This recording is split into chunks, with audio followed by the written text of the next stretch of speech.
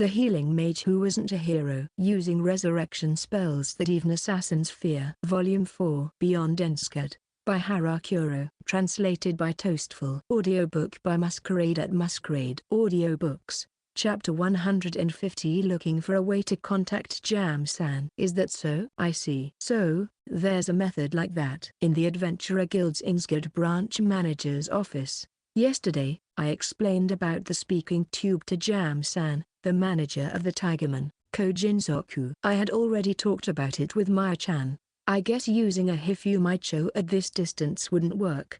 Besides, it requires one wheatstone magic stone just to send it once. Jam-san is sitting on a chair close to the sofa in front of me. He's even taller than Privia-san. I have to look up quite a bit to see him. Maybe Tigermen are prone to having a hunchback, but I think Jam-san tries to meet my gaze by rounding his back. Even so, I always end up looking up at him. This Teal Hifumaicho, flying bird, is just terrible in terms of cost effectiveness. So, Jam-san always seems to have a bit of a hunched back, which makes it easy for Maya-chan to hop on his back. While she's peeking down from on top of his head, she's still participating in the conversation. You know? Yeah. Was it the cost performance? It's definitely way too bad. Jam-san is crazy curious and all. Apparently, he really likes books. He's interested in the words we use from the other world we talk about. Just recently, he learned that COSPA is short for cost performance from Maya-chan. Jam-san is technically the eldest son of the top nobles here, but maybe he's studying to not make himself feel inferior or something. Maya-chan and I are the children of Duke Sama, after all. And I'm also the third in line to inherit the throne of Ensked. I know that might have something to do with it too. I totally get it. So, like, I'm saying this impossible thing, right? I want to be friends with Jam-san. And he's actually trying to fulfill my wish. I think that's super cool. But, what if we need to get in touch with Jam-san when we're in the castle town and it's urgent? Without even thinking, Jam-san answers right away. Well, since I'm technically from a noble family, I would have to ask one of the household members to deliver the message. Oh, I see. Just as I expected. Predictable answer. Maya-chan raises both arms above her head on top of Jam-san, trying to get attention. Seriously, she has the perfect sense of balance. She never falls. Really? Huh? But wait. I've never met anyone from Jam-san's family, you know? Even the communication with Jeffy-san was just through messages passed on by Gino-san. Do you know, Maya-chan? Yeah. Nope. I have no idea. Yeah, I thought so. Oh, I see. In that case, both me and my younger sister give instructions to the household members first. Then, they relay the message to our older sister. And that's how we communicate. Tatsuma-sama, Maya-sama. Huh? Oh, I get it now. It's like playing the telephone game, right, brother? Yeah. It's like something you'd see in a period drama. Maya thinks the same.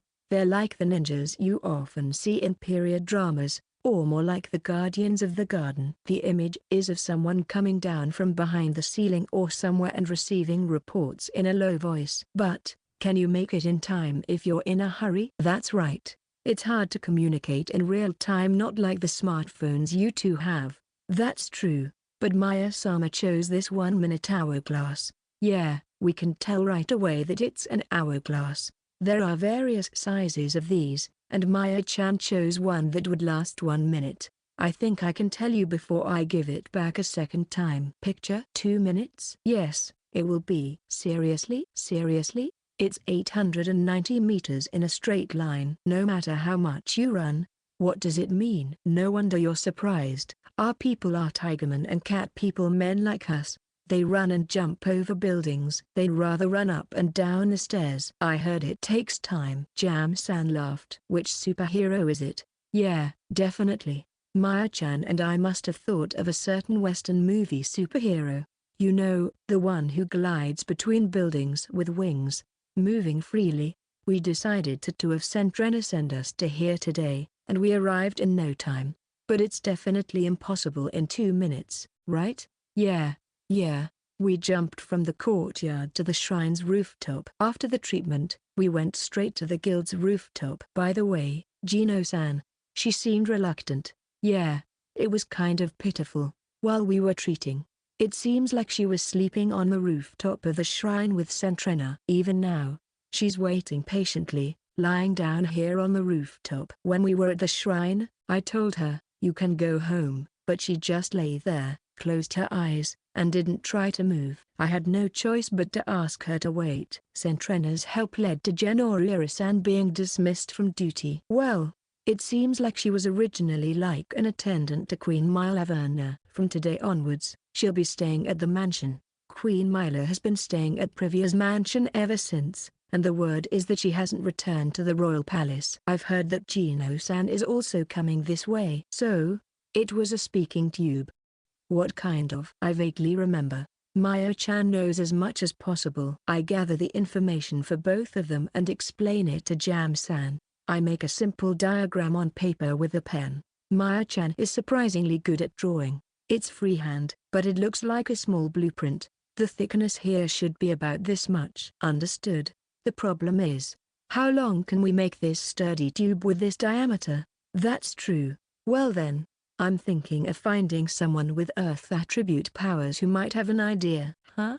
Do they exist, Jam-san? Yes. The craftsmen who make the materials for Ensgard's royal palace and this town use Earth attribute magic. Seriously? Seriously? Me and Maya-chan were talking about some crazy stuff, and it's possible that it might actually be true. That's why we were so surprised. Anyway, after a quick meeting with Jam-san, me and Maya-chan went up to the guild rooftop. Whoa, it's cold. Yeah.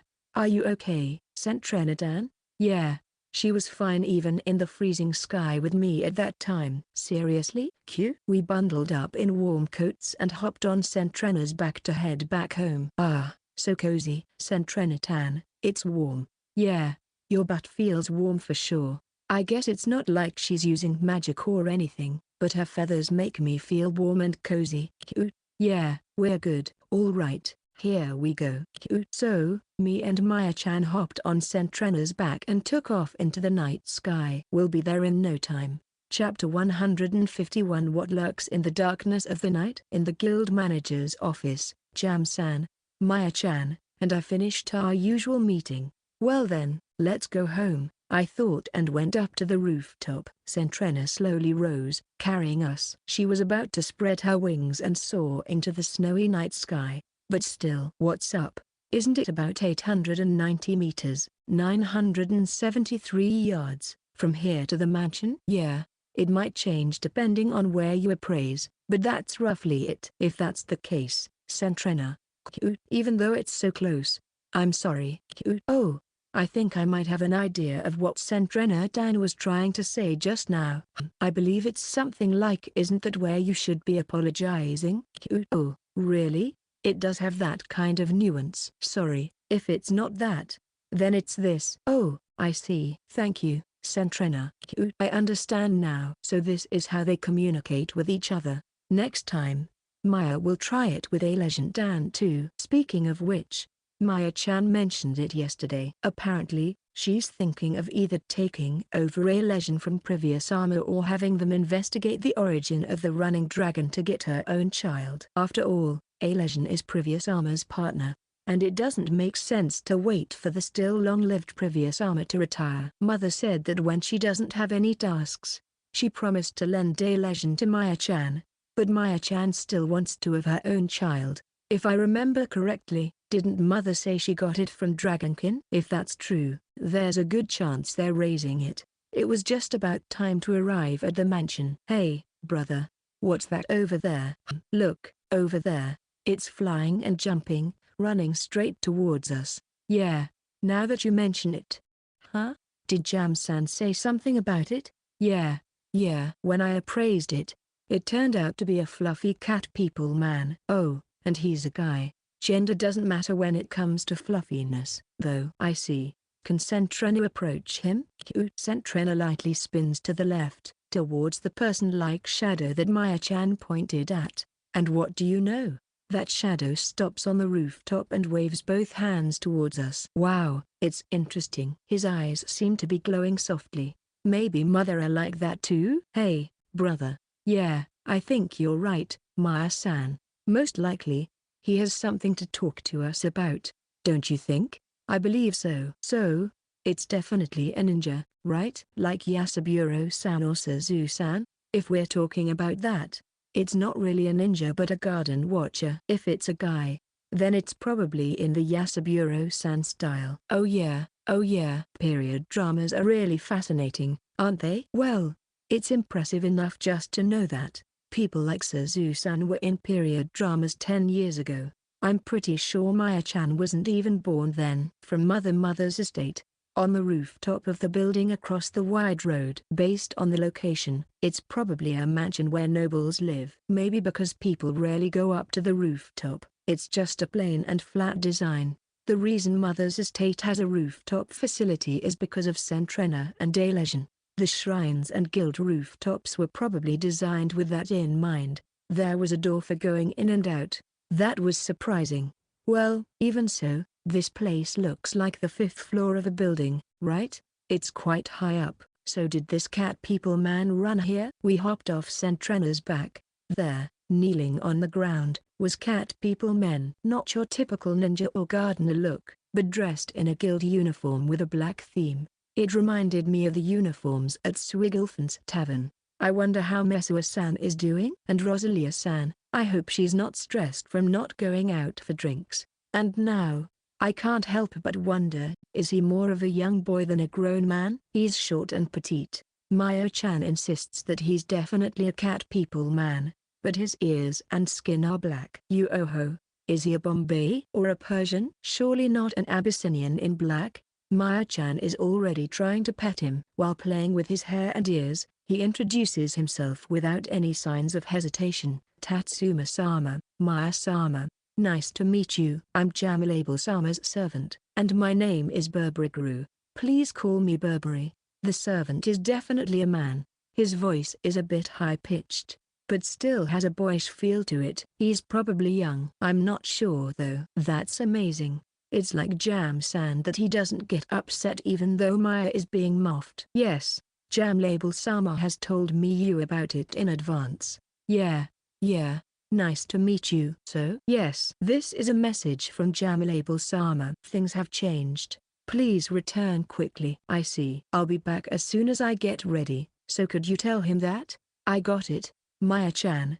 It's time to release him. I can't help it. I'll do this much. Yes. Thank you. Now, please excuse me. Burberry-san nodded politely on the spot and ran back across the roof where he came from.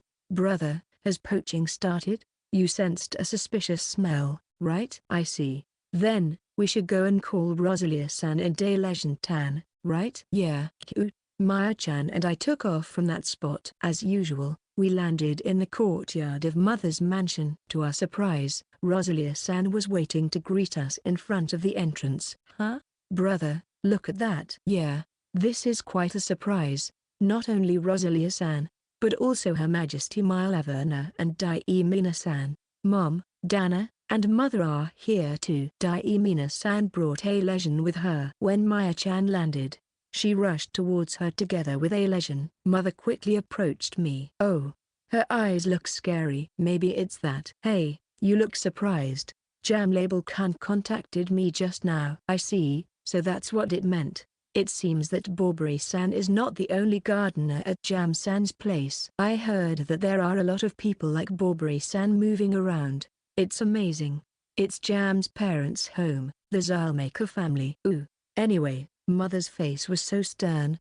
I'm sure it had something to do with great trout. Food grudges are scary, seriously. Chapter 152 Farewell with the entire family. Tatsuma-kun. Yes, Mothed. This time, it's not like before, where the cause was unknown. I don't want it to end. Of course, you guys will understand my feelings, right? Ah, the same expression as Mother on the day we went to help Maya-chan. No, there's even more intensity than back then. There must be various things between Inskid and Wary Eels. Don't get your hopes up too much. I intend to bring back some kind of information. In my own way. Ah. I have high expectations. You do. A long-awaited tiger hug. I'm going to die. Seriously, I'm going to die. Tap, tap. Just tap. Please notice. Uh-oh. My strength is fading away. I'm losing consciousness. Big sister. Anisama. Foam is coming out of Tatsuma-sama's mouth. Oh, oops. Did I put too much strength? Sorry, Tatsuma-kun. A recover, healing spell. I seriously thought I was going to die. It's an interesting joke that you'll die. I'm going to die. Really? At first, just because I come back to life means that I really die at that moment. The system that suffers from that is quite painful. Wow, my life force is decreasing. Recover is not enough. How destructive is this tiger hug? Tatsuma-chan. Sure thing. Oh, sorry mom, Dana. I bet you've experienced this a few times before.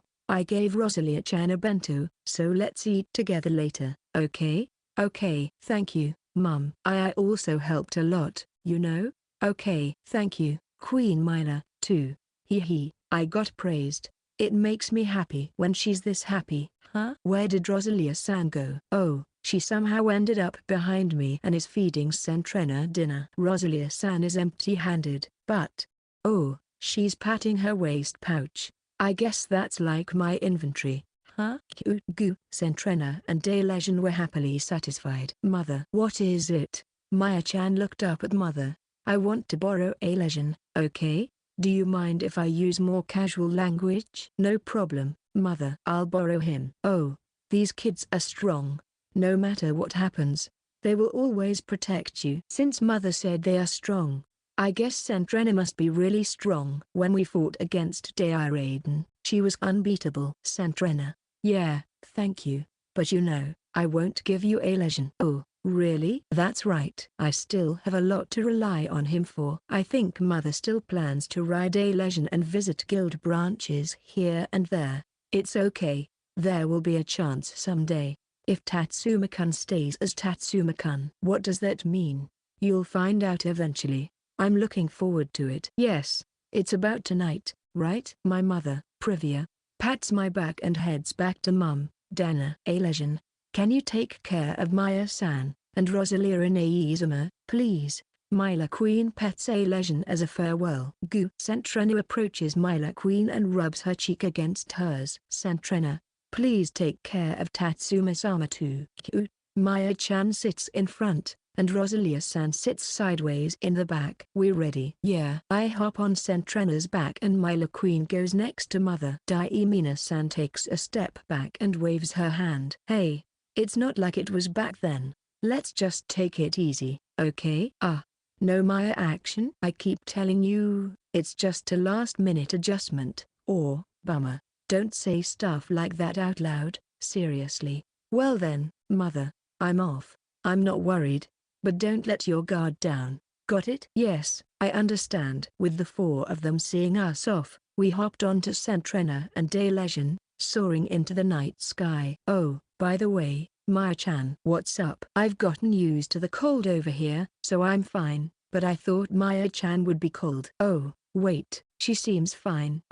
Right. It's Rosalia-san's magic. Are we staying at the guild like this? That should be the plan. Tatsuma-sama. Yeah? Rosalia-san is calling. They said they'll be waiting by the lake when we receive the message. Oh, really? Thanks, Rosalia-san. No problem. You're welcome. I see. So they're already on the move.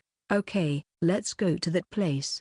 Yeah, that's right. It's the place we went to before. That super deep one. So, we quickly jumped over the guild building and arrived by the lake. As we slowly descended, there they were. Tatsuma-sama, over here, the staff member from the guild. He looks young, but probably younger than me. It's a building with a roof like a site office. The entrance where I was guided is huge. A lesion and Sentrena can easily fit through. Oh, it's warm. The inside of the building feels all warm and cozy, like it's being heated by some magic tool or something. It's not as warm as the guild, but at least it's not cold. At the very back, there's this big table that looks like a command center or something, and right in the middle of it is Jam-san. Oh, and further back, there's his oldest sister, Genorira-san. Jam-san seems a bit uncomfortable, though. Tatsuma-sama. Yeah, it's alright. You don't have to say anything. I get it. Yes. Thank you very much. It's tough, Huh? Feels like we're being watched or something. Gino-san doesn't really have anything to do, so I wonder why she's here. Tatsuma-sama, thank you for coming all this way. Hey, Gino-san. Yes, what can I do for you? Rosalia-san is coming this way. So is everything okay over there? Rosalia-san is usually by Queen Myla's side. So, does that mean Queen Myla is alone? That's what it means. Oh, jam label. Yes, I'm going back to the mansion. I have to fulfill my duties, you know. I understand, sister. Well then, I'll take my leave. With a bow, Genoriera-san hurriedly ran off. It seems like she used to be exclusively with Queen Myla, but she has been coming to Mother's mansion lately. Must be bored, I guess. Sorry you can't accompany us anymore. Phew, that was a relief. Oh no, don't mention it. It's tough. Huh. Jam-san? Sniffing the air, Jam-san had a relieved expression. He must have confirmed that Gino-san was moving away based on the smell. Yeah, that's exactly right. If Gino-san keeps watching, then Jam-san has to stay small forever, right? Even though he's the biggest one. Chapter 153. Let's find the cause, shall we? We were all gathered around a big table, and there was a map shaped like a lake spread out in front of us. Jam-san was using a red pen to draw arrows on it. So, the smell is coming from this spot and heading in this direction. I checked it myself earlier, so I'm pretty sure it's accurate. I think the other side is probably the shallow part or the beach. There are a few arrows drawn to the right. The wind seems to be blowing from the north, but the smell is coming from the right side. So, what should we do about this? We can't just go for a full-on attack, right? Well, with Rosalia-san and the Maya-chan here, there's nothing we can't handle. But I think it would be a bit of a problem if it turns into a big fight. Okay, we'll send out 2 boats from here. One will be a distraction, and the other will provide backup. Yeah, how many people in total? Okay, 1 person will steer the boat, and there will be 2 more, making a total of 6. I see. Anyway, we won't get captured since we're here. Let's make sure to gather solid evidence. Mother, Privia, even said she's counting on us. Definitely. It's tough, isn't it? This story is amazing. First of all, the expectations from Mother and Jam-san's expectations from Gino-san feel heavy. Maybe we're similar somehow. By the way, I totally forgot about it. What's wrong, big brother? So, Tigerman and cat people men can recognize people by their smell, right? Yeah, that's pretty handy. It seems like Santrena can see. And of course Legend too. Yeah, can Maya-chan see? No, that's what I thought. I totally forgot about it. It's so dark now, you can't see the condition of the ship from above. I just realized it now. Oh, that's right. Maya seems okay though. Why is that? Because Rosalia-san can use magic that seems like it. Really? Yes. She can grant dark magic, you see. Oh, I see. But it might be difficult if you move away from her. Huh? It seems like Maya needs to stay close. Oh, okay. Yeah. I can't. Yeah, sorry about that. Seriously? Bafu, the usual sensation on my head. Yeah. What's up, Santrena? As I turn around, Santrena lifts her chin and looks down at me with familiar eyes. Ah, this is the look Rosalia-san always gives, the look of disapproval. What is it? Could it be that a Santrena? You want me to leave it to you? Ah. Her voice and the nod confirm it. Brother, are you really able to have a conversation with Santrena-dan? I kind of understand. It seems like Santrena completely understands what I'm saying. I'm a little jealous, to be honest. As for me, Rosalia-san is making a joke. That's unusual. Maybe she's trying to cover up my mistake. Alrighty. Mother said she won't give me a lesion, but she didn't say we can't be friends, you know? What do you mean, Maya-chan? So, I thought I'd try my best to talk to Lesion. Oh, so it's a challenge for yourself, huh? I think I can get close to him, like brother. On what basis? Well, you know, Maya has appraisal. Wow, that's like cheating. He. While having such a chat, we left the building and are waiting for the boat to be ready. We're not going fishing or anything. We're just going to carry the boat and head out. When I say carry, it's not like a thin canoe or anything. It's just a normal fishing boat that can hold 5 people. The Tigerman guys flip it over and lift it up with a heave-ho. 3 of them split into the front, middle, and back, all of them being as big as Jam-san. Not all Tigerman men are as big as Jam-san, but it seems like fishermen have surprisingly good physiques. Following them are the adventurers going on this investigation. There's one guy who's used to sailing and also works as an adventurer, and 2 adventurers who are skilled in scouting. It seems they're 3 people each, making a total of 6. I see, I get it now. There are a total of 10 Tigermen walking, including the helpers. Alesian and Sentrena are walking behind them, kind of like a little stroll. We also know about that shallow area on the east side. They're planning to take the boat all the way there. It's pretty deep and turns into a cliff on this side, so they won't force it down. It's quite a distance, all the way to the surface of the water. The Tigerman folks floated their boat in the shallow area and boarded it. We're supposed to stay up here in the sky and wait. All right, then. Got it. The adventurers know that we'll be waiting up here, ready to assist if anything happens. That's probably why they look so cheerful. Well, it makes sense. They've heard about the strength of the 2 dragon riders. Plus, they seem to rely on me since they know who I am. I've got to live up to their expectations. Yeah, Maya-chan, let's go. Okay. When I looked at Rosalia-san, she nodded at me from behind Maya-chan.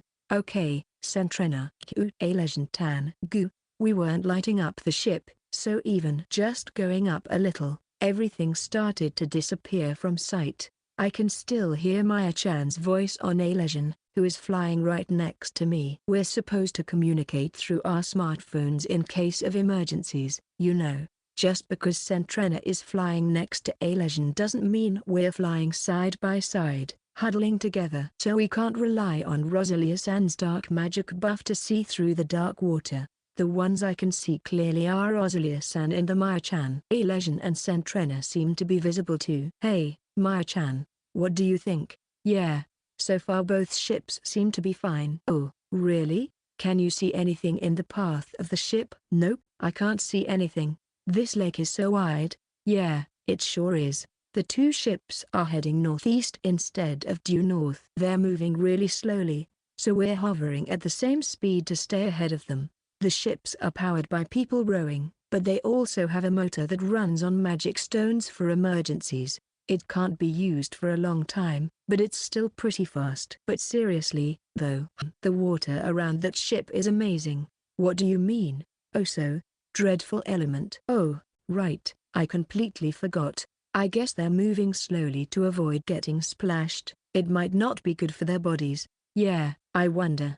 I think as long as we don't drink it, we'll be fine. Maya-chan tells me stories like that, but from the way she feels, I can tell that everything is normal for now. Even Rosalia-san doesn't say anything. Chapter 154 An Unusual Incident. Hey, brother. Move back a bit. Are you okay? Even if the worst happens, you'll be there, right? Well, Maya-chan has never died before, right? And if she falls into the lake, it would make a loud noise. Oh, right. But don't worry. Rosalia-san, Alesian-tan, please help. Yes, understood. Maya-chan jumps from Alesian, who is flying slightly above Sentrena. Oops. Sentrena-tan, did it hurt? Maya-chan's tone indicates that she's okay. She lands smoothly, snugly fitting between me and Sentrena's neck. Yes, brother. Thanks. I received a sandwich from Rosalia-san, filled with meat, vegetables, and mayo sauce. It looks like a delicious sandwich. Maya-chan. What's up? Are you okay with drinks? Of course. My inventory has a variety of options, you know. You never miss a beat, huh? In my inventory, I have both warm and cold items, and even some liquor. I wonder if Sentrena-tan will fly a little higher next time? Seriously, she's so nimble. Maya-chan fell between Alesian's neck and Rosalia-san in the blink of an eye. We decided to have dinner now, but Rosalia-san has the food with her. So Maya-chan offered to hold it and jumped into me to come closer to me. Flying through the sky between Sentrena and Alesian, where instant death awaits if you fall. Isn't it scary to jump around like that? Even if I somehow manage to save her from dying, it hurts, you know? It's painful. Dying is like that. Maya-chan probably doesn't know yet, That's why she can do it so casually. Well, I'm glad she trusts me that much. Itadaki monsieur. Itadaki monsieur. Yes. Yeah, Rosalia-san, as expected, your cooking skills never cease to amaze. Oh, but maybe Mom, Dana, made this, right? Well, there's no doubt that I messed up the sauce, and Rosalia-san recreated it for me. Oh? Where's Rosalia-san? Don't worry, she eat it with Mila-sama. Oh, I see. Maya and the others might be running a little late. I'm just tasting it, so don't mind me. Yeah, Rosalia-san doesn't lie about such things. So I believe it's true.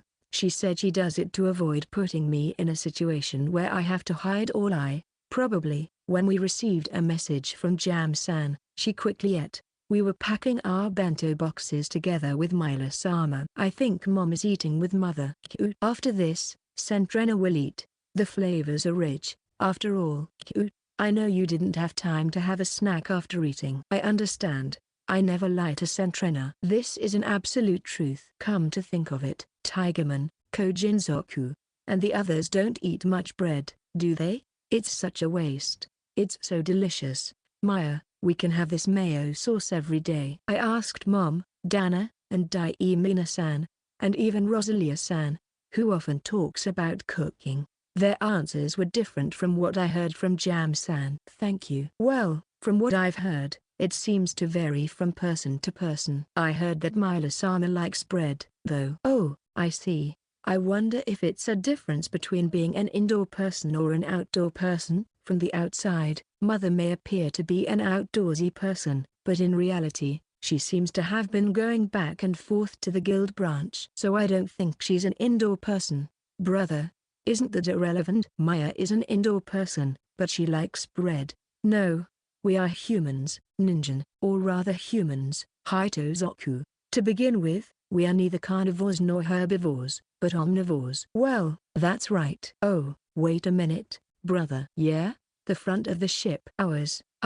Yeah. About Inskad. Oh yeah. There's an unidentified floating object probably about 500 meters, 546 yards, away from the ship. You have plenty of time, Maya-chan. It's almost like you're trying to force a point. You say it's like a UFO on the water, but isn't that essentially a ship? Yeah, you could say that. Wait a minute. Is that an assassin from the Were-Eels, over there, or something? I don't know if they're assassins or not, but there's a dog race. There are 2 ships, and there are probably 4 people. There were 2 boats with 4 people. But, that's not quite right. Yeah, you could say that. Well, even though they said it was the water's surface, I couldn't see anything because it was pitch black. Was it Rosalia-san's magic that allowed Maya-chan to see in this darkness? That's pretty impressive. And what about the appraisal skill that can identify someone's race from such a distance? Isn't that cheating? Sentrena, can you see it too? So, are those 2 boats the only ones coming from over there? No way. Am I the only one who can't see? When Maya-chan looked at me, she had a suppressed smile on her face. Rosalia-san had the same expression. So what are we going to do, brother? Are we going to take care of it quickly? Take care of it? It's like saying something important twice. Maya-chan made a gesture like she was using an air cutter. Does take care of it mean killing someone? That's dangerous.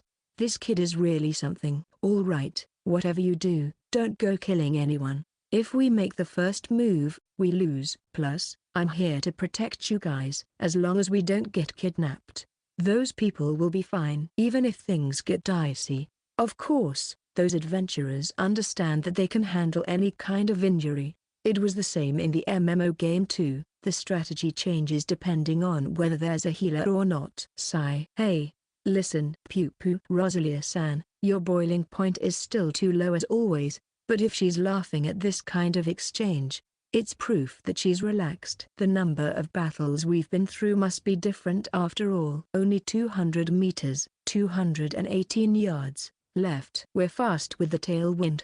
We've only progressed 50 meters, 54 yards. Though, is the enemy a sailing ship? Well, the sails are up. Since there's no sound, being upwind might be effective. Maya-chan really knows it, huh? If she spins a screw or something with a magic tool, She can tell just by the sound. Maybe? Chapter 155 still going strong and pulling them in even more. I'm riding on Sentrena's back, so I can't hear the lake. Besides, I'm the only one who can't see anything. Aren't they using any lights over there too? I agree. I can see lights on the Insgard. Here, side, and the Wereels, there, side, but no matter how hard I squint, I can't see anything directly below. However, the beastmen who are supposed to be on the ship have a sense of smell, so lights may not be necessary. As proof of this, Jam-san said that Insgard, here, on the leeward side, is lagging behind in terms of odor as well. But maybe our side hasn't noticed the smell of Wereels yet. If you smell it, you lose is an impossible game. Good. I'll give you a cushion. Ogiri, brother. Ogiri, huh?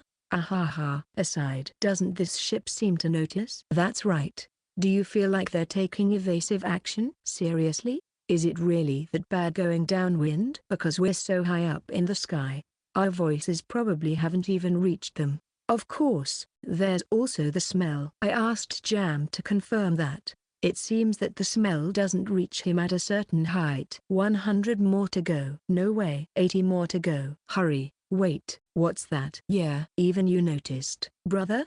Of course I did. At this distance, you can smell it even downwind, right? That's right. Something's definitely not right. Yes. Gosyujin-sama. Indeed, there's been no movement from the Insgard side. Oh, Rosalia-san. Yes. What is it? Maya-san.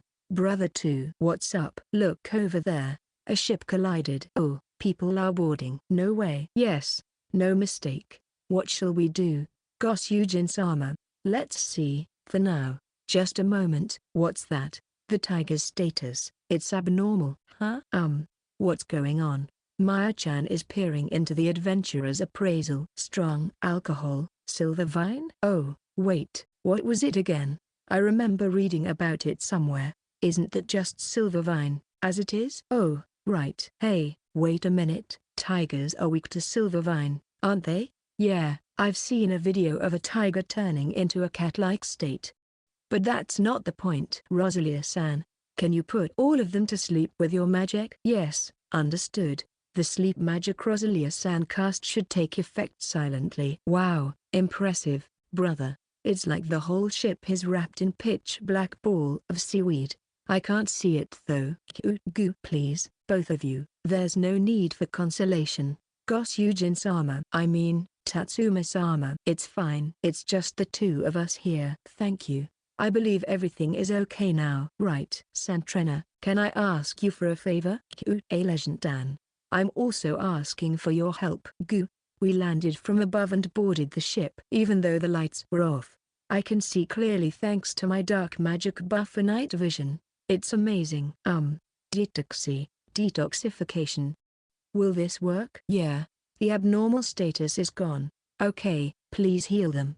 Experience points. Yay. Even here, Maya-chan takes care of the simple treatments. After all, she's the one who needs the experience points. Gosyujin-sama, what should we do with these guys? Although the language is polite, referring to them as these guys is clearly treating them as enemies. It seems like Maya-chan understands the meaning of "don't kill them" that I told her. So she checks with me before taking any action. Well, if they start causing trouble, it's okay to get rid of them. We can handle anything later. Lucky you, being asleep. You're so fortunate, guys. All right, can you just tie them up and make them lie face down for now? And of course, a blindfold is essential. Got it. Gosyujin-sama. She quickly turning them over and loosely blindfolding them, and then tying their hands behind their back. Wow. I feel like they're being treated like luggage. She's really efficient at this. Once the preparations were done to a certain extent, both Maya-chan and Rosalia-san seemed unsure about what to do next. Honestly, I didn't expect things to turn out like this either. And they're both just staring at me. Well then, let's see. Yeah, sure. I'm going to have Rosalia-san stay here to adapt to any changes in the situation. If Rosalia-san is staying, then that means Maya should go to the Big Mommy's place, right? Maya-chan refers to Privia as the Big Mommy. She calls Mum, Dana, the Little Mommy. She doesn't say it in front of them, though. She properly calls them mother, Privia, mom, Dana. Sure thing. Since I have a smartphone, I want to get direct instructions. Got it. I'll be back. Even though it's getting dark, it's okay if you leave it to Alesian. Don't worry, it's all good. I trust Maya and Alesian Tan. Goo. Please be careful, okay? Yes. Thank you for your concern. Is there any difference between me and Rosalia-san? Well, because you're my brother. Yeah. Got it. I'm counting on you, Maya-chan. Alesian. Okay. Goo. With a faint sound, Alesian takes off. Thanks to Rosalia-san's night vision buff, I can still see Maya-chan and Alesian clearly. Is it okay if I don't wake everyone up? I think it's fine to stay like this until we receive instructions from Mother. We've cured the abnormal status too. Both the fisherman and the adventurer are just sleeping, caught up in Rosalia's sleeping spell. I don't think there's anything to panic about unless new enemies come from wary eels. Santrena, anything coming? Cute. It seems okay for now. Okay, just keep watching. Cute. Well, I think this might be enough for now. By the way, Gosyujin's armor. What is it? These men's clothes. Yeah, they look pretty solid. They don't feel like a thief or a bandit. Of course, they're not a fisherman either. If anything, they're dressed like an official. Underneath the cloak is a jacket with a collar. Ingsgard's fishermen and adventurers alike wear inconspicuous dark work clothes. However, the people on this side of wary eels prefer white or khaki. It's a color that can't be used secretly. I think Rosalia can't help but wonder too. Chapter 156. What do we do? Mum, we were caught off guard by a preemptive attack from the were-eels over there. According to Maya-chan's appraisal, the traps that ensnared the Tigerman, Kojinzoku, and Cat People men, who seem to have been captured in the past, are apparently the same as the ones with silver vines. If the Tigerman people fell into an abnormal state, it's understandable that they don't have memories of being captured. As evidence, the dog-like people from the were-eels side seem to easily board the ship. The fishermen and adventurers from Insgard are also in a sleep state due to Rosalia-san's sleep magic, just like the dog-like people. It's just that I haven't released it. The abnormal states have already been cured, but we're having them sleep due to the convenience of the three of us. Rosalia-san and I are in a state of waiting for communication from Maya-chan, who flew off on Alesian. It's incredibly quiet. It's just like a winter night. Ping. Oh, it's Maya-chan, on the mansion now. Here's the preparation, sent. Ring ring, ring ring, ring ring. Call connection. Yes, click. Tatsuma-kun. Can you hear me? Yes, Mother. No way. It wasn't Maya-chan who appeared on the video call, but Mother. Isn't that unfair? Maya-chan's looking over here from her shoulder and making the peace sign. I received a situation report from Maya-kun. With this magic tool called a smartphone, we can also capture video evidence, right? Yes. In that case, after taking the prisoner to Jam-Label-kun's place, could you fly to the site immediately? I'll also go to his place with Maya-kun. Understood, Maya-kun. Thank you. So, that's it for now, brother. See you later, Maya-chan. I see Mother waving from behind. Oh, it's broken. What a bummer. When I look at Rosalia-san, she's giving me a wry smile. It's just like Maya-san. Yeah, I guess so. Can't be helped. Should we get ready quickly? Understood. After waking up the fishermen and adventurers, I had to return with the captured ship. It was around 9 p.m. according to the mysterious display self-status system. The were-eels, over there, side must be feeling pretty confident. It feels like the real challenge is just beginning. It's getting interesting, huh? Yeah, it feels like it's been a while since we had some stress relief. Both Rosalia-san and I are the same in this regard. It's not very refined to enjoy a situation like this, but hey, who cares? We arrived at the shallow water to the east of Insgard. Here, the work to salvage the ship and prisoners has begun. We headed to the guild's field office, which was used as a war room where Jam-san was. Thank you for your hard work, Tatsuma-kun. Mother. Thank you for your hard work. Oops, Maya-chan. Thank you for contacting me. No. Jam-san looked a little smaller than usual. Well, I guess it means he's nervous. His eldest sister, Jeffiliana-san, hasn't come, but Mother is there, so it can't be helped. So, there are reports that something like a drug was used, Mother said in a slightly strong tone. Maybe it's because of Jam-san. Well, when it comes to Insgard, he's one of the top guys. Mother, do you know about Silvervine? No, I've never heard of it. I see. It's not a luxury item. I don't know how to explain it. I thought they treated catnip like alcohol, but it seems that's not the case. In their world, where they think Silvervine is a good thing, cats are pets, and tigers are wild beasts. Here, they're the same as us, so it can't be like that. It seems like if we make one mistake, it could become a category like dangerous medicine. I looked at Maya-chan honestly. Maya-chan, who was cuddling with a lesion, looked over here. Yeah, Mother. What's up? These plants have a stronger effect than liquor. The substances extracted from the fruit of these plants have an impact that's hard to explain here. We searched everywhere, and we knew that if Maya-chan appraised it, we would eventually find what we were looking for. I see. If it has an effect strong enough to cause memory loss, then it might be true. So, brother, what if we catch those dogs and make them throw it up? Would that be the fastest way? I see. Let's give it a try. But before that, Tatsuma-kun. Yes? Can you quickly fly over to the other side and capture some evidence? Sure, but won't I get caught in this dark situation? I take a photo and show it to her.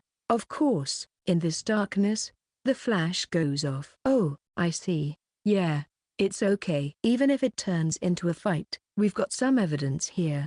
It's about the prisoner. Mother smirks, showing her teeth. Scary, scary, scary, scary. All right. Then Rosalia-san and I will go to the scene, and Maya-chan will stay here as the contact person. Is that okay? Yeah, it's okay. It's not like we're going to start fighting right here. There are probably a lot of political factors at play. If things get serious, I'll fly to the scene with Maya-kun too. Jam-san's tail is puffed out. He's scared, right? Yeah, I'm scared too. Ha ha ha. Mother's always like this. Well, even if we completely wipe out the were-eels, I can make it seem like it never happened. It's a crazy idea, though. All right, I'm off. Maya-chan, I'm counting on you. Got it. Me and Rosalia-san hopped onto Sentrana's back and took off. Rosalia-san cast a night vision buff on me, so I could see clearly. This is so handy, isn't it? I couldn't have done this job without it. Oh, I almost forgot. Wasn't Rosalia-san the former hardcore assassin? Does that mean, inside that sleeping magic thing, this buff allows her to see through it? That would make her invincible, right? Q? Oh, it's about time. That's just terrible. Yeah, it really is. Oh my god. It's so bright. It looks like a lighting device. Looks like you can catch a lot of fish. There are many species, from large great trout to small fish. I don't know if it can really be called fishing, but it looks like over 100 people caught fish. Ping. Brother, camera. Oh, that's right. Please wait a moment.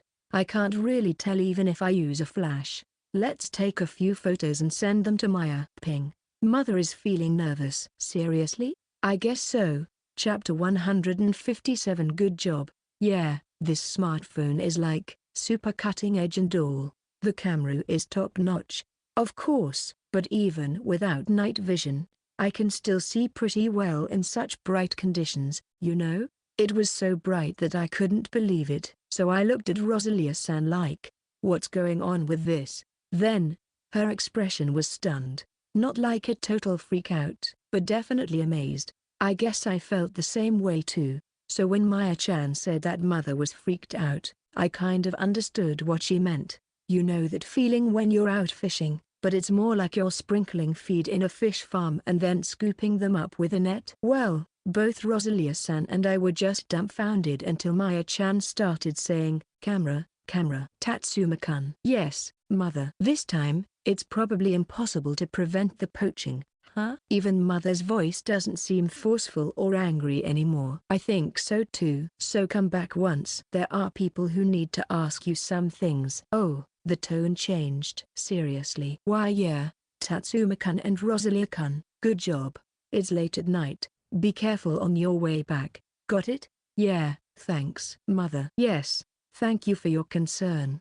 But still, What mother said earlier? That's definitely torture. I mean interrogation, right? When I glanced at Rosalia-san, she shrugged and had a look of that's how it goes. It's like I can't help but understand, thinking back to Raiden, that time. Back then, the main thing was rescuing Maya-chan, and questioning the former royal family. Those guys was just a side thing. It's a bit of a hassle to take prisoners like this time, I guess. Okay. I'm waiting for you. Maya-chan appeared on the screen, replacing Privia-san. Okay, I'll be back soon. Take care, Rosalia-san. Maya-chan is still the same as always, treating me and Rosalia-san differently. I guess she really respects us. Well then, let's go back. Santrena.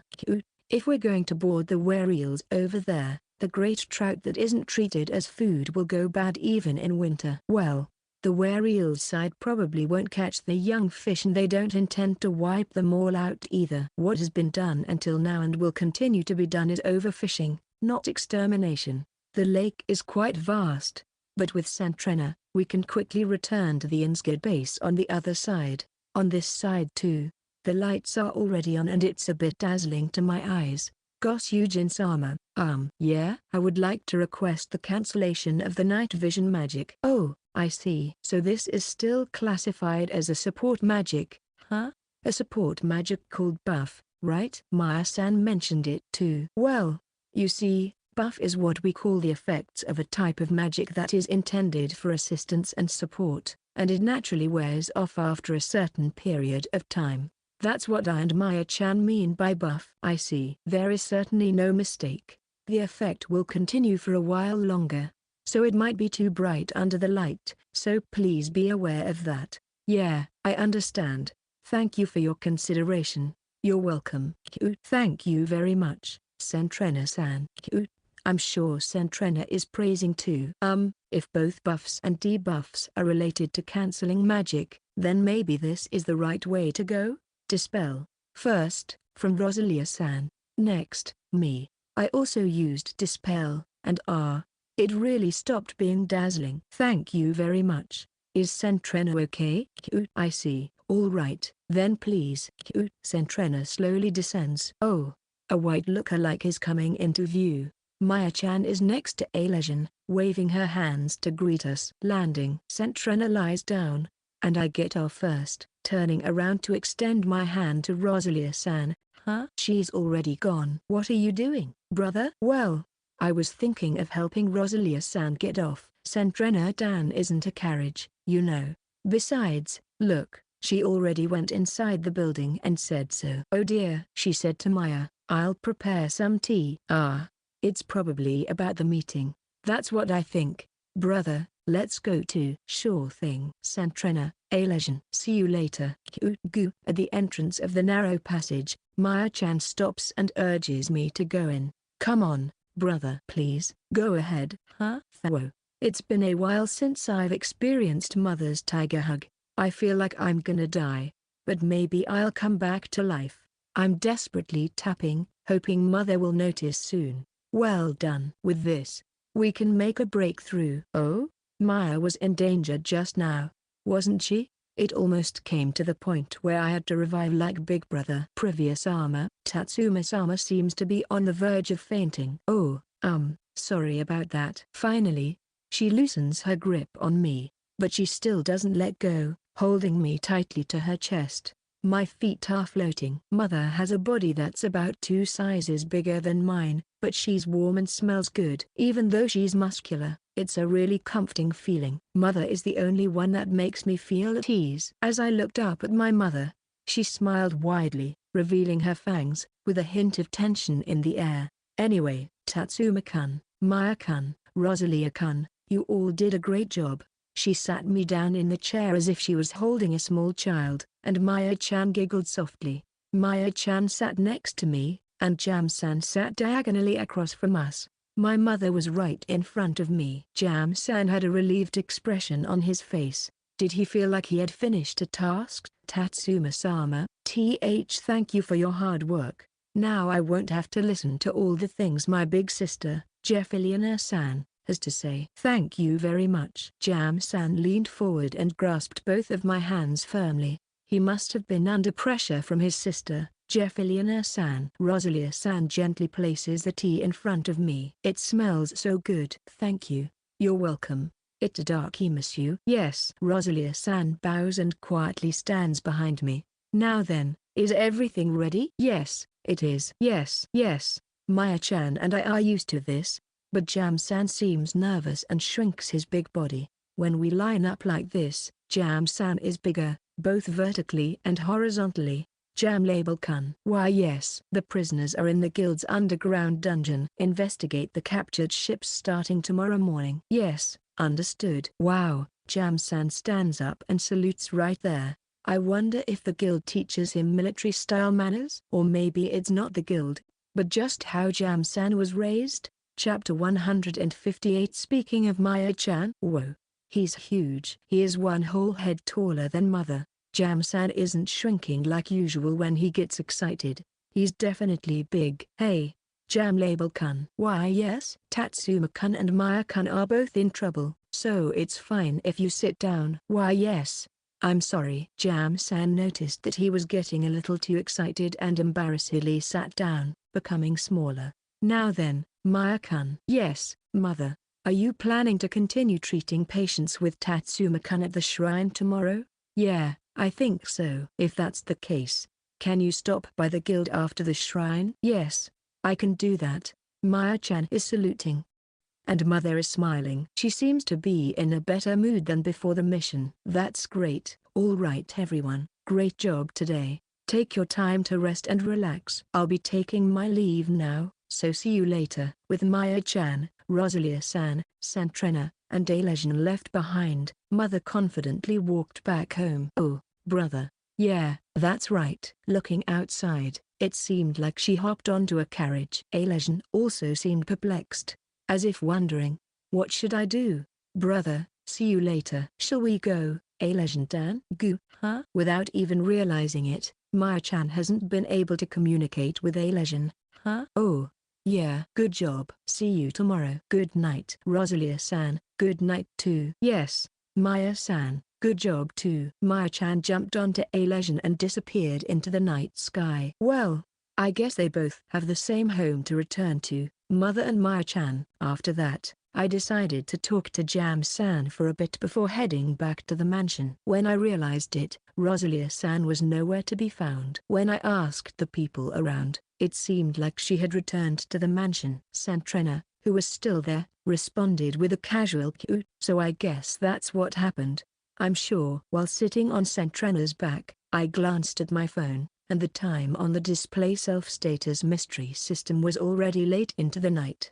It's getting colder outside as I left the crowded area. Even though I can go without sleep for a night, I can't push Santrena too hard. Come to think of it, Jam-san also looked sleepy, didn't he? Sorry for keeping you up so late. Q? Oh, right. I guess it's different in situations like this. Thank you, Santrena. Q. Returning to the room, Santrena fell asleep in her usual spot. When I looked at the table, there was a late-night snack that could be eaten without reheating. Oh, Rosalia-san, you prepared this for me. Thank you. Itadaki monsieur. Although there are warm items in my inventory, there's a special gratitude for something that was made for me. A soft bread with vegetables laid on top, thinly sliced meat stacked like ham. It's coated with an oil similar to butter and my favorite mayo sauce. Since I'm quite hungry, it was incredibly delicious. Thank you for the meal. I bid Santrena good night and collapsed onto the bed. Section. The next morning, while we were having breakfast and sipping tea, I suddenly decided to ask Maya-chan a question. By the way, Maya-chan. What's up, Maya-chan? Could it be that you can't use earth magic? Yeah, that's right. I have some potential for it, but it's probably impossible for me. Only a Saya-kun can use it. I see.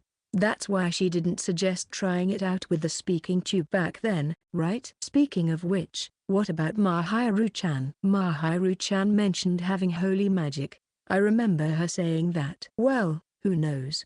If she didn't cultivate it, then she probably can't use it. For them, the fact that Maya and Mahiru-chan possess the holy attribute was what mattered from the beginning. That's why we could use it right away. Actually, I think she was specifically looking for the light attribute and the holy attribute, wasn't she? Wow, really? Maybe you were getting special treatment, but it doesn't mean you were all powerful. Special treatment or not, it wasn't a level that could catch up with you, brother. That's not true.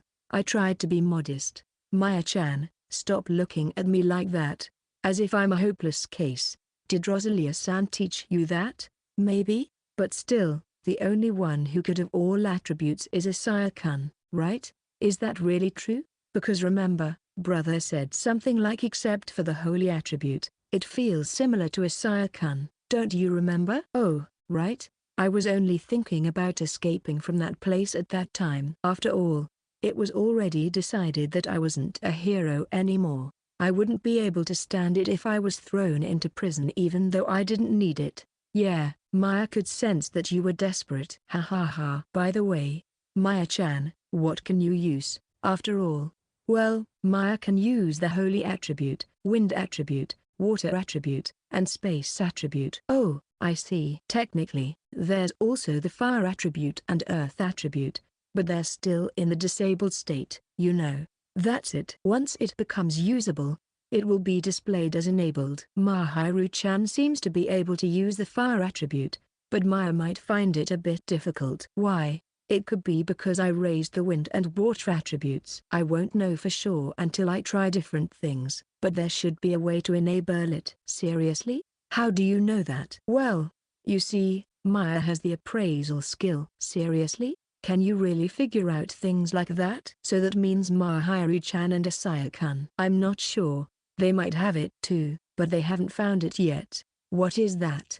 You know, Maya knows about MMO games, right? So I thoroughly searched through every corner of that menu screen, but Mahiru-chan and Asaya-kun aren't really familiar with MMOs, so it's difficult to explain everything in detail. It's tough for people who don't understand, you see. Yes, I understand that. It's like asking someone who doesn't understand computers to open a window. In fact, there is even an episode where a student opened the classroom window. I searched everywhere, you know, but there was nothing like that. What do you mean? Just like I said, that's too bad. Yeah, but thanks to that, Maya has figured out to some extent that the person over there was lying. Yeah, I think you did your best. Well, if brother hadn't been such a cheat, I don't know what would have happened. Cheat? That's right. Brother mastered the healing attribute, and on top of that, brother has also got some strange auxiliary magic. Oh, that. It seems like you couldn't understand it unless you had a high level of the healing attribute. Is that so? It seems like mother, who doesn't have the healing attribute, couldn't read it at all. Probably, Jam-san's middle sister, Jeffiliana-san, couldn't either. I could read it because I was almost at max level. Are you serious? Actually, it was more of a curse than a supporting spell. Huh? Why? Because it can't be stopped without the spell dispel. Huh? Is that possible? Yeah. If it's at a level where you can't use it, then your mana will be exhausted. That's a curse. Chapter 159. Work is fast. That's right. About Mom, Dana. What is it? Maya-chan. Maya-chan was passing by when she saw Mom, and chased after her. Maya-chan calls Privia-san mother, and calls Dana-san mom. You know, I want to tell Mom that Maya wants the spell book you gave to brother, too. Okay, I'll let you know. Please. By the way, Maya-chan, it's like I couldn't even read the words on the cover of the spell book in my study. I can't read either, so it's the same thing, but I honestly don't know if Maya's magic level is low, or if it's a spellbook with a different attribute magic than ours. Hey, brother, is it about that spellbook we talked about? Maya's appraisal keeps getting rejected. I think Maya might not have enough level. Can I borrow it? So by appraising the spellbook, she can level up her appraisal skill. Knowing whether she gained experience points or not feels like cheating. You know. Yeah, sure. Yay. Then I'll get ready and wait for you at A Legend-dan's place.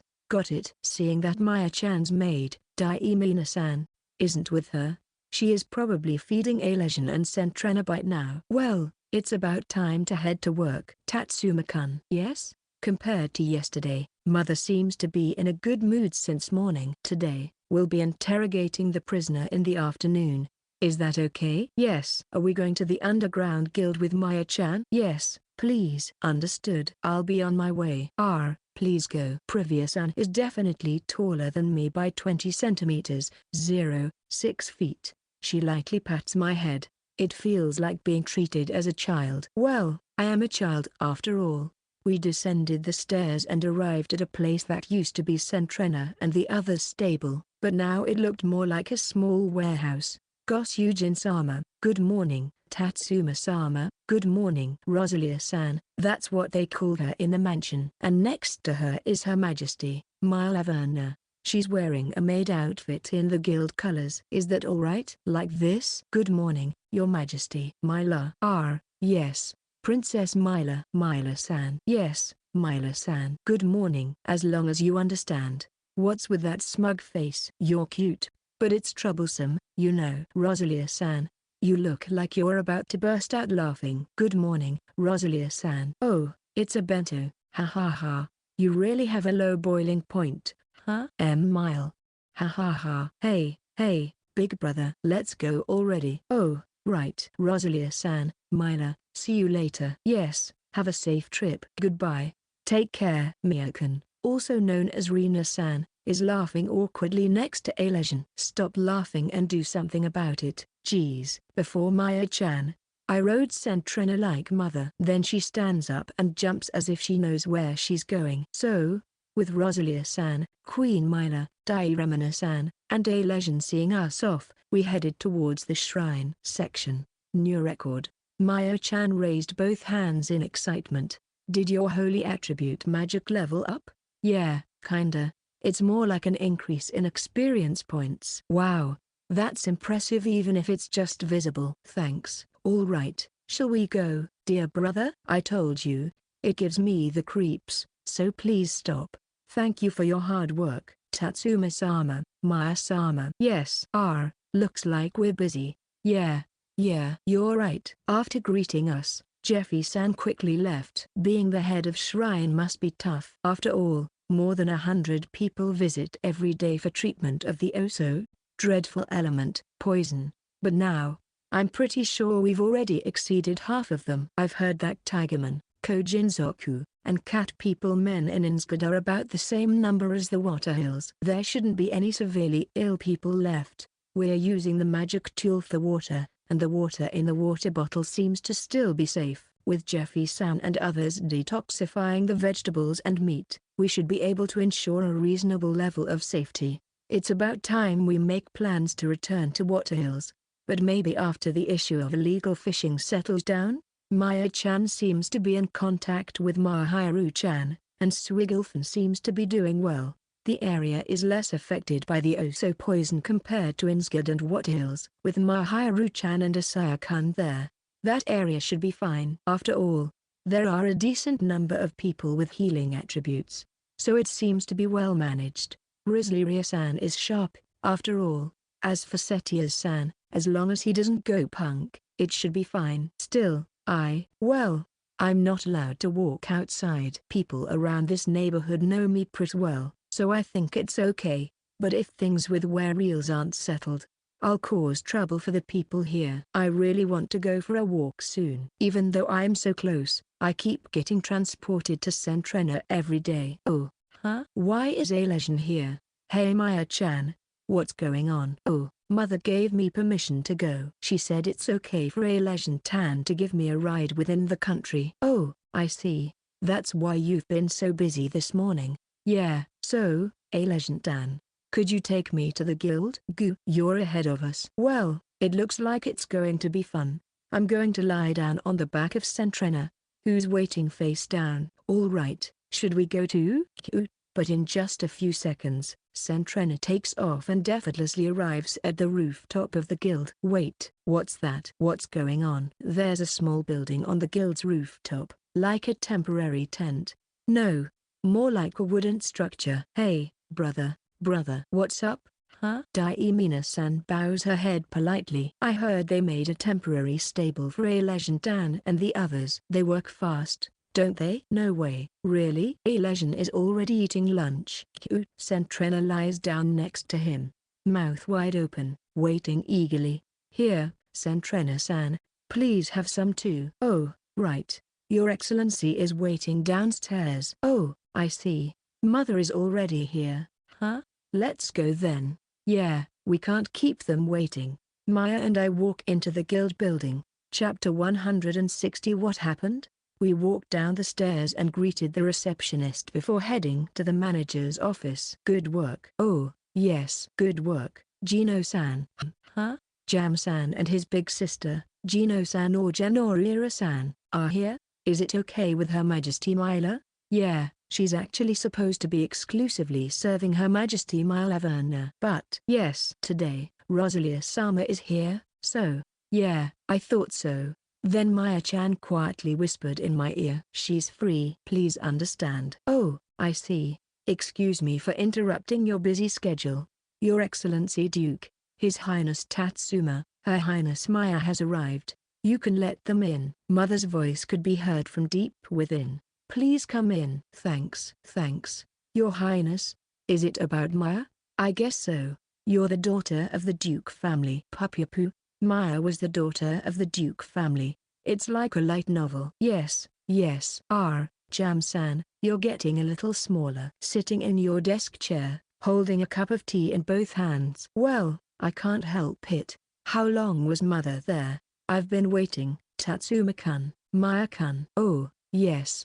Mother is home. Come to think of it, Maya-chan, you're more accustomed to Mother than I am. Mother, who Maya calls Mother, also responds normally.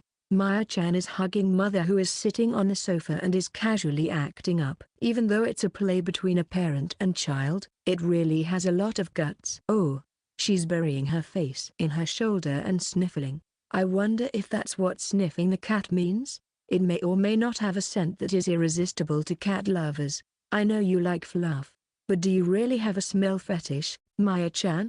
Shall I ask her later what she thinks is good? Mother from Tigerman, Kojinzoku, could smell my scent and surprise me with a tiger hug the moment the door opened. However, I'm sure it's common among beastmen to deal with scents. Same goes for Kumairiana-san at what are his. The door would open just as I approached, so much so that I mistakenly thought it was an automatic door. She's also part of the beastmen, so I guess it was normal. Even so, I feel like I don't blame Maya-chan for blatantly sniffing. Is it because of the size of Mother, or is it something that beastmen like Tigerman see as a bit of childish play? Tatsuma-kun, Maya-kun, just like Swigglefin and what are his, I have received reports that they are being treated very carefully. Well, that's all I can do. Yes, yes, Maya is the same as brother. Even though we are from different races, I think I was able to have a good son and a good daughter. Thank you. Mother lowers her head so much that I think her forehead will touch the table. Maya-chan, you're not falling, huh? When Mother's face rises, her wide angle lifts up and she smiles so wide that her fangs shine. Now. Yes. Maya-chan gets down from Mother and sits down next to me, and Jam-san is watching the situation with his large body down at his desk. How do we make them spill the beans? Jam's tail is fluffed up. Scary, so scary. I get it, totally. It's seriously scary. That smile.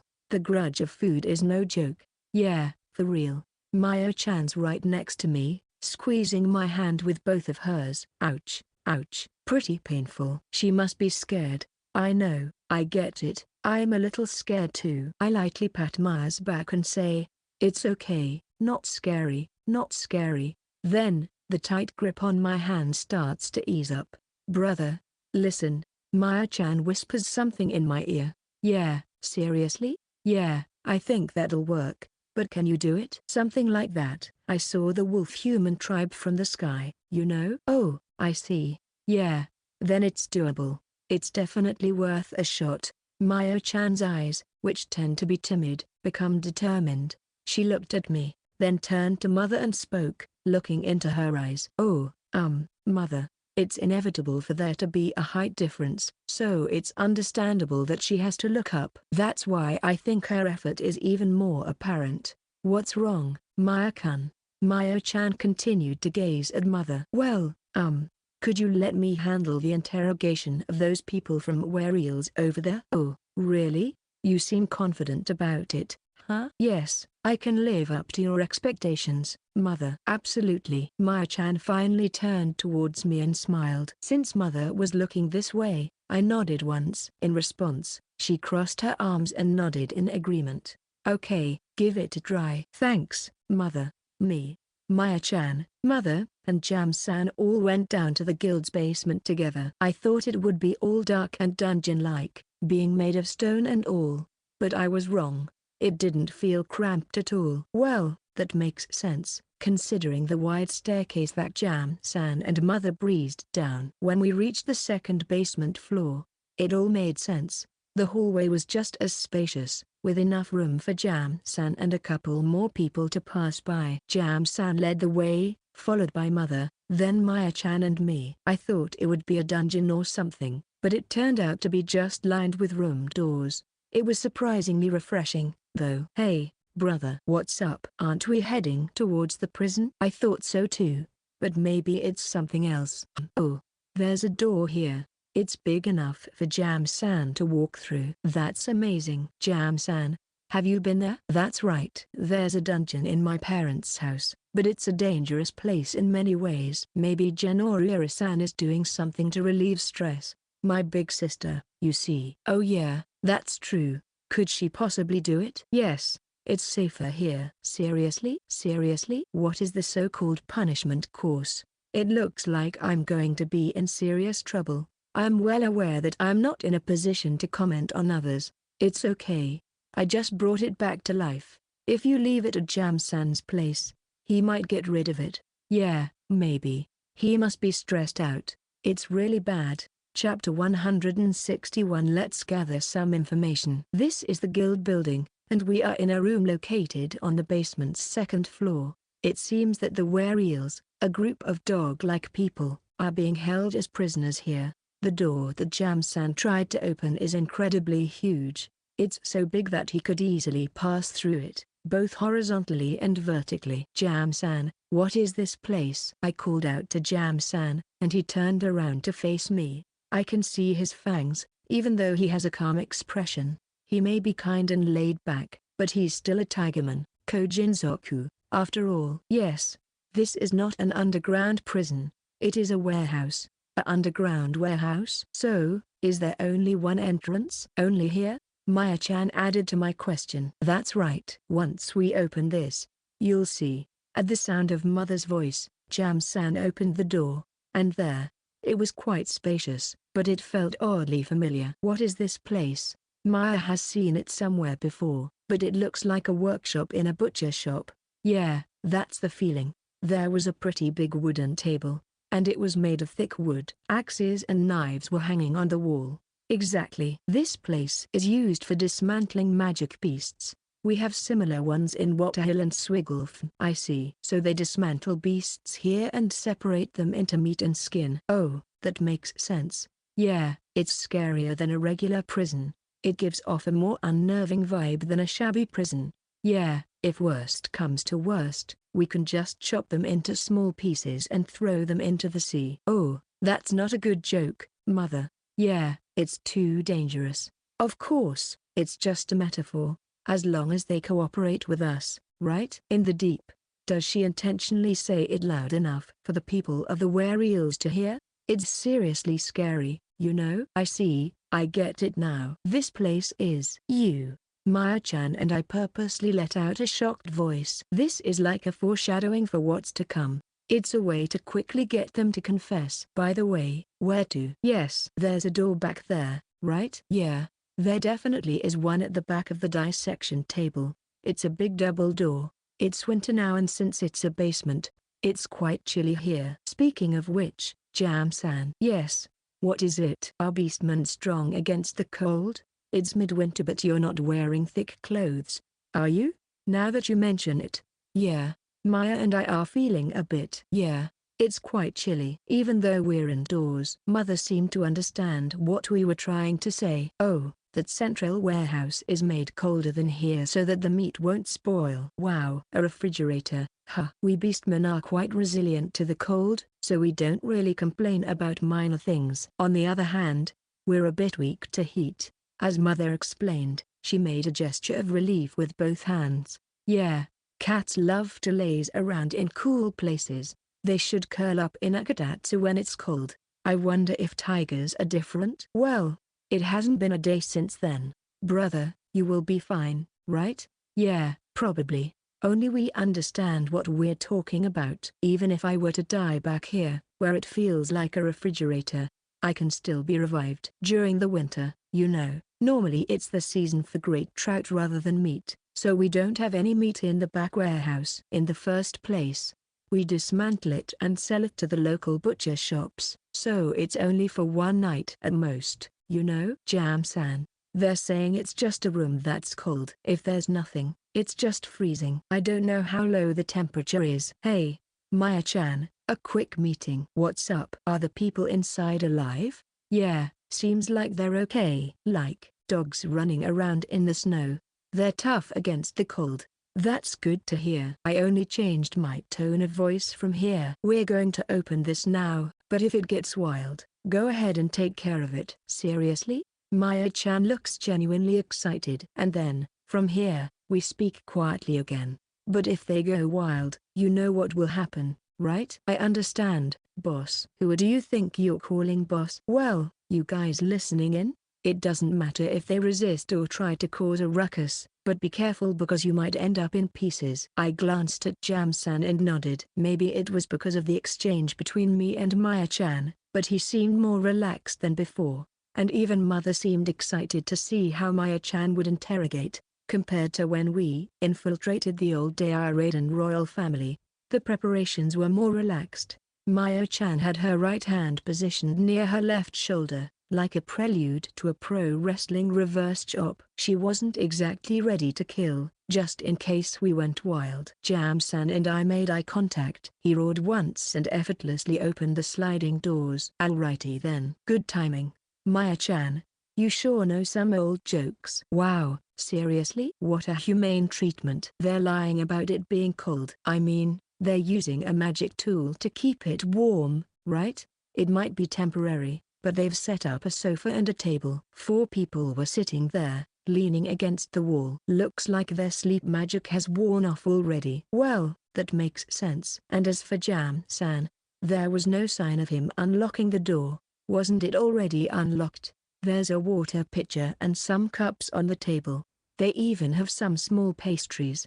It feels more like they're treating them as guests rather than prisoners. What are you surprised about? Isn't it obvious? Unlike those were-eels over there, we're not a savage race, right? Whoa, she said it outright. Mother, indirectly, just called the were-eels a savage race. Jam-san pulled out a chair and motioned for Maya-chan to sit. She's the star of the show this time. I sat on her right side, with Mother on my right, and Jam-san on the opposite side. Just having these big people on both sides is enough to make them feel the pressure. There's no way they could escape, no way at all. Even though Maya-chan is the main character, it's my job to ask the questions. It's a bit much for a girl like Maya-chan, you know. Well, what did you all come here for? Compared to everyone else, Jam-san and the mother, they're all so thin. Just because they're beastmen doesn't mean they all have sturdy physiques. In fact, when I was at the shrine getting treated, I learned that there are plenty of tigermen and cat people men who aren't like that. Oops. Is it really this quiet? All 4 of them just kept their heads down and stayed completely silent. They didn't seem like they wanted to talk at all. Oh well, I guess that's just how it goes. Yeah, it's just how it goes. Well, in that case, shall we go with Maya-chan's way? The one in the back? Chapter 162 Final Weapon of Interrogation. I'll pull out my smartphone and send a message. Of course, the ringtone is turned off, so I don't have to worry. When I put it in my inventory and then take it out again, it somehow turns on again. Maya-chan, second person from the left. I sent it and it immediately vibrated.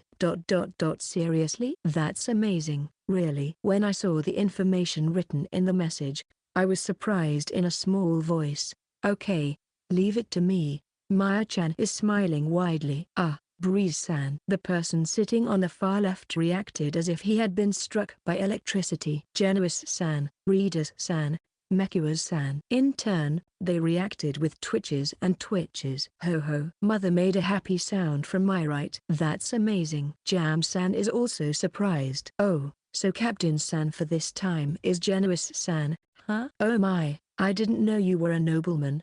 Baron Genuis Greasy. Should I address you as Baron Greasy? Unbelievable. A nobleman. Maya-chan's appraisal skill has exposed everything. This is wicked. She'll definitely win in this information battle. It's not just a cheat, it's beyond that. Maya-chan sends me supplementary information via messages. It's really intense. I see. Your wife is Terashia-san, and your daughter is Nerashia-san. She's only 2 years old. Such a cute age, isn't it? I smirk at Genuis-san, making sure he sees it. Do I look like a proper villain? Where did you get that information from? Well, he couldn't help but blurt it out, the fingertips resting on the table. His fingers, too, are undeniably darkened. That's a company secret. The appraisal is unreal. It's like a cheat code. Seriously. Knock knock. There's a knock from behind. Jam-san responds with come in. And there, a woman dressed in a guild uniform, a cat people man, appears. For some reason, she's holding a container that resembles a bucket-like tub, and there's a pot-like pitcher with steam rising from it too, just as planned in the meeting. She places it in front of me, bows, and says, "Excuse me for intruding." Genuis-san fingers, they're black all the way to the second joint. Is this what it means to be a baron? I can understand that he's been through tough times. Well, that's beside the point. I fill the tub with hot water. I dip my fingers in and nod. Perfect temperature. It would be the ideal temperature for a bath, I think. Jam-san gave a signal with his eyes. Then he slowly grabbed Genuis-san's hand and put it into the hot water. Ugh. I looked at Genuis-san's eyebrows and saw that he was frowning. This is not exactly torture, but it is a common method used before treatment. It's meant to make those who are holding back aware of the pain. I stood up, slowly leaned forward, and gently touched Genuis-san's arm. Disrecover, cure disease, middle recover, intermediate healing spell, etc.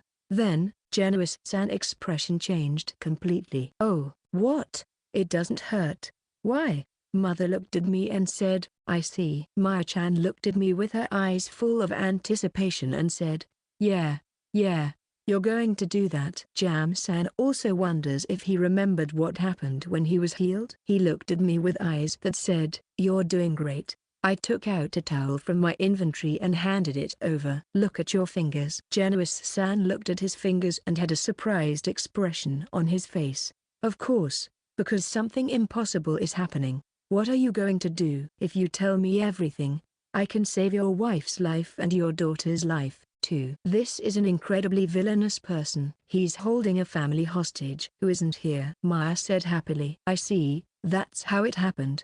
I wasn't expecting this. I've never heard of such gentle interrogation, or should I say blackmail? Either way, I've never heard of it before. Mother is also impressed. We have powers that the Were-eels, you, don't have. You're in this state as a low-ranking noble. I understand that it's a pretty bad situation. But, Inskad has that much power. There aren't many people who are suffering. The treatment will be finished soon. Yes. Oh, the 4 of them. They stood up and got down on the floor, bowing deeply. Just because you're a beastman doesn't mean you're surrendering completely and showing your belly, you know. I guess it's because I'm still human, sort of. Please, let me speak. Can you help me save my family, my wife and daughter? Representative Gianni-san surrendered with a voice that sounded like it was being squeezed out. This method was only possible because of Maya-chan. So, how was it, Mum? Yeah. I can only say it was impressive. Is Maya-kun scarier than Tatsuma-kun? Well, that's a compliment. Right, brother? It worked out in the end. That's all I think. If the 2 of you, no, if we gather Rosalia-kun too, we might be able to easily take down Were-eels, just like what happened in Swigglefn. I shake my head and answer, of course, it's not that easy, you know. If I'm told to do it, I'll do it. Especially for Maya-chan. Section. After quickly finishing the treatment for the other 3, I pat Jam-san's shoulder and say, all right, Jam-san. The rest is up to you. Yes, thank you. This is where Jam-san and the others come in. It's like a plea bargain, you know? It involves the poaching that has been happening at Lake Edna, and also the time when he captured one of their messengers. They have made arrangements to get information about that silver vine-like thing as well. Oh, by the way, brother, why didn't you let Maya do the healing? Well, I guess I trust those people, for now, but I thought about the possibility of information leaking during casual conversations. If they start thinking that I'm the only one who can treat the oh-so dreadful element, poison, with my healing attribute magic, then that's fine. Does that mean if something happens to Maya? Yeah, that's right. You see, I figured that as long as we assume nothing bad will happen, we can come up with a plan. It was impossible to resist Rosalia-san's magic without taking any damage, but from now on, we can't assume that the enemy won't have a skilled user like her. But when that happens, I won't become hostages if I end up dead. Well, I have a secret technique that I haven't told anyone about, so unless something really big happens, I think we'll be fine. Speaking of which, brother, you were a ghost. Ha ha ha. Chapter 163. A long time coming. We just finished chatting with the dog people from Whereels and zipped back home. Good grief, Mother was in such a good mood. I'd think she won the lottery or something. She must have felt like a huge weight was lifted off her shoulders. The great trout shortage isn't over yet, but she was beaming, saying, next year, we'll feast without holding back. Hey, Maya-chan. What's up, brother? You're totally a cat person, aren't you? Maya-chan?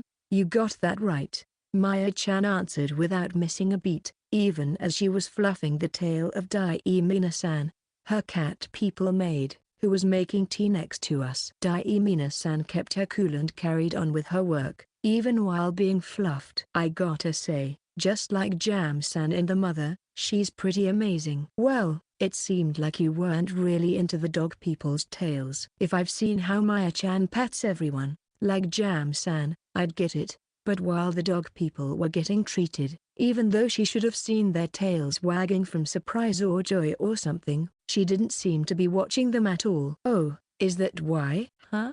You were kinda normal to Kumai-san at the Waterhill Guild too. Yeah. I'm not too interested in dogs, and things with Rosalia-san felt kinda tense. Oh, that too, huh? Yeah, they don't really click. Gosujin-sama, may I pour you some more tea? Sure thing. Thank you. I was totally shocked. Before I knew it, Rosalia-san was there, and over there, Her Majesty Queen Mila-san was giggling. Did I do something wrong? Ahaha. Anyway, big brother, there's this deep and tricky space between dog people and cat people. It's like a special kind of math problem. I heard something strange. Don't act all proud while petting. Rina-san has it tough too. No, I'm used to it. She looks as calm as Jam-san, just like a pro. I guess she really is 2 years older than me. Cat people, Tigerman, and Black Forest humans seem to live a long time. So, if you count it like age, maybe she's as young as Maya-chan or even younger. Section. That evening, Jam-san had dinner with us at Mother's house. That's because there's a report coming up. He finally finished writing the report in the evening. So we're having dinner together now. Wow, this is like, addictively delicious. Jam-san was totally blown away by the special mayo sauce Rosalia-san made. So big brother, you started making this and Rosalia-san finished it off. Huh? Cut it out, will you? It's not like I gave birth to it or something. Anyway, it was super duper yummy. No problem. I'm happy to help. Rosalia-san, who was standing behind me, didn't seem too upset about the compliments. For dinner tonight, the main dish was something Maya-chan and I were craving, great trout with a delicious mayo sauce. It was kind of a celebration for our next big plan, or maybe just to pump us up. We had a huge piece, like 50 centimeters, 164 feet, long, and everyone got their own. Maya-chan and I shared ours because it was just too big. Mother was like, it's okay once in a while, and let us have it. And there was Jam-san, chowing down on bread with his great trout. I mean, even Tigerman eat bread. Huh? Just meat isn't enough for Jam-san's big body. In terms of calories, he has to eat grains. And since he's a feline, he doesn't have to eat oil. Maya-chan and I are totally stuffed. Mother seems really happy too. I wonder if Jam-san eats less because of his body size? Is that enough food for him? I know Maya-chan and I aren't exactly polite eaters, but we just couldn't leave a single drop of that mayo sauce, so we wiped it up with bread and ate it all. Anyway, so, first things first. It looks like Genuis she is definitely a baron. It was tea time after the meal. After enjoying the aroma of his tea, Jam-san started to report as if he just remembered something. Breeze, Redus, Mekias. Those three. Jam-san didn't add she to their names. So that means, they must be vassals of Genuis she. I think it was Baron Greasy, wasn't it? If they're vassals of a baron, does that make them knights? Or just regular vassals? I'm not sure, but Genuis she is what we call a bureaucrat. He usually oversees immigration control. What's immigration? Jam-san, is immigration control like being a gatekeeper?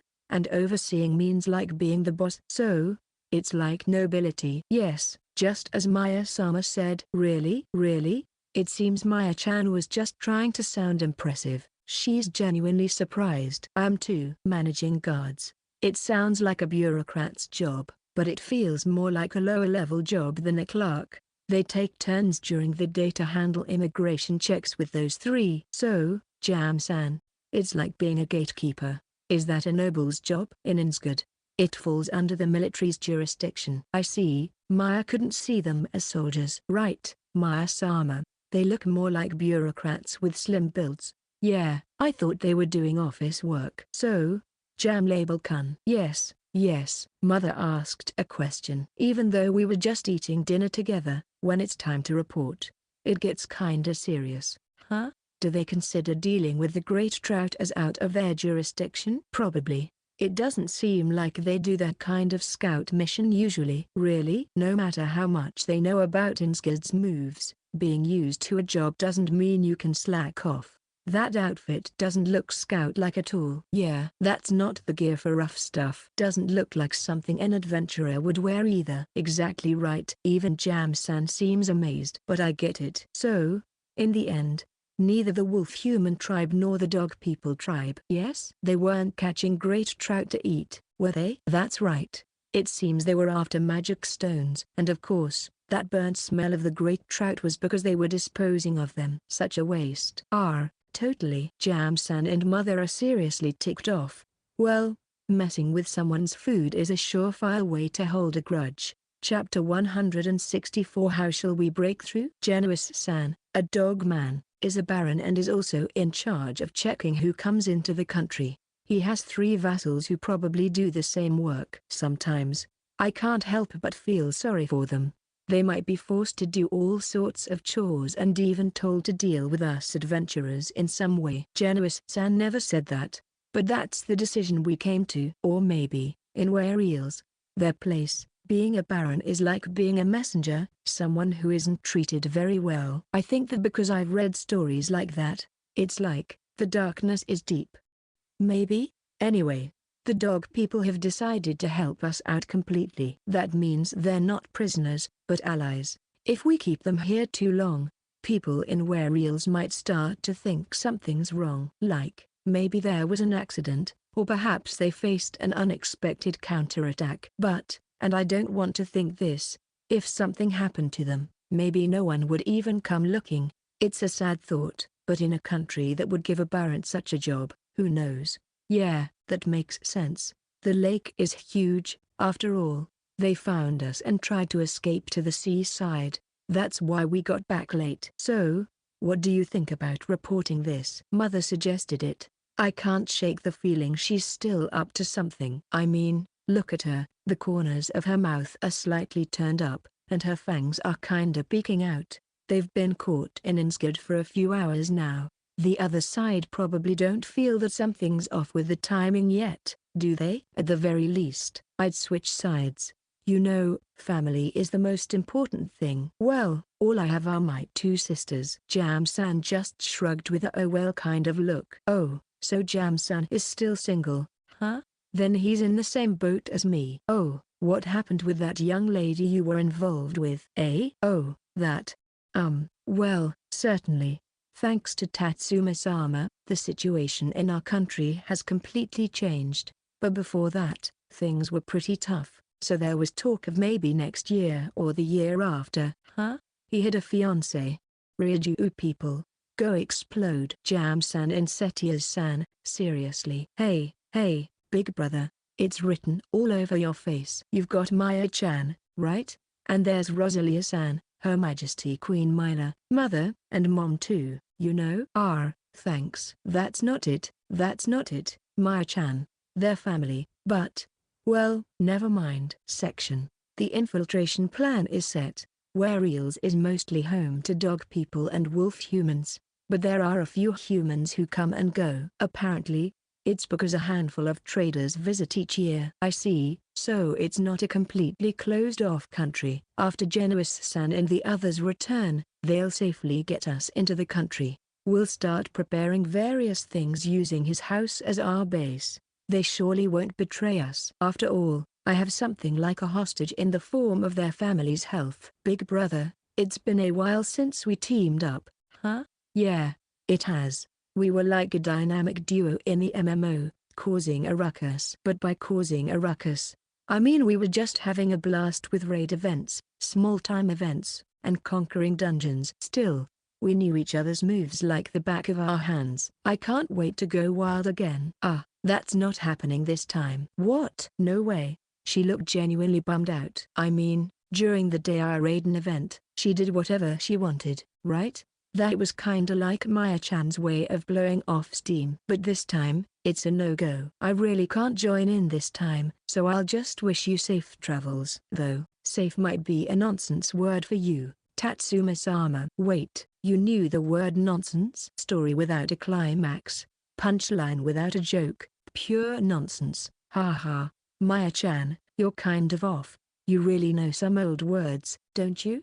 We got a carriage that merchants usually use. Normally, we'd ask Rosalia-san to drive it. But from what I've heard, there are only the dog-human tribe, wolf-human tribe, and humans here, so Rosalia-san would stand out. She could insist on being part of the guard and come along, but she doesn't seem to want to return to that form. I thought Maya-chan learned to drive a carriage from Rosalia-san. That surprised me too. It's a different world, so you should be able to drive a carriage, right? I'm sorry, I was relying on others. We can't bring Centrena and Deletion on this mission. That's why they were so reluctant last night. Centrena wouldn't let go, biting onto my arm, and Deletion was leaning on her, trying to help. Maya-chan was just watching and laughing. Is there no danger? Mom seemed a bit worried, but mother just brushed it off. At least Tatsuma-kun is kind of like a monster, you know? That's harsh, mother. And I've heard that Maya-kun is something similar, so I don't think you need to worry. Ha ha ha.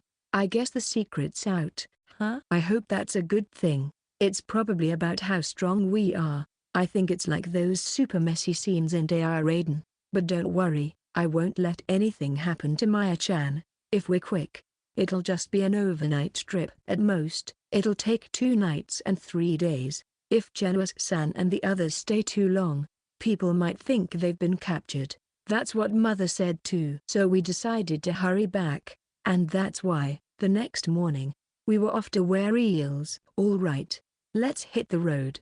Okay. You know, I just realized this is my first time heading out to the town below Innsgard Castle by myself. Usually, Jeffiliana-san is with me, or lately, I've been riding on Centrena's back. Has Maya already gone out to play in the town? Yeah, I took Michan shopping. That's not fair. Well, because I'm not famous as Big Brother, right? But Maya-chan's famous too, isn't she? That's true, but I'm in disguise, so it's all good. I wonder. While we chatted like this, before I knew it, we had breezed through the town. No guards with us, of course, but still, as messengers and scouts. A few of Berbera-Guru-san's crew from Jam-san's place were secretly following us. They're like ninjas, you know? They have ways to trick the Beastman's super sniffing powers. Pretty cool, actually. Chapter 165, the beginning of Infiltration. Flying through the sky.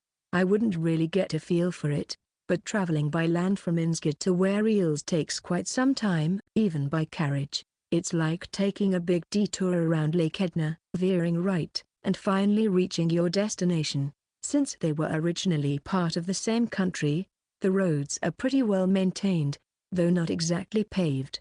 The horse stench has been dealt with, thanks to Burberry-Guru-san's methods. Apparently, they've managed to mask the smell of the cat people men, the tigermen. So, on the Were-Eel's side, the only scent should be ours. Of course, our scent, as well as Mother Privia's, has been erased once over. Beastmen have a keen sense of smell, you know, so it's necessary to go that extra mile. Hey, Burberry-san, you around? Yep, right here. Wow. Before I knew it, he was peeking his face out from the top of the carriage. I didn't even notice him there. Sorry, I just called you for nothing, or, our little Maya-chan feels bad about it. No worries. This time, Jam Label Sama has ordered me to treat you two just like boss, to be your shadow and serve. He's got a huge grin. He's one of those cat people guys, for sure. There are quite a few cat people in Inskad. Like Maya-chan's Daimina-san. I haven't walked around town much, but I bet there are loads of cat people out there. If it's Burberry-san, it's like, sometimes a butler, other times a shadow. Huh? That's so cool. Maybe I should ask Jam-san for one too. What are you saying, you little rascal? Maya-chan's over here, ready to jump in without a second thought. Even a legend's like, hey, why not give it a shot? To Mother, begging for some favor. Anyway, we're cruising down this road, and to the left, there's this Lake Edna, while on the right, there's a little forest. Beyond that, well, it's just mountains upon mountains. Rumor has it, way up north, there's this Dragon King kingdom in the highlands. I'm talking far, like, you could do a round trip to Swigglefn a few times over. That's how distant we're talking. And check on the time, it's already 6 in the evening according to the display self-status mystery system. Sure, it might seem early when you glance at your phone, but in Were-Eels, you can't just whip it out like that, right? Maya-chan and I had a powwow about that. We're rolling as siblings, playing the trader card. This time, we're taking it slow on purpose, partly to lure in Burberry-Guru-san and crew as decoys. Plus, I heard immigration's open until 7, and we're itching to hook up with Genuous-san as soon as possible. Hey, big brother, check it out. Oh, yeah, that's what it is. We're getting close to the lake's edge, and it looks like a sandy beach or something. It kind reminds me of the coastline.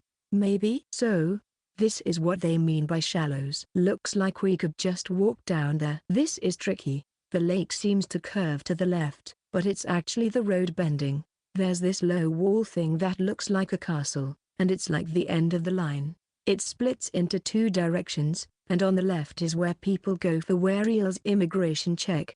I wonder where the right side leads. I'll check it out sometime, but I'm not really interested right now. There doesn't seem like there's a line for immigration checks. The people lining up at the entrance all seem like human people or something, probably just coming and going, I guess. There are 2 entrances, with a sign in the middle. The left side is for the locals, and the right side says immigration check. I'm getting better at reading. That's great. These characters have some serious quirks, don't they? But you're managing somehow, huh? Maya can handle it even if Maya can't read because of that thing. Cheater. He. Maya is special. She's like the hero being summoned. In the story, she's probably in a holy lady position or something. Maybe there are perks like that when officially crossing worlds. I got dragged into this as a bonus, but since I crossed worlds, I think I'm totally broken with this healing attribute specialization. But, I really wanted appraisal. Oh, big brother. Yeah. Little sister. On the left, there's the regular line. I recognize some faces among those getting checked. Of course, I know the people on the right side going through immigration too. Welcome to Were-Eels. What brings you here today? Here for trading. What are you trading? Just some luxury goods. First time in Were-Eels? Yep, alright. Can I hold on to 10 copper coins as a deposit? Sure, go ahead. The 10 copper coins are a deposit, same currency as in Waterhill. In exchange, I got a permit to stay and a simple map. I hope you have good trades. Thank you very much. Well, the receptionist only recognizes familiar faces. Talk about a shady place. It's pretty shady, huh? Yeah, especially since it's only been a day. That's how it is. Night shifts and overtime, then back to regular work right away. Maya-chan, turn right at the next one. Got it, big brother. The streets and buildings are similar to Innsgard. Guess they were the same country once. Looking around, it's dogs, dogs, dogs. Maybe a wolf person, and more dogs. No humans in sight, but it's not causing a stir. Probably because occasionally someone like us shows up. Just like I heard. Hey brother, what's up? This is bad. It's like, seriously advanced for its age. No way. I bet Maya was appraising up the Oso from someone we just passed. If they're getting water from the same lake as Innsgard, it means they're just as far gone. Take the next right. Gotcha. Just a bit further and we'll hit the residential area. There's this huge 2-story house at the very end of the block. That one over there? Yeah. I guess we gotta ask around. Huh? Well, it says right here, the result of the appraisal. For real? That's like cheating. It says it's Genuis-san's place. Talk about an overpowered cheat. When we stop the carriage in front of the closed gate at the back of the mansion, a lady who looks like a dog human servant comes up to us. Chapter 166 Successful Infiltration. What's next? What brings you to our household? I had heard beforehand that there were merchants who supplied to shops and merchants who supplied to prestigious families. So, it wasn't surprising to have a merchant visit Genuis-san's mansion. I've come as a traveling medicine peddler. Yes, I understand. Please come this way. A traveling medicine peddler. It was like a predetermined code. Basically, it was a passphrase. When the gate opened, it revealed an entrance wide enough for a carriage to pass through. We were guided straight to the back door. Stepping down from the carriage, we faced yet another door beyond the one opened for us. Wow, some noble houses even have double doors. I've come on behalf of the Lord. Please, everyone is gathering inside. With a nod of acknowledgement, another door was opened. Inside was a typical mansion hall. A woman came around to lead us. This must be the first floor, probably the dining hall or something. Wow, this place looks like a dining hall. Huh? You've seen it like that before, right? Jackpot. She keeps appraising. It seems like it wasn't very useful unless you leveled up. But now, she won't tell me how useful it is. Ugh. Yeah. Don't get sulky. Whispering quietly, me and Maya-chan are having this exchange. The door opens. Yeah, I think we hit the mark, but there's a family drinking tea and chatting. Huh? I feel like I'm getting some attention. Tatsuma-sama, Maya-sama, we've been waiting for you. Oops. Everyone stands up right there, giving us a deep bow. Wow, seriously? I totally get that feeling. Even though we're the firstborn son and daughter of the Duke family in Innsgard, they shouldn't know about that. Oh, maybe Jam-san told them. But that's okay. Even though they're just a baron and his family, all the way from the wife to the daughters and sons, they all bow to us. Yes. So, Maya-chan. Yeah? Do you need experience points? Is it okay? Yeah. It's not urgent here anyway. All right then, let's begin.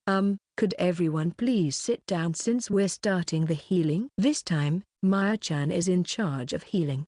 I take out some mana tea from the inventory and hand it over, casting mana recover on her. Genuis-san is already done with the treatment, but the other family members are all wearing gloves. It must be painful if they get rubbed. Please put your hands forward.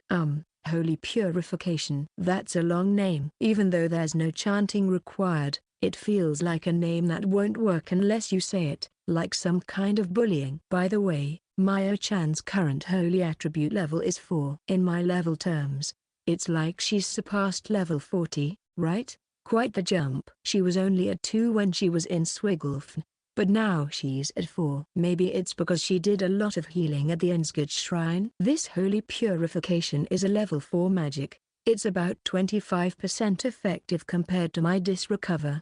Still, being able to treat Oso, dreadful element, poison is rare in this world, probably only a few steps behind me. She's a valuable asset, but she doesn't feel like going up to level 5. The next experience point requirement seems insanely high. It feels like it would take years if she make a mistake. The purification magic that I desperately wanted is now being used by Maya-chan. I never thought it was holy attribute magic. Seriously, I have no clue. So, apparently, she can usually clear out regular Oso poison in about 2 or 3 tries. But, even after it's done, she end up getting a little bit of that Oso poison from the healing process. So, sorry, big brother, it's okay. Disrecover. Is this good? Yeah. Thanks for making the pain go away. Maya-chan leans her cheek against mine, kind of like what she always does with Rina-san. It's her way of saying thanks, Rina-san explained. So, if she's at level 4, does that make her intermediate? With this kind of holy magic, she just gotta layer it a few times to heal Oso poison. But, there's a knockback effect from the Oso poison. Like a side effect or recoil. You could say holy magic, like sanctification or purification, sees stuff taken from water as poison and cleanses or purifies it. So, she end up taking in some Oso poison as recoil. That's why Her Majesty Queen Mila collapsed and died. Right here, it's like a double-edged sword, basically. Maya-chan finally finished her solo treatment now. She used her magic 5 times to scatter the Oso poison. When Maya-chan treats, I just have to heal the Oso poison she sucks up with Disrecover. I could heal directly, but Maya-chan wants to do it herself now, so I'm letting her. But this holy purification seems to take up 70% of Maya-chan's total mana. So maybe we wait for her to recover before loading the next shot. Still, it's clear that there's a big difference from the previous magic right in front of us. Everyone's definitely surprised. Section. Sorry, big brother. I'm mentally drained. Can you change the healing attribute doping? I don't like it. Yeah, I think you did great. At least, you're watching every time I finish one, right? Yeah. Oso poison left is close to 0%. Then you did really well. I gently patted Maya-chan's head. If you were a monster, I'd be giving you a good scratch behind the ears right about now. What are you talking about? Maya-chan treated 5 people. I think she treated about half, including little kids. Anyway, everyone. The progress was faster than we thought, but it was tough when Maya-chan's magic didn't cure everything at once. Holy lady. My sister and her assistant reached their limit. Hey, big brother, you should be called Holy Lady. Understand the struggle of being called Saint Sama like I do. Or, as usual, it took 2 rounds of magic per person, and before we knew it, I finished treating the rest of the families. At that moment, it seemed like the 3 who were on immigration duty came back. They're all hugging and rejoicing. Maya and the others did a good thing, huh? Well, it's kinda deep when stuff like this happens. So, I had Maya-chan check to see if the hot water helped with the pain, and she confirmed that it really did make it better. Maya-chan's pretty cautious, you know. She said it's important for people to really realize that it's healed and not just look like it's better on the outside. Chapter 167. Oops. The hostage is missing. Read aloud. Oh no, this is bad. The hostage is gone. Maya-chan blurts out, half jokingly. Even Maya-chan, who's more of a cat person, doesn't dislike people. It's kind of like her way of ribbing me with a tsukkomi. The people from Genoa-san's family, including 3 attendants, are resting in another room. We've asked them to stay put here because of various reasons. In fact, they'd rather have a pain-free bath or a good night's sleep after who knows how many years, or decades, of not leaving this mansion. Well, for our family, this is where things really start. By our family, I mean the Duke Zedenzork family of Insgard Kingdom. Mother, Privia, wouldn't mind if were-eels ceased to exist, as long as they kept to the rules of using the Lake Edna. There wouldn't have been any fuss. Maya-chan and I explained it to them in simple terms. For the Tigerman, Kojinzoku, and cat people men, that great trout has been a staple and a delicacy for ages. It was such a big deal that they even had a fishing ban period. Just like us, Maya-chan and I love salmon and trout sprinkled with salt and seared. It's the ultimate delicacy. Salt-cured fish eggs are pure luxury. They don't make them around here, so we can't taste them. But imagine piling them on top of vinegar ice. That's like a dream come true talk right there.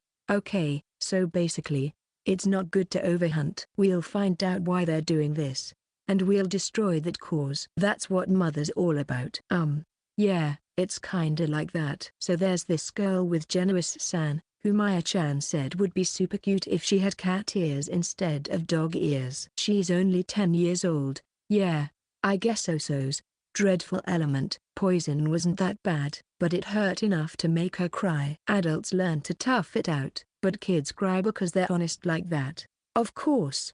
I'll keep helping out in the future. Even though I'm nobility, I'm just a lowly bureaucrat. I'm not sure how much help I can be, but where do they even manage those magic stones? Maya-chan is coming in straight with this one. Well, as you know, we're supposed to be managing border control. That night was an exception, where it became our duty to capture and escort your scouts. Even if you were caught, you were told to find your own way back. Whoa. That's rough. What does rough mean? It means tough, you know. Oh, I see. Even for us officials, we're at the bottom of the ladder. Ah, I get it now. Nobility equals officials. So, they're like the lowest ranking officials. Lowest ranking officials? Maya-chan? Yes, I may have exaggerated. You don't really mean that, huh? You're smiling, though. I apologize for the interruption. Let me continue explaining. Viscount's family is supposed to be responsible for capturing, dismantling, extracting magic stones, and disposing of the great trout. As Tatsuma-sama mentioned, it's a waste, disposal and stuff. Why always on In's good side? Oh well, it's illegal poaching, so it's a no-go. Could it be that collecting magic stones is above count? Yes. As Maya-sama said, magic stones have value equal to or greater than currency. It seems that storage and management are handled by higher-ranking nobles. Wow, just bureaucratic work. Yeah. In a way. Yeah. Lower-ranking nobles probably feel that way. Even though I asked Genuis-san about it, he doesn't know much about managing magic stones. If they just incinerate them, won't we find out on our side? Yes. But they can't just dump them in Lake Edna, and apparently there have been cases where leaving them to rot caused a terrible stench, so they had no choice but to incinerate them and turn them into fertilizer. I see. Hey big brother. Yeah? Come to think of it, do they have a shrine-like place over there? Oh, right. Genuis-san. Yes. What is it? Do you have shrine priests or shrine maiden with the healing attribute? In this country, we human folk are born with fewer magic attributes. Of course, even the higher-ranking wolf-human nobles are not exceptions. Wow, so it seems, Maya-chan. This is so old-fashioned, isn't it? But there's a shrine. Of course, there's also a shrine maiden from the wolf-human tribe. But even for us, if we don't make some decent donations, they won't even treat our injuries. I mean, things like Oso poison, who knows if it'll even work. It's too risky. Oh, hey, big brother. Yeah. Feels like I've heard this somewhere before. It's just a flow. We both recalled something. On 3 Day Raiden, we harmonized. It was definitely a reference to that not-so-great time in that country. So, you say you people are drinking water straight from Lake Edna? Maya-chan, straight to the point again. No, we actually filter it once before buying it from the Count's estate. Huh? You buy water? No way.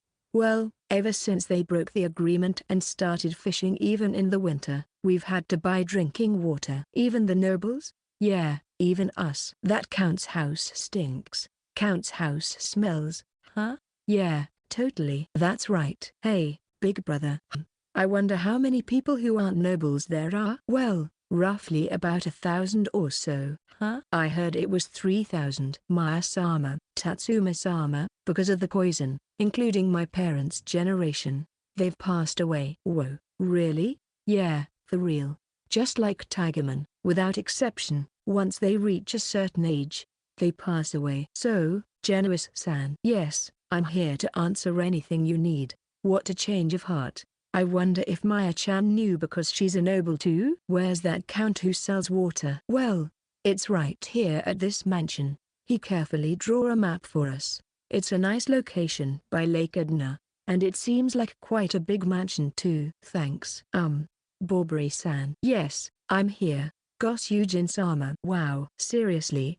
Gosyujin-sama. Burberry-san stands behind Maya-chan as she speaks. Just a moment ago, I confirmed Maya-sama's proposal with Jam Label-sama, and I was granted some free time. Wow, really? Chapter 168. Maya-chan grows a team of superb assistants. Yes, I was asked to support Maya-sama as her servant. Are you okay with that? I couldn't help but ask. Yes, I was surprised too. But there are a few others like me. What? Burberry-san became Maya's servant? Yes, that's correct. Gosyujin-sama. No, it's okay if I call you Maya-sama outside? Okay. Wow, Maya-chan looks really pleased. I've seen that expression somewhere before. We'll talk more later. Burberry-san. Yes, it's an investigation, right? I'm glad you understand. Maya-chan handed Burberry-san a hand-drawn map from Genuis-san. Can you check this place? Yes, what are you curious about? Well, if they're just selling water or the destination of the magic stone. Understood. If you can wait until tomorrow morning. Please. I got it. That's your will, isn't it? God's will. Seeing Maya-chan's satisfied expression, Burberry-san vanished like a ninja from a drama. Haha, not only did I get a maid, but also a ninja. That's so like Maya-chan, but anyway, we need to find out where the magic stone is going. Yeah, right. I'm sorry I couldn't help. It's not really Genuis-san's fault, is it? No worries, you can't do everything. Anyway, there's something I want you to do, Genuis-san. What do you want, big brother? Aren't the royal family here the ones who insulted our mothers? Aren't they enemies to me too? Yeah, should we deal with them? Deal with them? Maybe. So, why aren't you looking happy? No, I want them to suffer even more. Wait, are you serious about doing that? I was planning to do it at Deiraiden. If there are only 1,000 people, one day. Suddenly, you know. Whoa, really? This time, I'm serious. We're probably looking like evil officials and scheming merchants. Huh? Genuis-san looks bewildered. Anyway, Genuis-san, I want you to invite all the tight-lipped bureaucrats in the family, for whatever reason. It could be for a tea party or anything. We just want to have a meeting.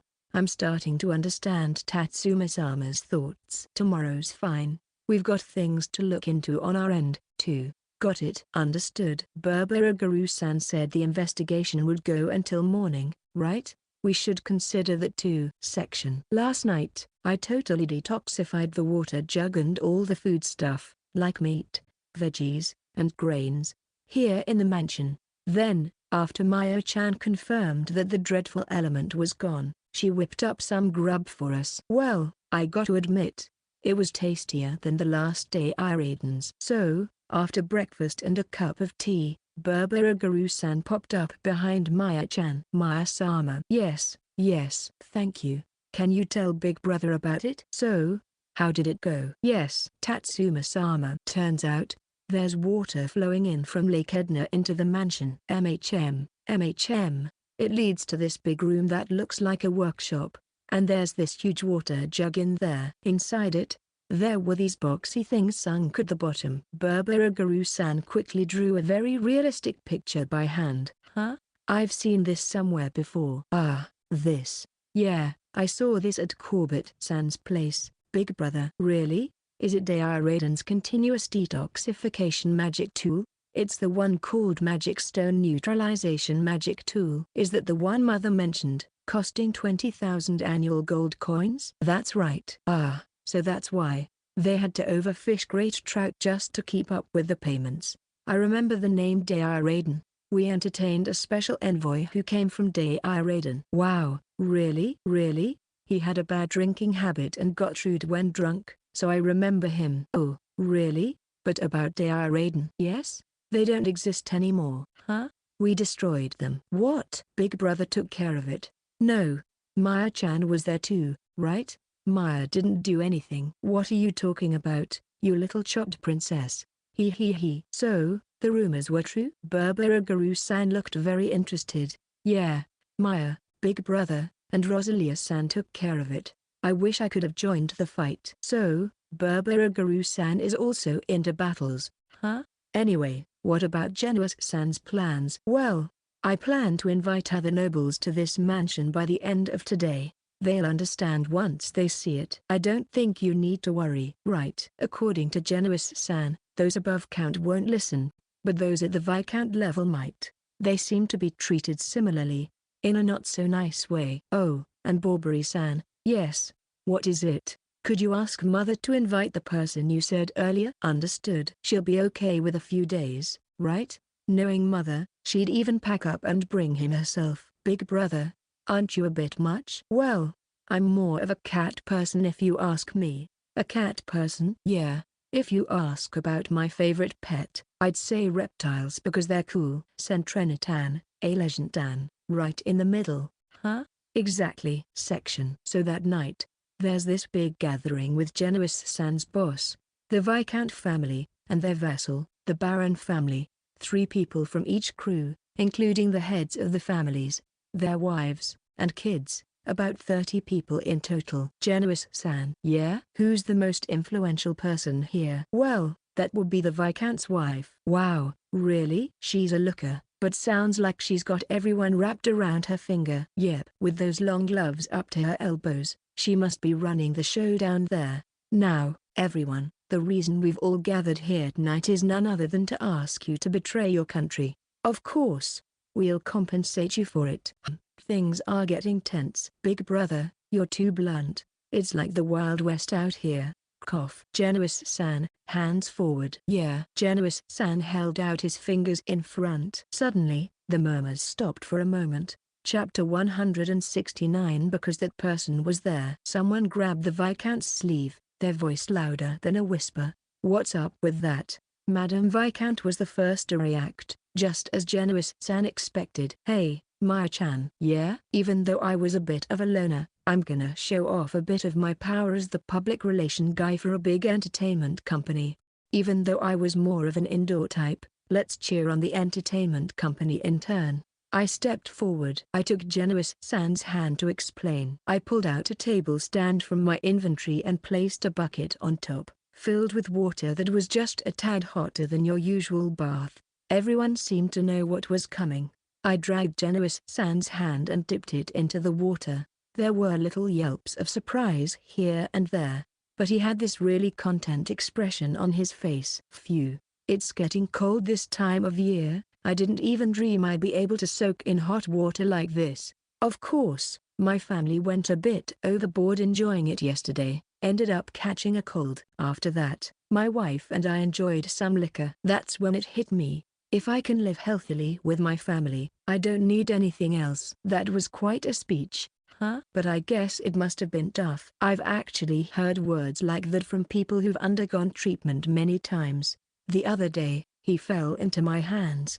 Thanks to that, I managed to pass through the sweet scrutiny and enter this country. Everyone looked at Genuis-san with blank expressions. I took advantage of that moment to approach Madame Viscount and cast a spell after taking her right hand. Disrecover, full recover. I reached into my inventory and pulled out a thin white cloth, placing it delicately in the madame's hand.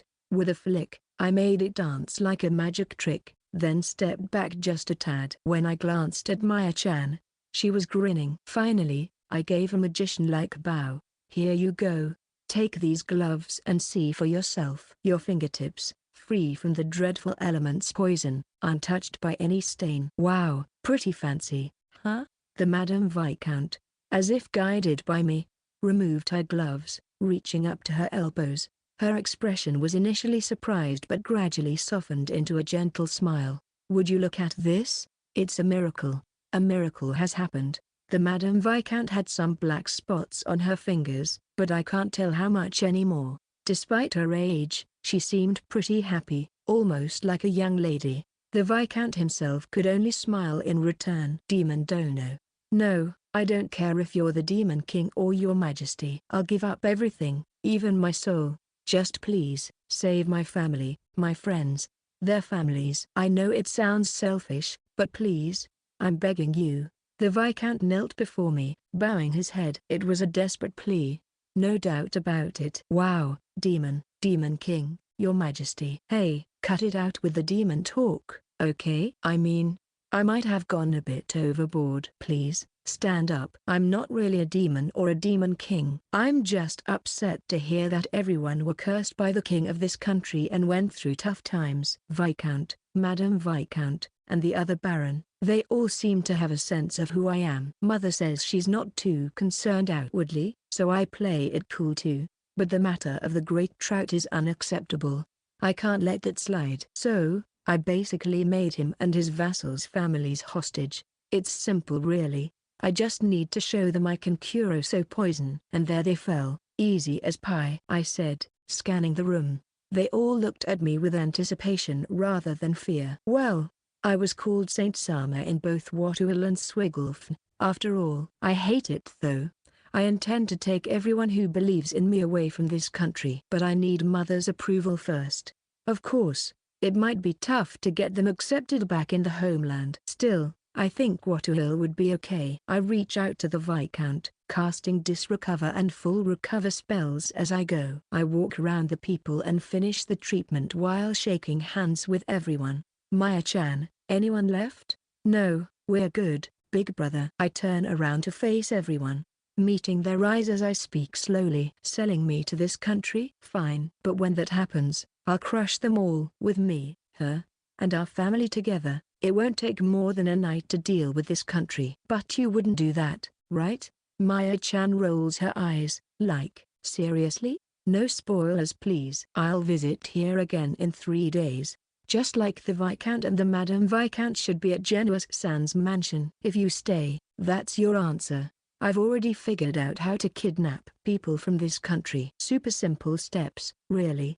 Well, partly thanks to Maya-chan getting Burberagaru-san from Jam-san. That night, I temporarily shut down the functions of the royal family and their entourage. The next morning, we let the townsfolk escape all at once. Persuasion is up to you guys. If you think staying is better than dying, that's fine. Otherwise, you can live to see another day. I've asked Borbori-san to investigate the positional relationship between this country's royal family and the upper aristocrats through Maya-chan. After that, it should be smooth sailing. From what I heard from Genuis-san, the Viscount believes in me rather than his superior, Count. He's dead sure about it. Both Genuis-san and Viscount must have been oppressed by the system. The black market is scary. Well done, big brother. That was impressive. I guess you have experience working in society, huh? Thanks. Yeah, you could say that. I've been through the ups and downs of life. After all, we breezed through Wariel's checkpoint like it was nothing. We had our passes, but even the guy checking them didn't recognize us, and it was all smooth sailing. I guess those low-level officials ain't got time to bother with us. Yeah, probably not. Chapter 170 Catching Up with Family. By the lake along the Wariel's side, after turning a corner for a bit. Looking at the total length of Lake Edna, I think we've traveled about 30% of the way. Hey, is Borbori-san here? Maya-chan tilted her head up towards the coachman's seat as if to say, you are here, right? While calling out, yeah, Maya-sama. There he was, peeking from the carriage ceiling. Burberagaru-san. Seems he's dropped the Gosyujin-sama. Any pursuers on our tail? No, none at all. It's quite the relief, honestly. Borbori-san seems a bit downcast too. In a way, Maya-chan, the boss, and Burburi-san, the chauffeur, might be alike. Oh, speaking of Maya-sama. What's up? Is Daimine holding up alright? Huh, you know her? Yeah, she's my cousin.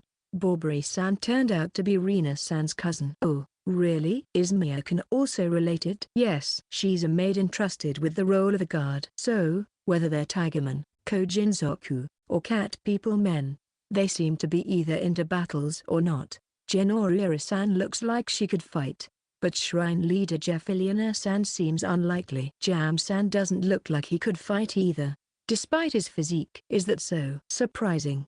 Thanks for your help. You're Maya's favorite. Thank you. Now, we arrived at Inskad.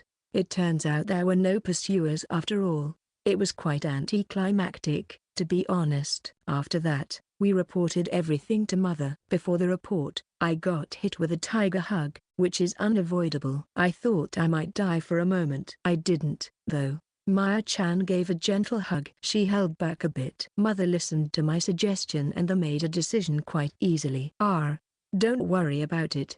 We're originally from the same country, after all. And besides, expanding the country's territory is no big deal, so don't stress over it. Mother said she'd take in refugees in this country. She's as chill as she was back in What Hill. For her, it's like, just expand the country's territory and everything's cool, you know? It's like she thinks it's as easy as tending to a garden or something. So, Tatsuma-kun. Yeah?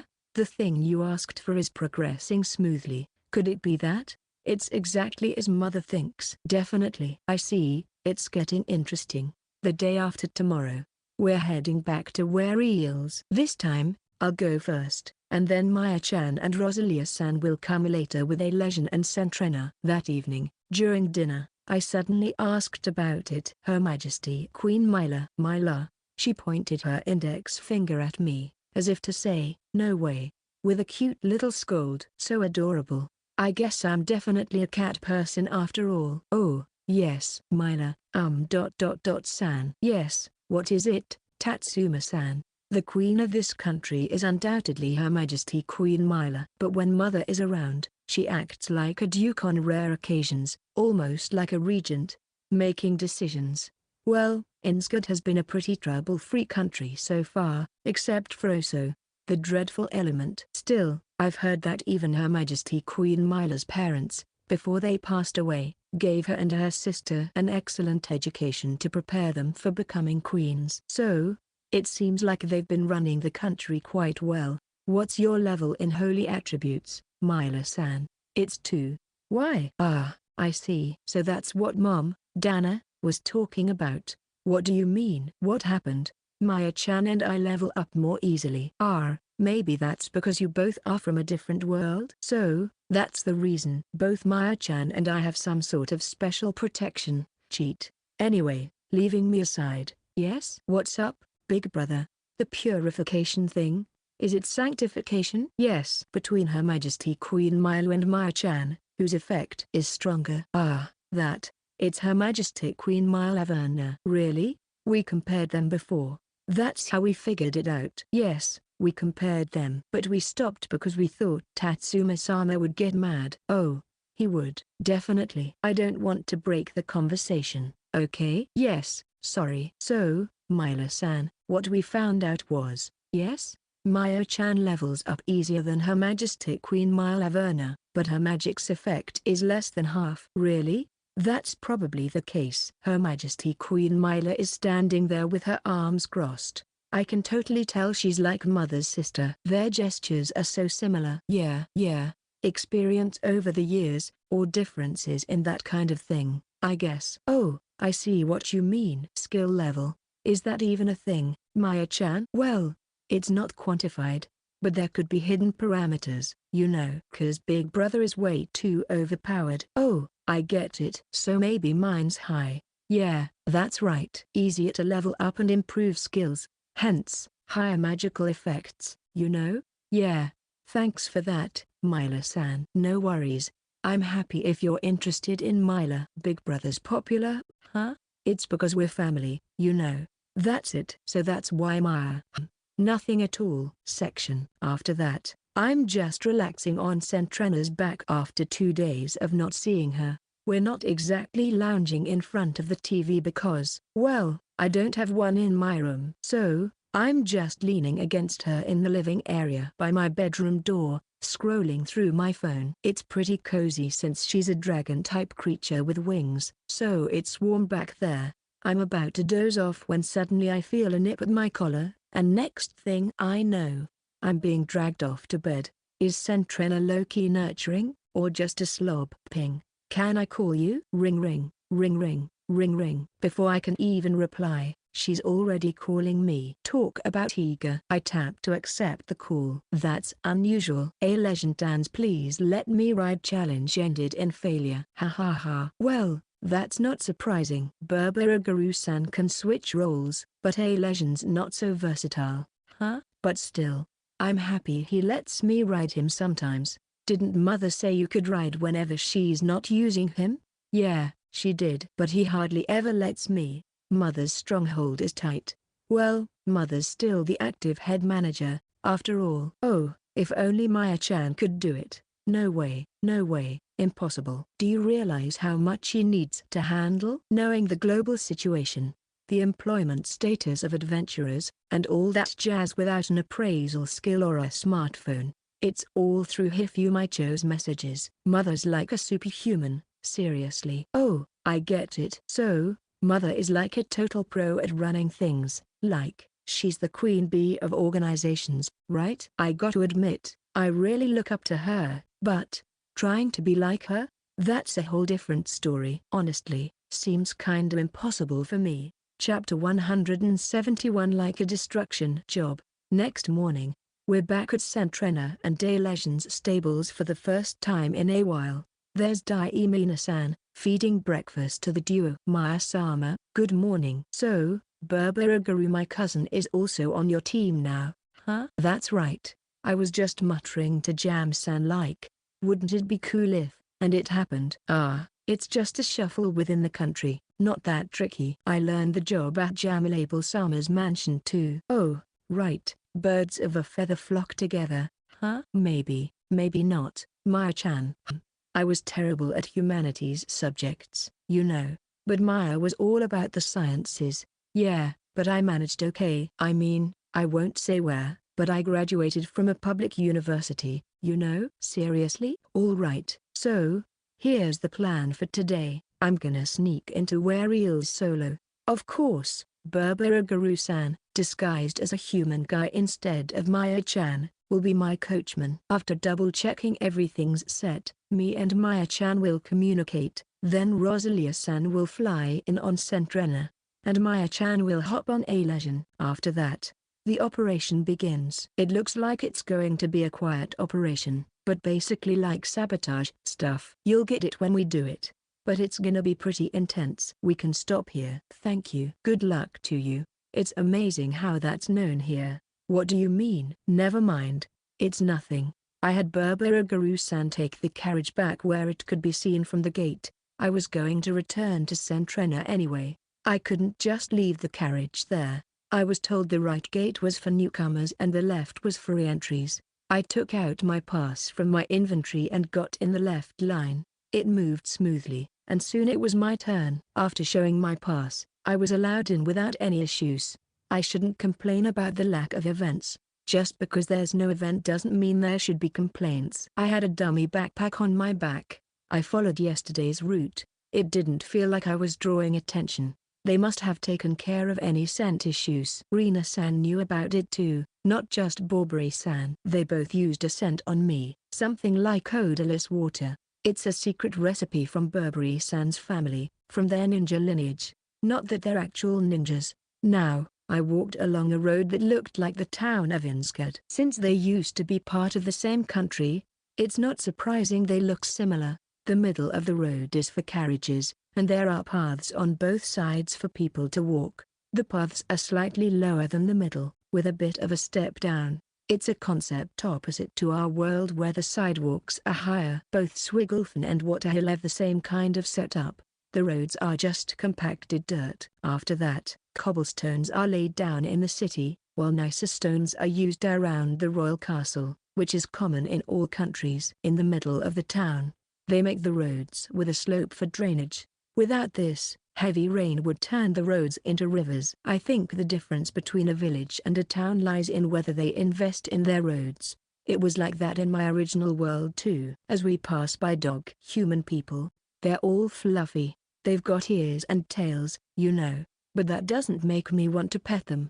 I guess I'm not a fluff enthusiast like Maya-chan. Though, Sentrena's feathers feel really nice. They're endlessly soft to the touch. But looking around, most people passing by are wearing gloves. Does it hurt when they touch? Even in Inskad, people pre-treatment and with minor injuries wear gloves too. Maybe it's because it doesn't look too good. This time, we're moving discreetly, so we can't just fly into Sentrena from above. That's why I'm here, getting off the carriage and walking towards Genoese-san's mansion. Still, we're asking a lot from them. We're asking them to give up their homes and their way of life. I arrived more smoothly than I thought because I remembered the route. I didn't stop to shop along the way. I made sure to approach from the back because I'm a merchant. The maid from yesterday greeted me with a smile. "Hey, everyone's here." "Yeah, thanks." "No worries. Thanks to you too." "Did this guy get healed too?" "Oh yeah, I didn't get those 10 copper coins this time. I guess it's part of the sabotage." "Messing with were-eels, that's the plan." "Mother said we'll collect it all later." I was led to the guest room. Everyone stood up to greet me. "It's Genuis-san and his wife, and Madame Viscount, Regilade-san." "Wow," she is beaming. "Probably she had a good bath and some liquor, for sure." "I have been waiting for you." Regilade-san tried to greet me in a kneeling manner, so I stopped her. "It's okay." "So, what's it like?" "Yes, I have consulted with Genuis. After all, we would rather live a healthy life where we don't have to endure baths and alcohol than endure the abuse of Count and other higher-ranking officials. That's the result. It was that bad. Even though we are officials, we are only in name. And yet, the taxes are quite harsh." When I thought that taxes meant the amount paid in advance, I was shocked. From Regilade-san's story, they will pay 60% of the profits from the assigned work and side job. Genuis-san is still good, but it's tough because Regilade-san can't use magic stones as income. Rumor has it that Count can make money from magic stones, so he's fine with doing nothing. Whatever you call it, it's black one. On top of that, there's also revenue from the water, which makes it even more exciting. "Oh,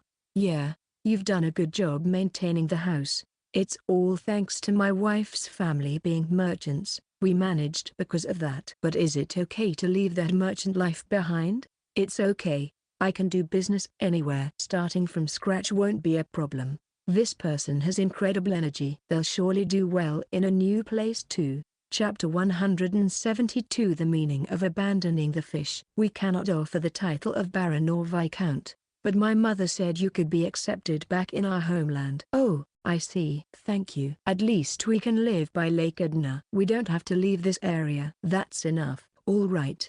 Let me tell you about our plans from now on." Okay. Regilade-san, Genuis-san, and their wives just nodded. "Tonight, we'll do some sabotage. Not actual destruction, but preparing for a smooth escape tomorrow morning." "What kind of preparation?" "Don't worry about it. It's a secret until we execute it because we don't know where leaks might come from. You'll start your escape tomorrow morning. Are you confident in persuading the townsfolk under the castle?" "It's okay.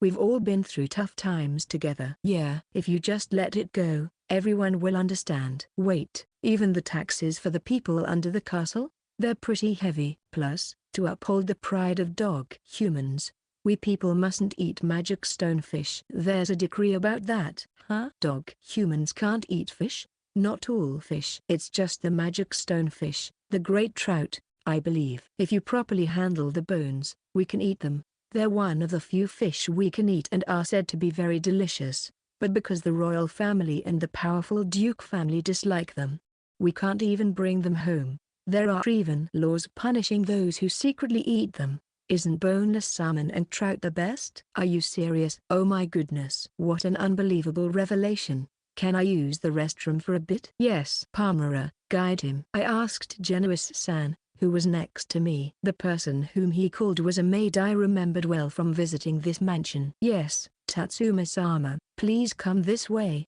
Her name is Palmera. Thanks for guiding me." "Thank you." I went into the bathroom and locked myself in a stall. I took out my smartphone, which had been on and connected to a call the whole time, from my pocket.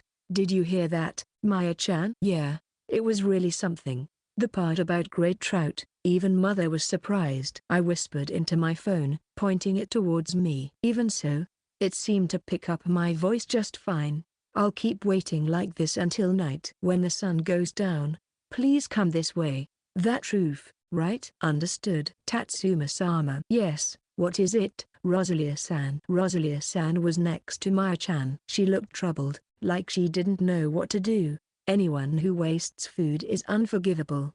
Dana Vinasama was angry too. "Wow, even the gentle mom, Dana, is mad." "Yes, she's right here listening." Privia-sama also said it's a serious offense. "Wow, seriously? The grudge of food is scary. Like, really scary. Section. Up in the sky, the light of a smartphone twinkled. Then, silently, a figure descended. Good evening. Sorry to keep you waiting. Tatsuma-sama. Have you already had dinner? Thanks, Rosalia-san. Also, Barbary-san, I had it served over here, so I'm fine. It was a bit bland, but it was better than being too light. I'd feel unsatisfied if it were like the previous day. Raiden, all bland. It was mostly meat dishes, though. I see. That's good then. Sorry to worry you. No worries. It's my pleasure. Maya-chan is grinning. She knows. She's being treated like a kid. The time for the display self-status mystery system is midnight. Although it's still a while until the witching hour when even the plants are asleep, most people here with limited entertainment options are probably already asleep. Burberry-san looked into it, and it seems like the guards at the royal castle and noble houses are awake and fulfilling their duties, but their positions are already known. Me and Burberry-san will be on Sentrena, and Maya-chan and Rosalia-san will be on Alasian. Due to magic reasons, there's no other choice. Got it? Why yeah, understood. Roger that. Rosalia-san's night vision buff has a narrow range. We can't really take Burberry-san and Rosalia-san together. Head up into the sky. Rosalia-san drinks mana tea, and I cast mana recover on her. With this, she's basically unlimited in using magic. Alright, that building over there is the Count's house. There are guards around there. It's not dark, so we can see because there are lights here and there. Barbary-san pointed over there. The two guards. Oh, they fell asleep. Another one, also asleep. I signaled to descend with my fingers. Rosalia-san, you're amazing. They're all sleeping till around noon. Huh? Yeah. It's really scary. It's not a big deal. Well then, let's go. Rosalia-san lifts her skirt gently with both hands and gives a bow. She disappears into the Count's mansion. Oh, there won't be any gory scenes like during the Raiden incident. Really? Why the monotone? Well, isn't it kind of disappointing, big brother? Okay, so, I told you the plan was to let them sleep and then make them regret it. Sorry to keep you waiting. So fast. So fast. You have truly remarkable skills, Rosalia-san. Oh, please. I'm embarrassed. And so, the Counts, the Marquis, the royal family, and even the shrine, they all quickly fell asleep. Thank you for your hard work. Now take a quick nap. Oh, yeah. Remember that building we used as a frontline base the other day? Yeah, I remember. Yes, Maya heard it. I heard it from Jamilable-sama. So, we'll wait there since early morning, do immigration checks, and even provide treatment for those with severe symptoms right on the spot. Got it? Yes. What about me, Barbary-san? You'll work with Jam-san to prepare tents for the refugees. You should already be starting. Understood. And he's gone. Okay, I'll wake you up in the morning. Sure. Thanks, Tatsuma-sama. Big brother, I'll help with this and that. Even if I ask you to sleep, it's no use. Huh. Well, I can't help it. You're my big brother, after all. Pretty harsh, huh? Section. Next morning, according to the display self-status mystery system, it was 8 a.m. Maya-chan and I were getting ready with Jam-san and his older sister, head of the shrine Genora-san, Froso, dreadful element, poisoning treatment. Daimina-san and Rosalia-san were helping with reception. And then there was this person who seemed puzzled. Why was I called here? Just arrived this morning and was promptly brought here, at the Adventurers Guild Waterhill's headquarters reception, where Kumari-ana-san is. Of course, I had mother call for her. Good morning. About 1,000 people will be applying for asylum from now on, so please do your best with the procedures, okay? No way. Kumari-ana-san screams. When surprised, her ears perk up and she looks down. Rosalia-san chuckles, and everyone smiles awkwardly. Really, she and Rosalia-san don't get along well. Chapter 173. The start of the escape tour. To create the vibe of living until morning in the castle town, we asked Regilade-san to only bring valuable items. So, instead of carriages, everyone is on foot. Because they're beastmen, walking this distance seems like a breeze. I'd like to say I can't do it, but if I did, I'd probably get laughed at. Oh, here they come. They really came. Huh? Jam-san is surprised. It's probably his first time seeing something like this. There are so many people walking along the shores of Lake Edna. Leading the way is none other than the Madam of Viscount Regelade. She looks very active. She's wearing a dress, but underneath, she's wearing something like pants. The woman at the front is the Madam of Viscount Regelade, and her name is, welcome, Adventurers Guild Edna Lake Branch.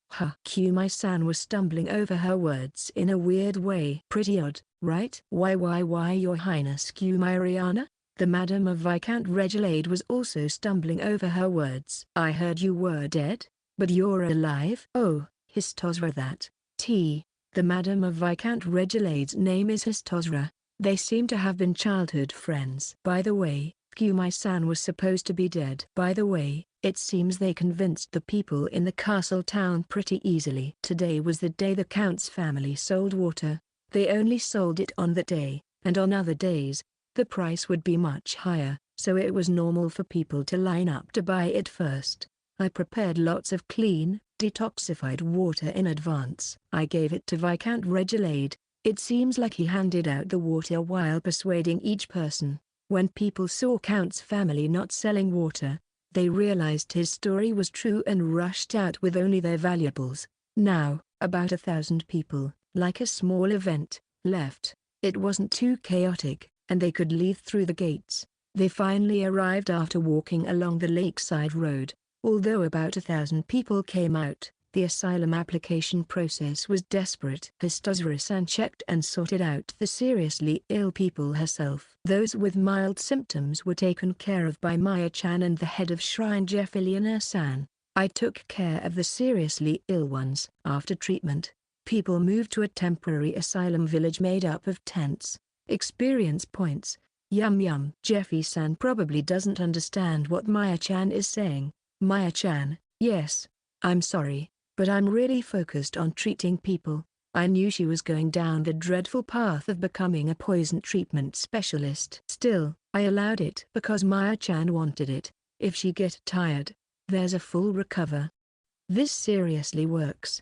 It's even more effective than energy drinks, let alone famous potent drugs you see on TV. Maybe Maya-chan doesn't realize how pumped up she's feeling. I can't do it anymore. When someone says that, I quietly approach and use full recover on them. I gently place my hand on their shoulder and encourage them with a "you can do it." Even if they're forced into a situation where they have to push through, they'll eventually get back to work. Maybe this was the mindset I had when I walked from Dairaden to Waterhill over 7 days. Section. The display self-status mystery system time is midnight. It's a new day. Finally, it's over. Even though we switched meals halfway through, everyone kept going without a break. Tatsuma-sama, good job. Viscount Regelade-san and Genuis-san also worked hard on office tasks. Of course, they were dragged into my forced non-stop state. Good job, Regelade-san and Genuis-san. The magic we used at the Count House and the others should last about a day, so they should be waking up soon. I see. They probably haven't realized yet. They're definitely sleeping. Tomorrow morning will probably be the climax. The chaotic situation is supposed to be confirmed by Burberagaru-san. Maya-chan and I can't wait for his report. Anyway, it seems okay because the guild has earth element users who can handle the rain and dew for 1,000 people. They had already prepared the land for them and roughly built a building like a hypothesis prefab there. Unfortunately, they can't make detailed things because their level is low. So, I wasn't sure if they could make those detailed things like the voice pipes. They have magic tools to keep warm, so they lent them those. Surprisingly, magic tools for warmth are commonly sold and quite cheap. It seems our country has enough stock of meat to sell, so there's no need to worry even if 1,000 more people join. It's our staple food, so it's normal to have plenty. But some people like bread, like Jam-san. Well then, please take a rest. Yes, excuse me, I'll leave first. They're not getting any special treatment. Even though they used to be nobles, they're just leaders among the people of the castle town. That's why their houses are in the temporary housing area. Tomorrow, They'll probably have to prepare for things like adjusting to their new homes and organizing work to start living there. Kumariana-san is staying with Regilade-san. Or rather, it seems like she got caught by her childhood friend, Histozura-san. It must have been tough for her, but there's no helping it. Hang in there. The guild staff, including Jam-san, have already packed up and left. Even if they're not physically tired, I think they're mentally drained. But they still have to work tomorrow. Well, at least they seemed happy when they found out they can eat great trout normally again soon. So that's good, right? As for me, I'm hanging out with Maya-chan in Mother's room. Of course, Mom, Dana, is here too. Behind Maya-chan, Rina-san and Burberry-san are waiting. Her Majesty Queen Mila was taken away by Rosalia-san. She probably can't stay up late, huh? That time it ended up just being a metaphor, but I never thought we'd actually put it into action. It was only possible with collaborators. I don't think it would have been so easy for just me and Maya-chan. That's right, Mother. Maya-chan nods along. She really worked hard for those experience points. In the healing activities? I'm looking forward to tomorrow too. I think I'll have a light drink tonight and go to sleep. Mother has a big smile on her face. Mom looks happy too. Well, that's because the plan this time was to kidnap all the citizens from the opposing country. Chapter 174. What's with this silence? Yesterday, even though we worked hard all day, only about 400 people were the limit. So, after breakfast, Maya-chan and I came to the temporary housing area of the dog human race who fled. Of course, it's for Oso's poison treatment. Both Maya-chan and I were feeling a bit restless. It's like we were waiting anxiously for Burberry-Guru-san's report. Hey big brother. Oh, yes, next person, please. What's up, Maya-chan? Yes, next, please. Maya-chan is treating a person with symptoms that are as light as a darkening as small as a fingernail. Mine are a bit heavier. People are waiting in line for treatment. Lately, Maya-chan has been called the Holy Lady in Innsgard. I get teased sometimes because of the Saint Sama thing. So, I make fun of her sometimes. Is he here yet?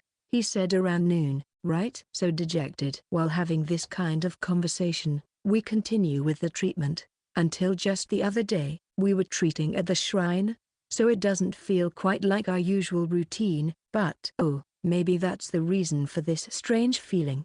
Maybe Maya-chan doesn't seem eager for a cuddle. In front of us are the dog human race people. Even though they have ears and tails like animals, Maya-chan doesn't seem interested. She's always said she's a cat person, but I didn't think she'd be this firm about it. It doesn't look like she's forcing herself, though. Kumariana-san is still bustling around today, helping out the dog human tribe who have sought refuge here. She often works alongside Histozura-san, so I guess they're really good friends. I thought Rosalia-san and Kumariana-san wouldn't get along because they don't seem to have good chemistry, but it seems like they're able to avoid each other pretty well. Maybe because they never really cross paths. Today, I'm taking a proper lunch break. Rosalia-san and Mum, Dana, usually handle the basic seasoning, but Her Majesty Queen Mila helps with the presentation. Everything looks so stunning that I honestly can't tell who did what. Tatsuma-sama. Yes? Would you like to return to the mansion for lunch tomorrow? Why again? It's because Her Majesty Queen Mila insists on delivering lunch herself. Oh, okay. Is that all right, Maya-chan? Yeah, it's typical of Her Majesty Queen Mila. Maya is okay with it. Rosalia-san is like an older sister figure, and Her Majesty Queen Mila feels a bit like an older sister too. Maya-chan mentioned that before, right? From our perspective, even though age-wise, they are about the same. All right, so starting tomorrow, lunch will be at the mansion. Yes, thank you. Even if we finish here and go back to the shrine for treatment, Sentrena and Deletion will probably come and go like taking a stroll. Oh yeah, there was an update from the Waterhill group via Jam-san. Thanks to the magic tool made by Corbett-san, the damage from the Oso poison has been minimized. From Swigglefn, Maya-chan got a similar report from Mahiru-chan. They have multiple healers there, so it's not as serious as Waterhill. I'm thinking I might have to stay for about a week. But just because they're out of the worst situation doesn't mean Oso itself is gone. Section. After dinner, while having tea and relaxing, Maya-sama. Hey, Basan. I've been waiting. I wonder if Maya-chan's naming could be changed somehow? She calls Daimina-san Miyakun, so she's calling Burberagaru-san Basan. Yeah, I've been waiting too. Yes, I apologize for keeping you waiting. It's okay. It's okay. It's okay. It's okay. Even though you're not blood related, you two really look alike, don't you? Rosalia seems annoyed. I can tell by her voice. Is that so? Well, I don't mind being told that we look alike. You really are like me, big brother. Maya-sama. Tatsuma-sama, may I make a report? Sure, go ahead. Please do. Doesn't Bobri-san seem to have the skill of ignoring things? So, I took a leisurely stroll around the town. So, he was just wandering around. Were you just wandering around? I was trying to hold it in, but Maya-chan's voice came out. Yes, I thoroughly enjoyed myself. I didn't really can't find you. Well, I mostly observed from the rooftops. Oh, I see. Then, the town was mostly like a neatly arranged ruin. I could only sense the distinct scent of the wolf-human race from certain directions. I see, so almost everyone had fled. Regilade-san is really kind. Generous-san must be famous too. As I was walking around the town, several carriages with people who looked like wolf-human beings came out from the royal castle. Ah, they must be nobles, right? Yeah, probably related to that. I asked Generous-san, and it turns out the royal family, the Duke family, and the Marquis family are all apparently wolf-human beings. Even the Count family, who are known for being money grubbers, are also wolf-human beings. I asked if there's some sort of hierarchy based on race, and it seems like there is. Of course, there's just one royal family and one duke family. There are two Marquis families and two Count families. Anything below Viscount is dog-human, and there are no records of anyone rising above that. That guy Koitsuji seems to be in a panic too. Mother is holding her stomach, trying not to burst out laughing. She must be close to having a six-pack by now. Who's that? Koitsuji? Koitsuji? Oh, that's Koitsuji Were-Eels. He's the current king over there, but in reality, it's Queen Jaina Death to Were-Eels who holds the reins. Anyway, Tatsuma-kun, Maya-kun. Mother comes around behind us and gives us a tight hug. It might be rare for her to kiss us on the cheek. Of course, she does the same for Maya-chan. Wow, I love you, Mother. Maya-chan is enjoying it. Even though our parents aren't here right now. Unlike me, she doesn't know what her mother looks like. So, essentially, Mother is Maya-chan's mum. Of course, Mom, Dana, is too. Oh, she sneakily looks over from the kitchen, with a somewhat complicated expression. Oh. Maya-chan dashes away. She clings to Mum. I love you too, Mum. Maya-chan. I love you too. Wow, Mom is acting strange today.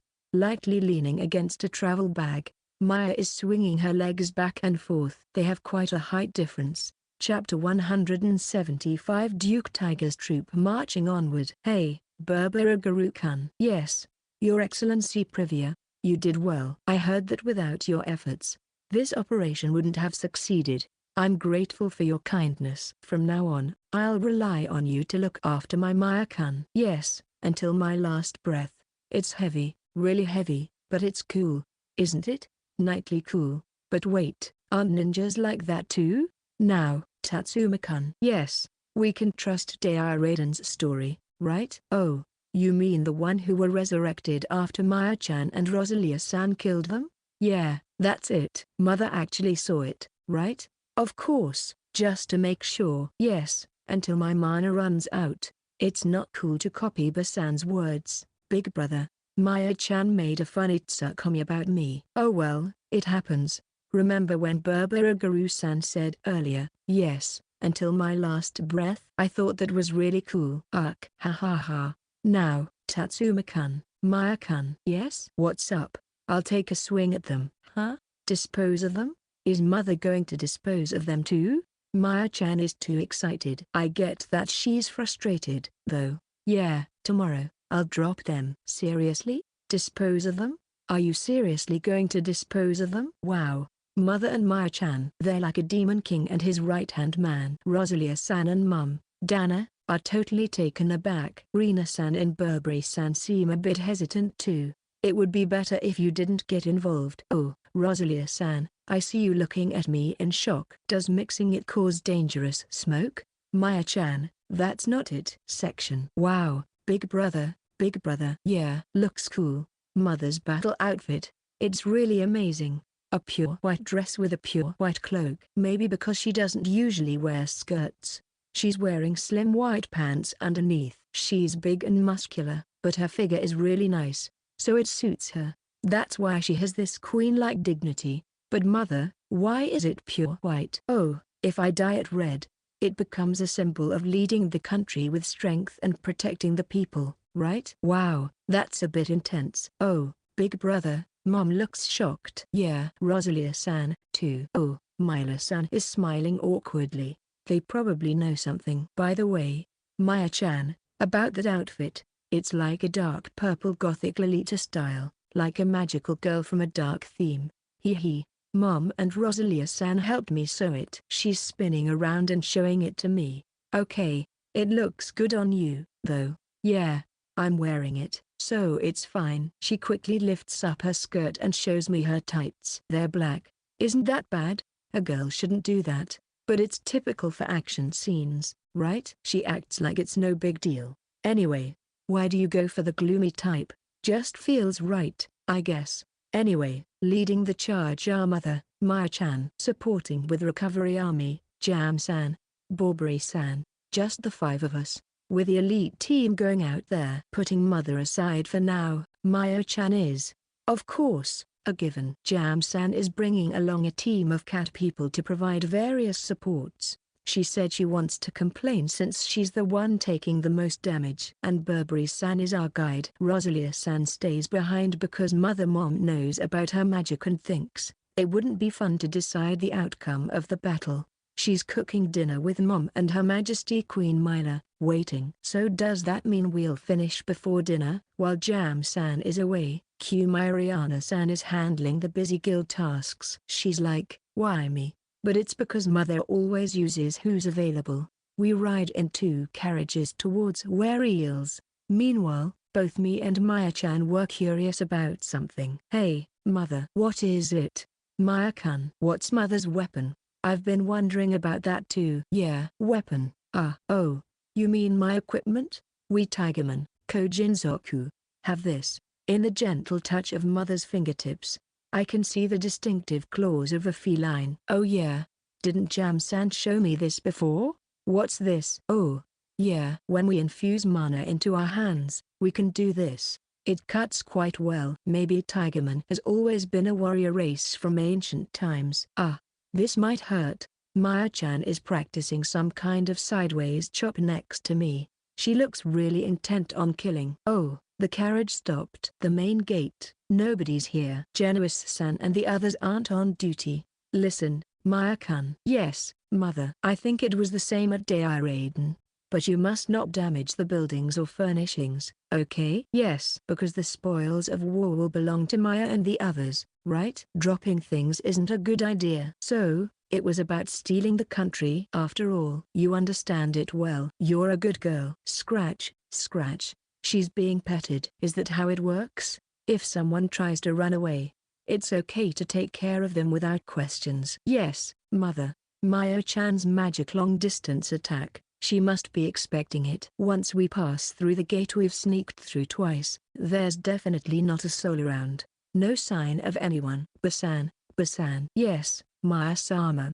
Do you sense anything? There's no one moving at the moment. Thanks. He disappears after hearing her thanks. Burberry-san is a pro. Your Excellency Privia, that's the Count's house over there. What should we do? I don't think the royal family would just run away. If they don't have space attribute, they can't carry it out except by carriage, right?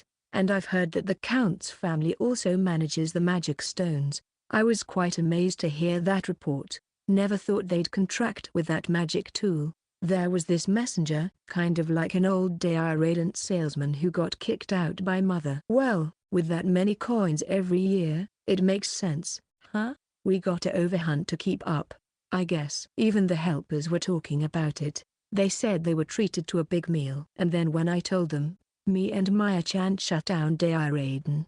They just stared blankly. Yeah, that's right. Ha ha ha. Mother laughed heartily. The dog. Human people apparently wanted to eat great trout. Oh, really? Yeah, but it seems there was a law punishing them if they did. That's rough. Since burying it didn't work, they had no choice but to cook it from then on. I see. But, that smell gets your mouth watering, right? Yeah, definitely. No doubt about it. Mother headed towards her destination, casually chatting while sizing up the other person's reactions. The conversation flowed without any tension at all. Chapter 176 Princess Tiger strikes and destroys enemy base. Hey, Baubury-san. One of Maya-chan's servants, a ninja from the Cat People clan, right? I address Burberagru-san. Yes, what can I do for you? He responds to my call, which makes me happy. I'd like to talk to him, even though I'll get scolded by Rosalia-san for it, but maybe I'll give it a try. It's easier to ask a guy, you know? Our scent, including Mother's, is pretty obvious to the enemy this time. Yes, it's quite obvious. Yeah, because the enemy's a beastman, part wolf human race. So, that means I believe it's causing quite a commotion. Whoa. So, how many people are still here? Well, it's an estimate, but it's around 100 people. I see. So, there were 100 people in the royal family and the upper-class nobles, along with their entourage, and 1,000 people were supporting them. No wonder they ended up broke. Yeah, exactly. Failing to manage the country, that's what it's all about. It's like a repeat of Deiraiden. Mother shrugged with a sigh of exasperation. Oh, goodness. Indeed. The remaining numbers were similar to Deiraiden. Environmentally, it's even worse here, so I shouldn't dwell on it too much. I don't want to worry Maya-chan again or get scolded by Rosalia-san. Thank you for your sharp opinion, Mother. You're welcome. Maya doesn't really get it. Even though you should. Huh? If someone as smart as Maya-chan doesn't understand, then there's no way I would, right? After that, we're walking around the town for about 20 minutes. Seriously, there was nobody there. The dark environment and the freedom from Oso, dreadful element, poison. It's like tipping the scales, isn't it? Now, it's 100 to 2. Can you handle it, Maya-kun? If I have Big Brother, I'll be fine, Mother. In that other world, when we were playing the MMO game compared to when we took on the endless spawning monster box together, yeah, we definitely have the numbers advantage, but is it enough? That's the question. Okay, Mother, Maya-chan, drink this. What's this? Oh, it's mana tea. Yeah, it's sweet and tasty, right? While they're drinking, I'll cast Mana Recover. Wow, this is like being in a full buff state. What does that mean? It means no matter how much mana you use, it'll recover quickly. Here you go, Mother. I see. That's reassuring. So, Tigerman, Kojinzoku, have this special ability where they use mana to boost their physical abilities. Imagine if Mother got this power-up, what would happen? It's crazy to think about. Look, they're coming out. Let's go. Okay. We see a bunch of knights. They all look ready to fight with their swords and spears. Air cutter. Huh? Maya-chan's right hand gets swiped sideways, like a wrestling move. It reminds me of a fight we had in Deiraiden. Heads flying, bodies split in half. About 5 guys who were charging at us are now just lifeless bodies on the ground. That attack was probably the lowest level wind magic. At first, it shouldn't have been that powerful. So she must have leveled it up a lot. This is from that time. It's really reassuring. Mother is patting Maya-chan's head. She seems to like it. It's not tea, is it? Already? Oh. Baubury-san and the others are already moving. Oh no. The people who came from over there are hesitating. They're flipping over and tying up the opposite party. I did instruct that in the meeting, but nobody should have seen my resurrection spell before. I'll go after the work. You two can go ahead. Yeah, please, Big Brother. Yeah, Maya-chan. Make sure not to die by mistake. If you do, I'll take a picture and save it on my phone, okay? I don't like that. Let's try not to die. All right, let's go, Mother. Yeah, Maya-kun. They walks briskly. Their figure is like the main character in a hack and slash game, a split screen for 2 players. Sorry, Jam-san. Our destructive god. Oh no, I've heard about this before. There. Don't mix that up. Keep them apart like that. It's scary when they fuse together. Fusion, you say? Resurrect. The two halves of the body connected together as if rewinding a clock. Wow, so this is it, huh? I've never seen anything like this before. It's really fascinating. Yes, indeed. Well then, I'll go after Maya-sama. Please do, Bobri-san. Of course.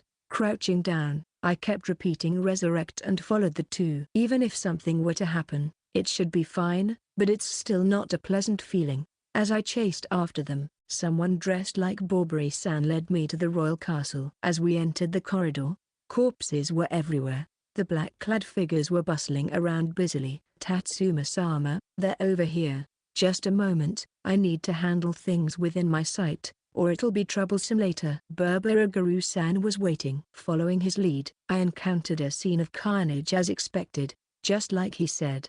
I started casting Resurrect spell. I decided to leave the invisible areas for later. We climbed up and down the complex stairs. Along the way, we encountered destroyed objects and resurrected until we finally arrived at a small large hall, probably used for audiences or something. It had luxurious furnishings, ceiling, and flooring. There were only two people standing there. Our destructive god, Mother, and Maya-chan. Not much of a big deal, huh? Well, that's what happens if you let your guard down. Both of them were shining.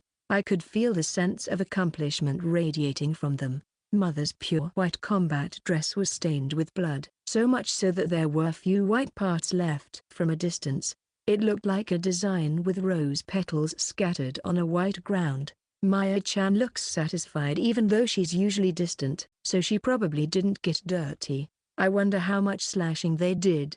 Both of them seem scary. I think about 50 people were revived before coming here. If we include the ones I can't see, maybe around 60 to 70 people. I'm not sure if there was a meeting going on, but there seemed to be about 30 people. According to Burberagaru-san's report, if that many were left, it would make sense, right? Chapter 177 Princess Tiger speaks out. Everyone in black clothes is holding the object that turned into a fuss for me, just as I ordered, keeping it at arm's length. It's quite a twist. Tatsuma-kun. Yes? That man wearing that grand crown doesn't need to be revived. Is that okay? It'll make things quicker. It's for show, huh? So, the object lying next to it seems to be the woman mentioned in the conversation. Jaina death to wear eels. The display is for the king. Koitsuji wear eels. Since the Dea Raiden incident, I've become quite accustomed. Maya-chan is the same, and Mother doesn't show a hint of unease. Hey, guys, did I say gag? Will you do everything except for this ugly fat thing and this? Yes, understood. The black clothes men all replied at once. Burberagaru-san responded with a slight delay, saying, as you wish. After casting the spell Resurrect on everyone except the one Mother instructed me to leave, there were 31 people. I understand the feeling of that moment, but awakening of consciousness isn't immediate. So, I cast the spell from the outside, one by one. I could tell the state of awakening from the timing of their groans. Even though I've been casting such high-level magic constantly, I don't feel like my mana has decreased. Of course, I'm keeping Resurrect active with Pulse. What's going on with my body? Anyway, that person wearing the crown who's the only one left seems like he'd get mad if I called him an object. He's the deceased king, quite avant-garde, or something like that. It's obvious that he doesn't belong here, but I wonder if it's okay to leave him behind. Mother, it's been decades. No, over 100 years maybe? It's like waking up. Jaina death to an Aizuma. A woman woke up tied up, kneeling with her arms in front of her stomach, like she was about to confess something. She looked a bit younger than me, but Mother called her an Isama. She's probably over 100 years old, but I don't get Beastman. Is that you, Privia? It's been a while. What's going on? What did you do? It's impressive how quickly she noticed the situation change. I don't know what you're talking about, but I finished off this wear eels. Don't be foolish, stupid people like Tigerman. Even while looking around at the nobles who were captured, she still talks tough. It was done by that people, you know? Don't you get it yet? Anisama. Mother looks down on her, giving her a cold stare. You lot are just this. She couldn't finish her sentence. Nearby, witnessing a decaying corpse, she fall into a frenzy. Well, of course, without who I am now, there's no room for hope. Goodness me, you're still as noisy as ever. Look, isn't she your beloved cousin? Hurry and wake up to listen to her whims. But well, it seems impossible in this state, doesn't it? Ahahaha. Mother must be speaking to the deceased king. Through her words, you can sense how much hardship she's endured. Even during the time when the country was on the verge of splitting apart, there must have been some interaction. Even in such circumstances, Mother must have been kind to everyone. There are fewer black spots on the fingers of the king who's turned into a pickle. Oh, I see. Was he in the same condition as Dea Raiden? Baubury-san. Yes? Could you check everyone's fingers here? Of course. Big brother. You're using Basan too much. That's Maya's, right? My apologies. It's okay. I forgive you. Tatsuma-kun. It's okay to resurrect him now? Mother's gaze as she turned to me was still quite stern. Yes. I approached the corpse and touched it with my fingertips. Resurrect. As if time were rewinding, the severed limbs of the corpse began to reconnect. Though the clothes he wore remained tattered, his body twitched slightly as he lays face down. Resurrection must have been completed. After finishing the task, I stepped back and stood alongside Maya-chan. That was scary. Yeah, it wasn't our usual. Mother. From the prone position, we could see his prop himself up on his hands and knees, transitioning to a crawling position. Whoa, butts all out. Not cool. SHH. Big brother's still in 3-point stance. Maya-chan. Yes. Sorry. Actually, if the queen saw it, she would see right through to his butthole. It's quite ridiculous, or rather pitiful. That's what happens when the king gets dominated by Mother and Maya-chan. What is this? What happened? Why was I sitting on the floor? Turn around, Maya-chan. Don't look back there. Maya-chan hid her face in my chest. Yes, that's right. When the king tries to twist his body to look at the queen, his crotch fully opens up. His private parts come into clear view. HMPH. Not bad, but smells weird. Even during times like these, Maya-chan still does things like this to me. Is it a joke or what? I just can't tell. Why did you know? Stop doing that. His genitals are hanging down. What kind of crime is that considered in this world? Quite funny indeed. So, do you understand the situation now? It must have been some kind of illusion. Or maybe just a jest. An illusion, Mother quietly approached the king, without making a sound. She swung her right arm and, just like that, off went his head. It was surprising. She lightly kicked the rolling head with her foot, making it roll under his legs. The queen's voice, now voiceless, as she was showered with blood splatter just like Mother. Well, what can you do, Tatsuma-kun? Can you do me a favor? She laughed gleefully, covered in the splatter. Creepy. Oh, sure. I quietly approached, trying not to disrupt the atmosphere.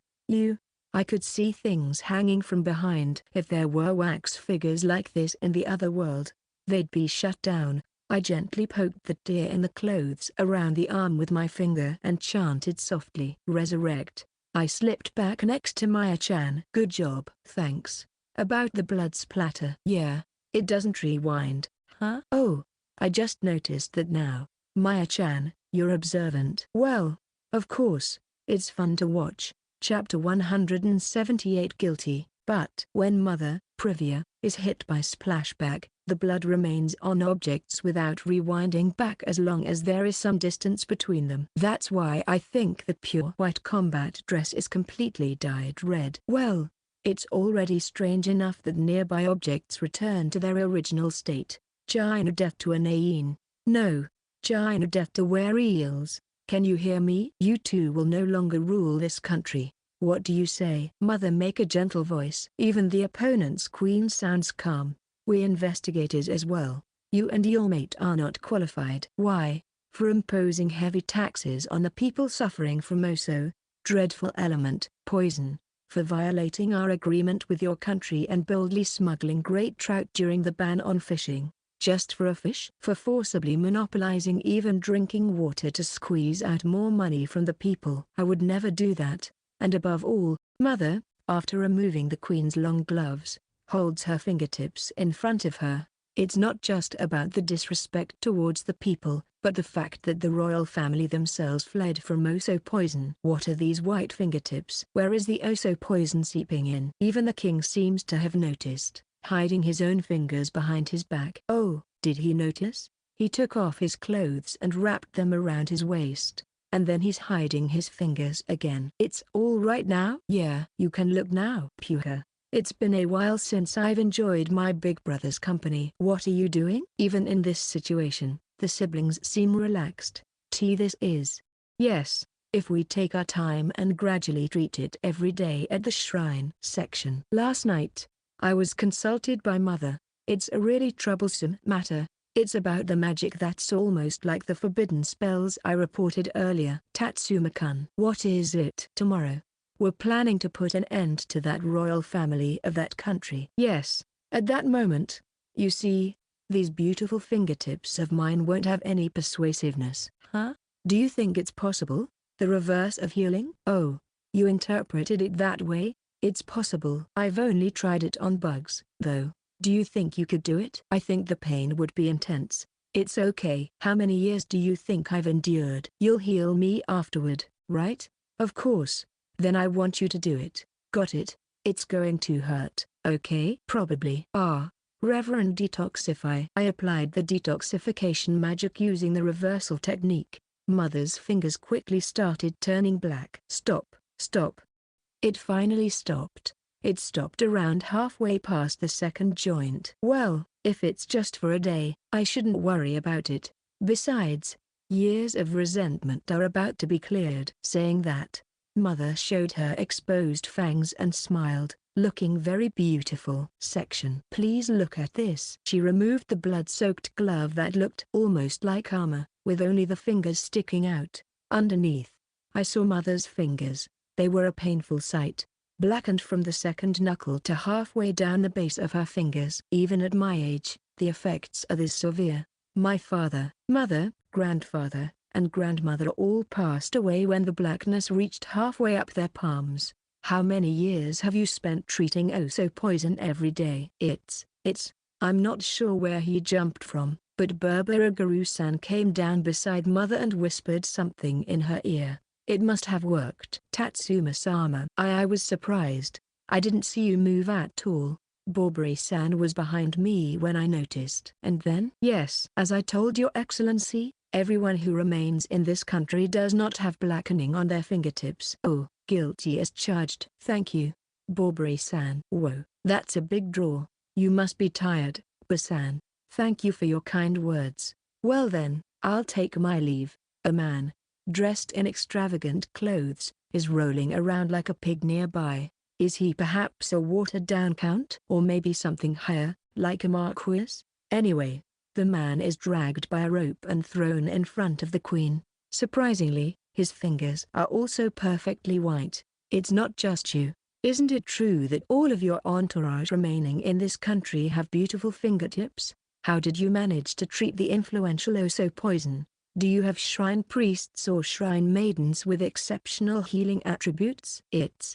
You not only ignored the people who supported you but also gave titles to lower-ranking nobles just in name, pushing them into hard labor. Well, you see, Privia. Reaching out towards Mother, the queen tried to offer excuses, but Mother lightly flicked away her arm. As her forearm fell to the ground, Mother glared at the queen, covered in spattered blood. Moreover, do you think I would forgive those who insulted and divided the country by sacrificing themselves for the people, regardless of their race, including my grandparents and parents? With these words at this moment, the current regime of the Were-Eel's kingdom came to an end. No matter how much I can heal, they really did as they pleased. Oh, Mother. Immediately after that, I cast the regenerate spell, and the fallen queen's arm was restored.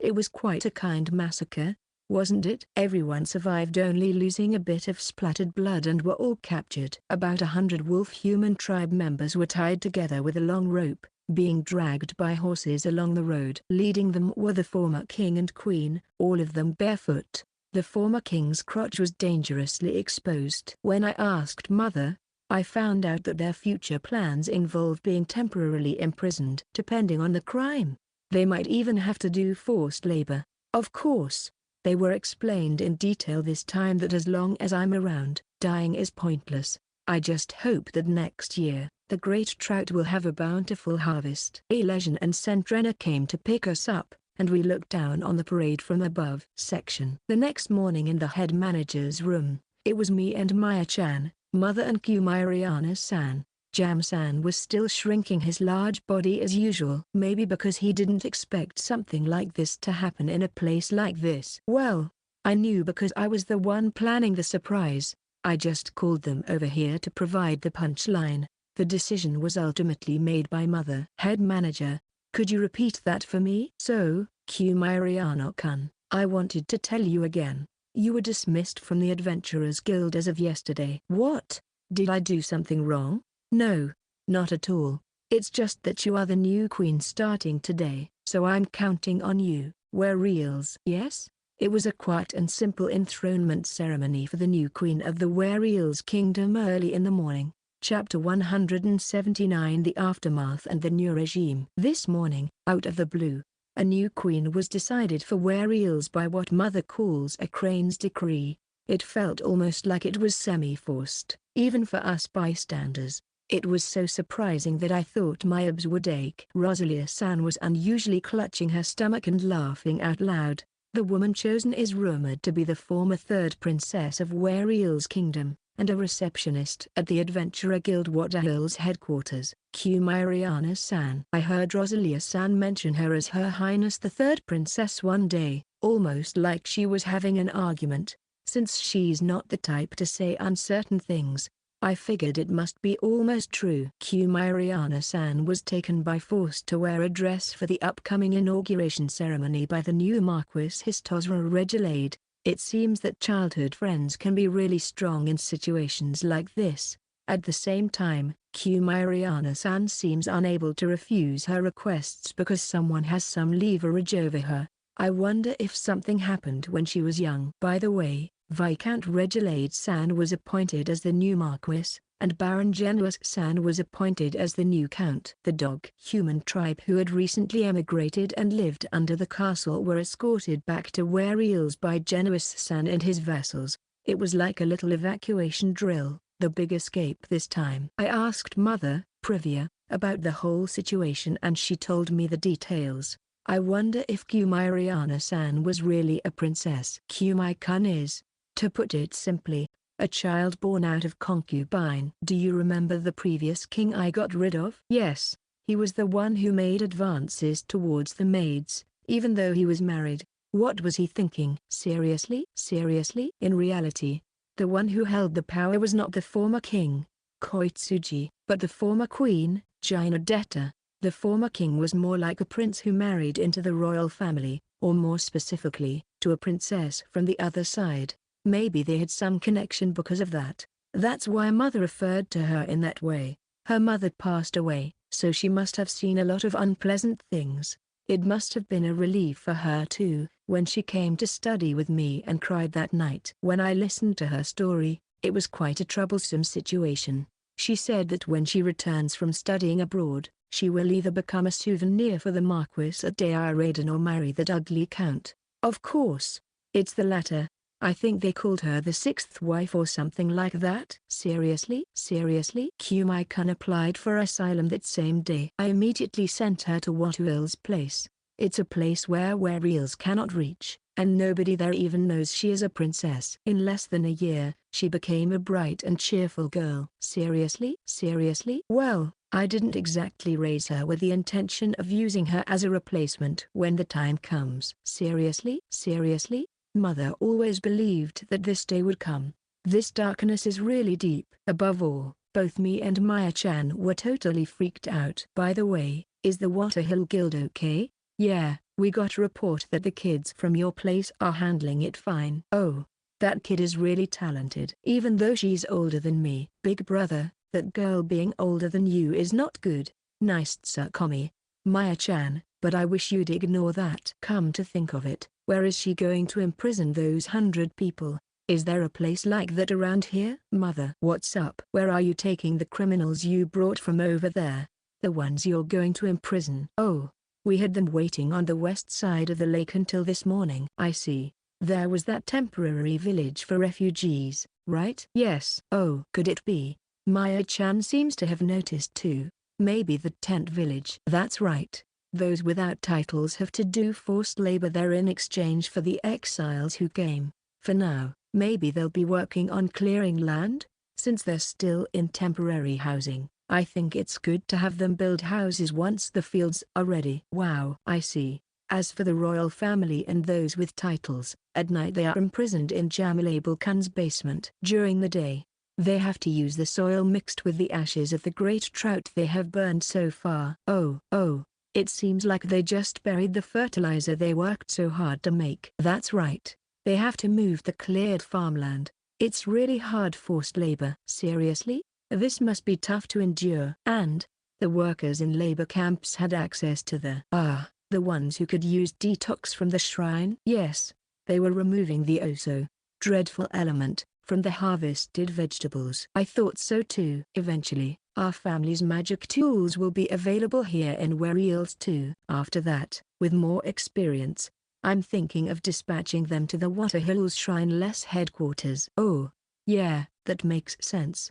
Since neither I nor Maya-chan can be stationed permanently. Yeah, true. Sorry to trouble you both, but it would really help if you could commute between here and there for a while and assist with poison treatments. Yes, Mother. All right, Mother. Mother happily patting mine and Maya-chan's heads. With a 13-year age gap, it's just a margin of error for us, so I guess I'll just have to put up with being treated like children. So, Maya-kun. Yes, Mother. It's just for a while, but yes, except in emergencies.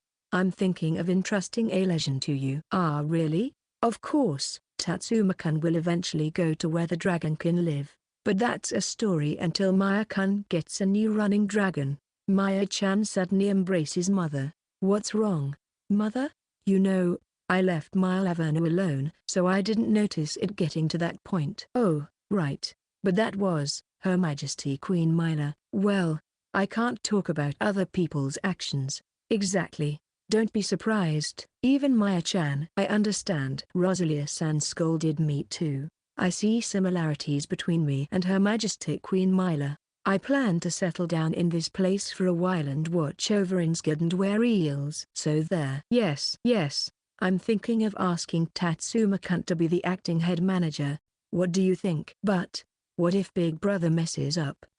Do you think I'm okay for the job? I don't think anyone will complain. After all, you're the guild's Saint Sama. Isn't Maya-chan the holy lady of the guild too?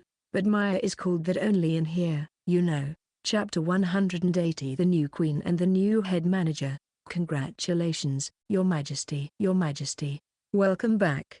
Thank you so much. Thank you. Though I am of mixed blood and still inexperienced, I hope to learn and grow to be a good ruler with everyone's support. First, we witnessed the inauguration ceremony of the new queen held in the morning. It seemed pretty normal. Huh? Yeah. Except for the change in robes. Mariana-san has become the new queen, but since the entire royal family is captured, Madame Histosra of Marquis Regilade is acting as her close aide. Essentially, this country is not just a wolf-human tribes nation but a dog-human tribes as well. Mariana-san only has half wolf-human blood. So, it's not surprising to have a dog-human woman as her close aide. After attending the ceremony, we headed to the shrine. There were rows of people waiting for treatment. The one managing the line was Genuis-san, who had just become the new count. He took over the old count's mansion as is. All the magic stones he had hidden were transferred to the royal family. He plans to dispose of tasteless furniture, clothes, jewelry, and the like. We've been waiting for you. Sorry, but please take care of us. Yeah, I'm used to it, so let's get started. Yep. So, Maya will take care of this side. Please go ahead. We had arranged it beforehand, with the left for mild cases and the right for more serious conditions. They were lined up like that. Since we had also been treating people in a temporary tent village, we would probably be able to finish up with this number of people. Okay, let's start on this side too. Please, go ahead. Section. Thank you very much. No problem. So, this is Genuis-san's mansion, right? That's right. Sorry for the rush. Genuis-san, who has now become a count, is in charge of managing the shrine and distributing drinking water. Since he changed from selling to distributing, some preparation is needed. We move to the count's mansion and see a large water container. It's incredibly huge. More like a stone water tank with dimensions of about 5 meters, 16.4 feet, in height, width, and length. There are 4 of them. Even considering 25 tons, it adds up to 100 tons. It seems quite heavy, or more like a rip-off. How's this, Maya-chan? 3%? No good. But I guess they used someone with the healing attribute to detoxify this, right? Yeah, probably something similar to what the foolish king used to do, Maya-chan mentions, referring to the former king of Deiraiden. Exactly. The amount of water is so much that even the magic tool can't keep up properly. Anyway, I remove the box magic tool and take out a holy silver staff to dip into the water. Detoxify? How's that? Oh wow. One shot, big brother. 0%. Did the effect increase? Or this staff here? Yeah. Well, let's quickly finish the rest. Okay, let's do it then. I detoxified the remaining tank and got ready. I think this will last for quite a few days. I handed the holy silver staff to Maya-chan, completing the task. I don't need it for now, so I usually have her take it out of the inventory only in times like this. By the way, Maya-chan seems to use it during treatments. She said something about it being effective just by placing it on knee. All right. Now it's up to you, Genuis-san. When I come back from Water Hills, I'll teach you the next steps. Understood? Well then, have a good trip. Yep, see you later. Okay then. Maya and I rode on Sentrena and Deletion to the Insgard Duke's mansion. After having lunch, we had a meeting over tea. Jam-san, how is it? Even though I was just a substitute, I became the actual head manager, so Jam-san became my directly subordinate. Yes, the preparations to establish a branch at Wareels are ready. We will use the old Baron's mansion as it is. The construction will only involve the outer walls, so the work is expected to be completed in a few days. Then when he come back, it will be done, right? Yes, Maya-chan. Yeah. So, judging from Mahiru-chan's report in Swigglefn, it seems like staying for 1 day will be enough. I see. So if we treat people together, it'll only take half a day, right? Yes, it'll be a day trip. Understood. Then we'll go to Waterhill.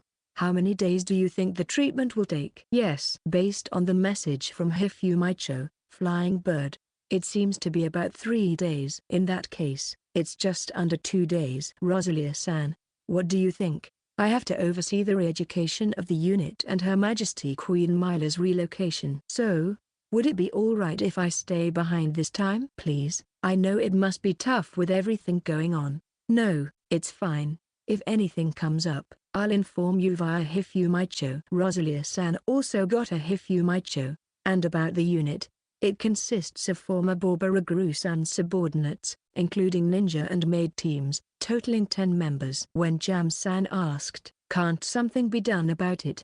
I ended up handing over part of it. Rosalia-san is going to re-educate them to control them, probably forming maid and butler teams. Maya-chan, is this enough for you? Thank you, Mom. Dana. Maya-chan is holding tightly onto something. She's also sniffing around. She received a bento box for lunch to have while going out and coming back. She's putting it into her inventory. Please come back as soon as possible, okay? It's okay. My house is right here. Mila-san. Since Mother, who was originally the first in line for the throne, became the acting queen of this country, it seems like the queen's girlfriend has lightened her load a bit.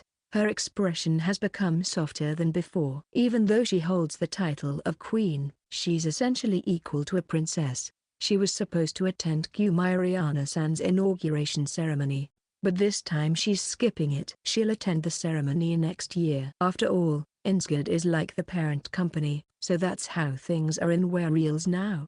Myla and Aine, I'm off now. Take care, Maya-chan. Be careful. She's sniffing around again. Isn't that becoming disrespectful soon? I think it's okay though. Rosalia and Aine, I'm heading out. Yes. Take care. Please look after Tatsuma-sama. Rosalia-san skillfully dodges Maya-chan's playful attacks. Oh wow, Maya-chan got defeated with just a head pat. Is this the power of adults? Mia-kun, please. Yes. Take care, Basan. I'm going. As you wish. Well then, a legend Dan, shall we go? Goo. Mother and Mom see us off from the mansion's entrance. With Rosalia-san and Her Majesty Queen Myla bidding farewell, I decide to take off too. Well then, I'm off. Santrena, let's go. It's roughly a 10-day to 2-week journey. It's going to be quite a challenging schedule, huh? Chapter 181 My new office. I was surprised. It was something important, so I was surprised twice. It seems that Santrena and Deletion have a concept of leveling up or evolving in a way. The results are clearly strange. Wow.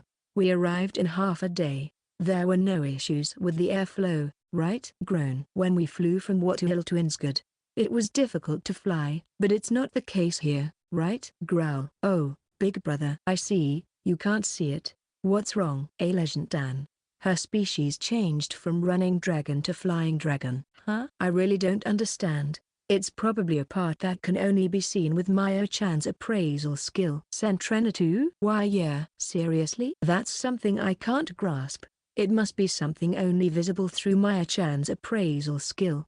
Looks-wise, they're still the same, like black roosters from afar. A legend is also a white rooster. Their faces have a dignified, dragon-like vibe, even though they don't have beaks. Oh, that roof over there is fine, right? Yeah, that's the guild's roof. A legend Dan, please.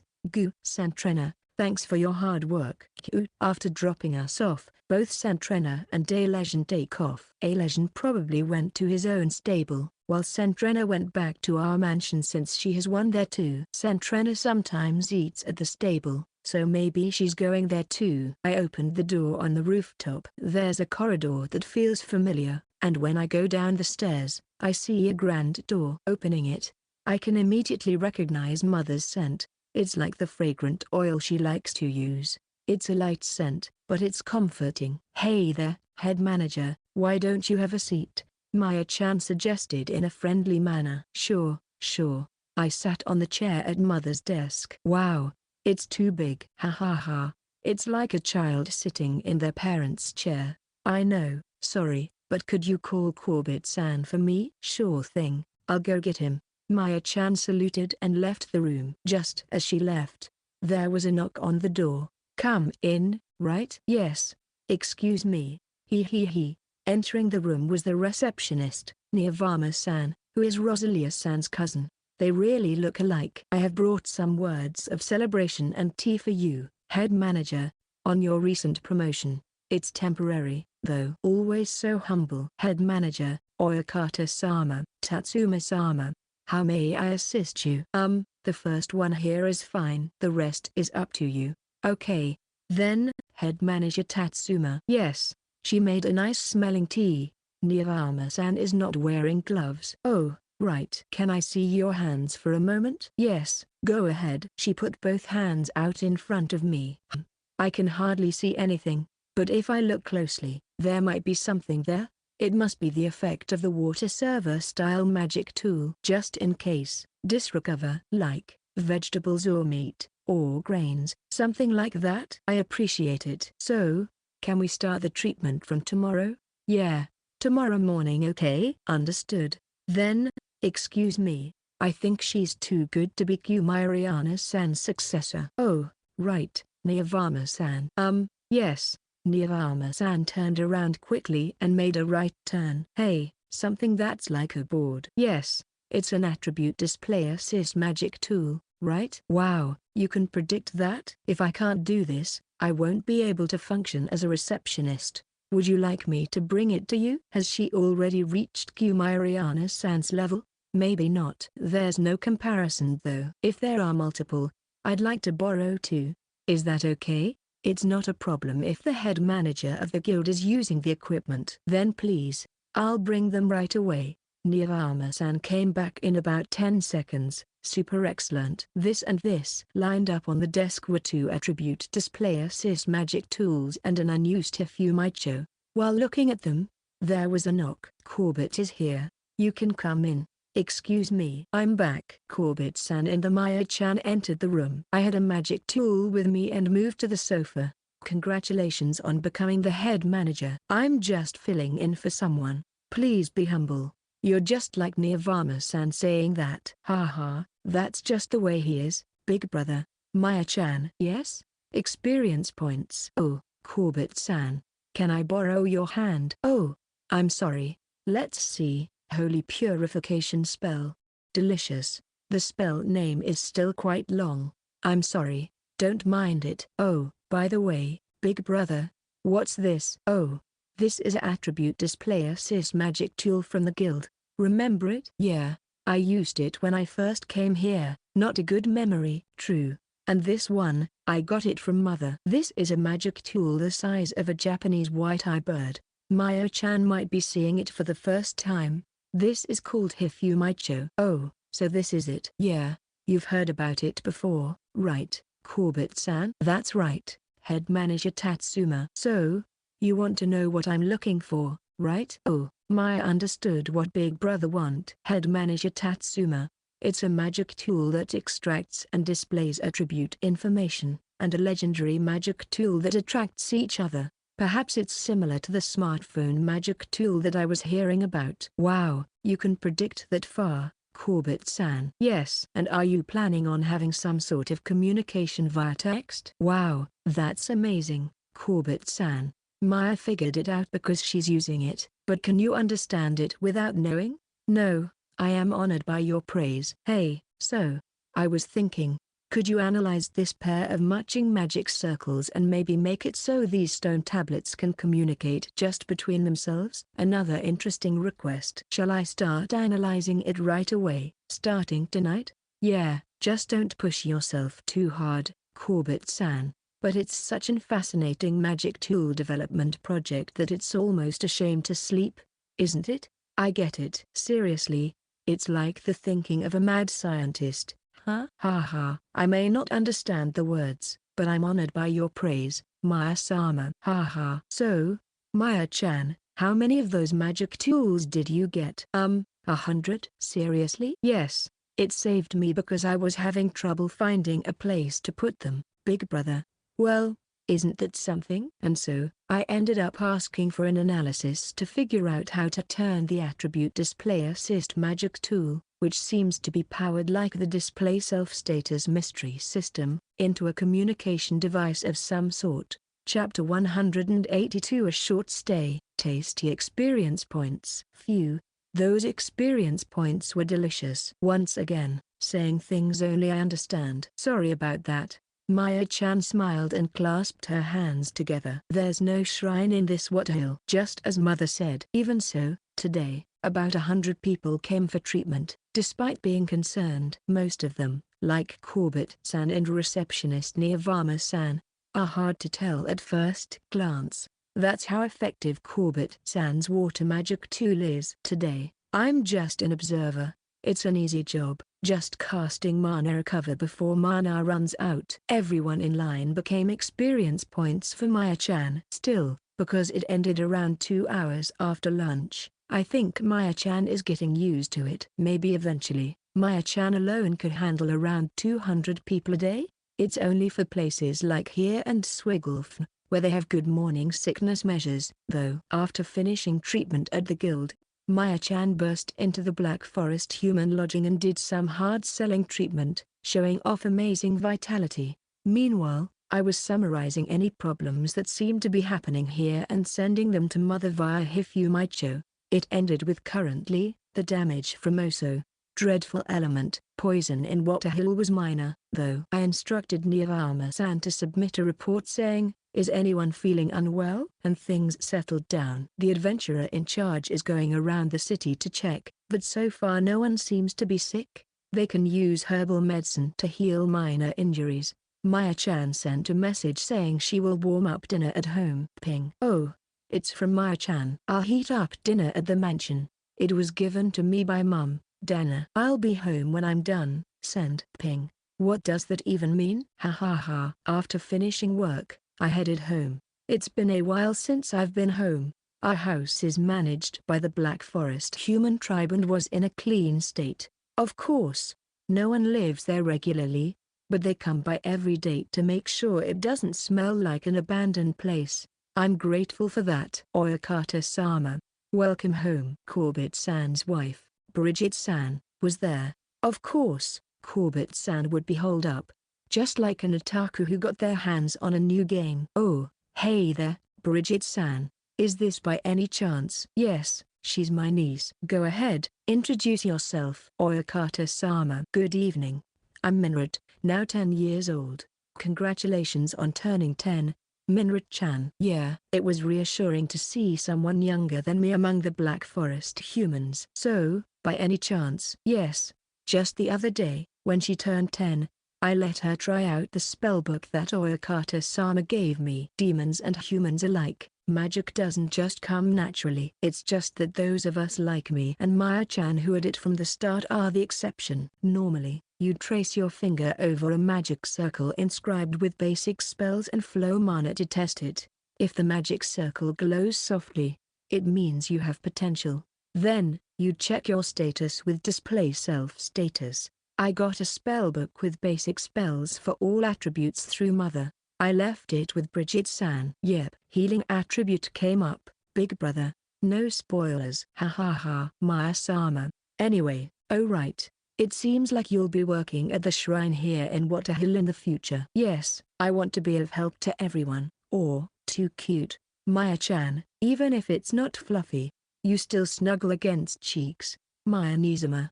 It's painful. It's okay, even if the worst happens, big brother is here. That's not the issue. Maya-sama. Bridget-san looks exasperated again. To prevent mana depletion, make sure to use mana tea alongside it. Minrit-chan. Yes, thank you. Those with healing attribute are treasures to everyone, so there's no need to hold back. Thank you, Uncle Tatsuma. Even here, calling me uncle? Huh. Minrit-chan looks surprised. She calls Maya-chan me Mayani-sama, and I'm Uncle Tatsuma. Well, I guess I'm more uncle age than big brother. Corbett-san and Bridget-san aren't much younger either. Hey, uncle. My apologies. Bridget-san and the others left, and it became dinner time. It was like a luxurious bento packed in a container like an ajiu. It felt like quite a masterpiece. Though it was small, I think they brought out the best by including a great trout. It's just like a Meikunouchi bento, huh? If only there was rice. What a waste. Yeah, I agree. Seems a bit wasteful to eat bread.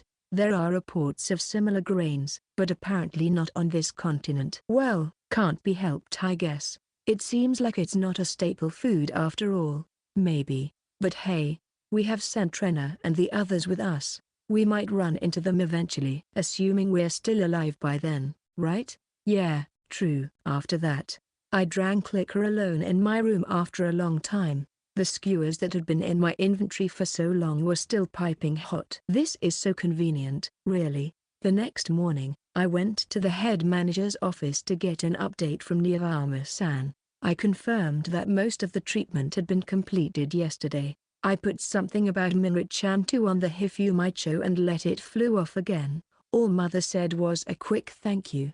Talk about feeling ignored. Well, that's just how it goes, I guess. Even though our stay was short, we were heading to Swigglefn. Of course, we'll stop by again once everything's settled over there. I'll become a swift wind. Maya-chan blurted out something weird. Q? See, Lesion and Sentrena are both in trouble. Ha ha ha. Just kidding, big brother. Stop it.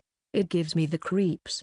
I was puzzled by what she suddenly said, but indeed, Sentrena and the others were flying much faster. Probably won't even take until noon to reach Swigglefn. So, we took off from Waterhill around 10 o'clock in the morning.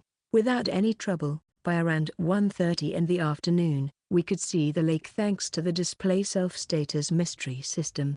This is too fast. Even Sentrena and Delesion haven't landed their feet until now. They've been flying the whole time. I didn't expect the difference between running dragons and flying dragons to be this big. Chapter 183. Back to Swigglefn. After a while, we passed by the lake in Swigglefn. What should we do, big brother? Well, let's just land in the courtyard of the royal castle. Sentrena's understanding is really something. Hasn't a legend never landed before? Got it. A legend Dan, over there, please. Goo arrived. Click. What's up? I sent a message to Mahiru-chan. I see. Hey, welcome. I could definitely see two figures in the courtyard, but I know, Mahiru-chan and Asaya-kun aren't welcoming us. They're waiting for Sentrena and the others. Maya-chan hasn't realized that yet. Long time no see, Mahiru-chan. Maya-chan, are you doing well? Mahiru-chan hugged the pure white Alesian after exchanging a few words. Huh? Maya-chan was speechless. Just as expected. Asaya-kun looked intently, probably not at me, but at Sentrena. Both Sentrena and Delesion lay down quietly. It's been a while. Long time no see. It's okay, take your time.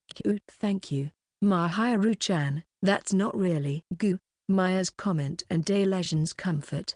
Mahiru-chan was enjoying herself without a care, while Asaya-kun seemed to be enjoying himself too, but more reservedly. It's a heartwarming scene, isn't it? I'll go see Her Majesty first and then stop by the guild. Alrighty. I know that I have invaded the royal castle at least once. Every time I pass someone, I am greeted with a nod. As I climb the stairs, I pass through the second floor, and up to the top floor.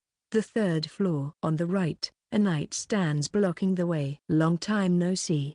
It was a knight who used to be an adventurer. He looked familiar to me. He raised his hand in a simple greeting. Is Her Majesty in? Yes, please wait a moment. Rather than a royal castle, it feels more like an adventurer's guild that has grown in size. You may enter. A familiar voice comes from inside. Please come in. Thank you. Opening the big door. Huh? Why is Setias-san here? Well, you see, there have been reports lately that he has been sneaking out and escaping to Millennia's place. Oh, that's no good, Setias-san. Even so, you know, the workload is intense, and the fatigue just doesn't go away. Full recover.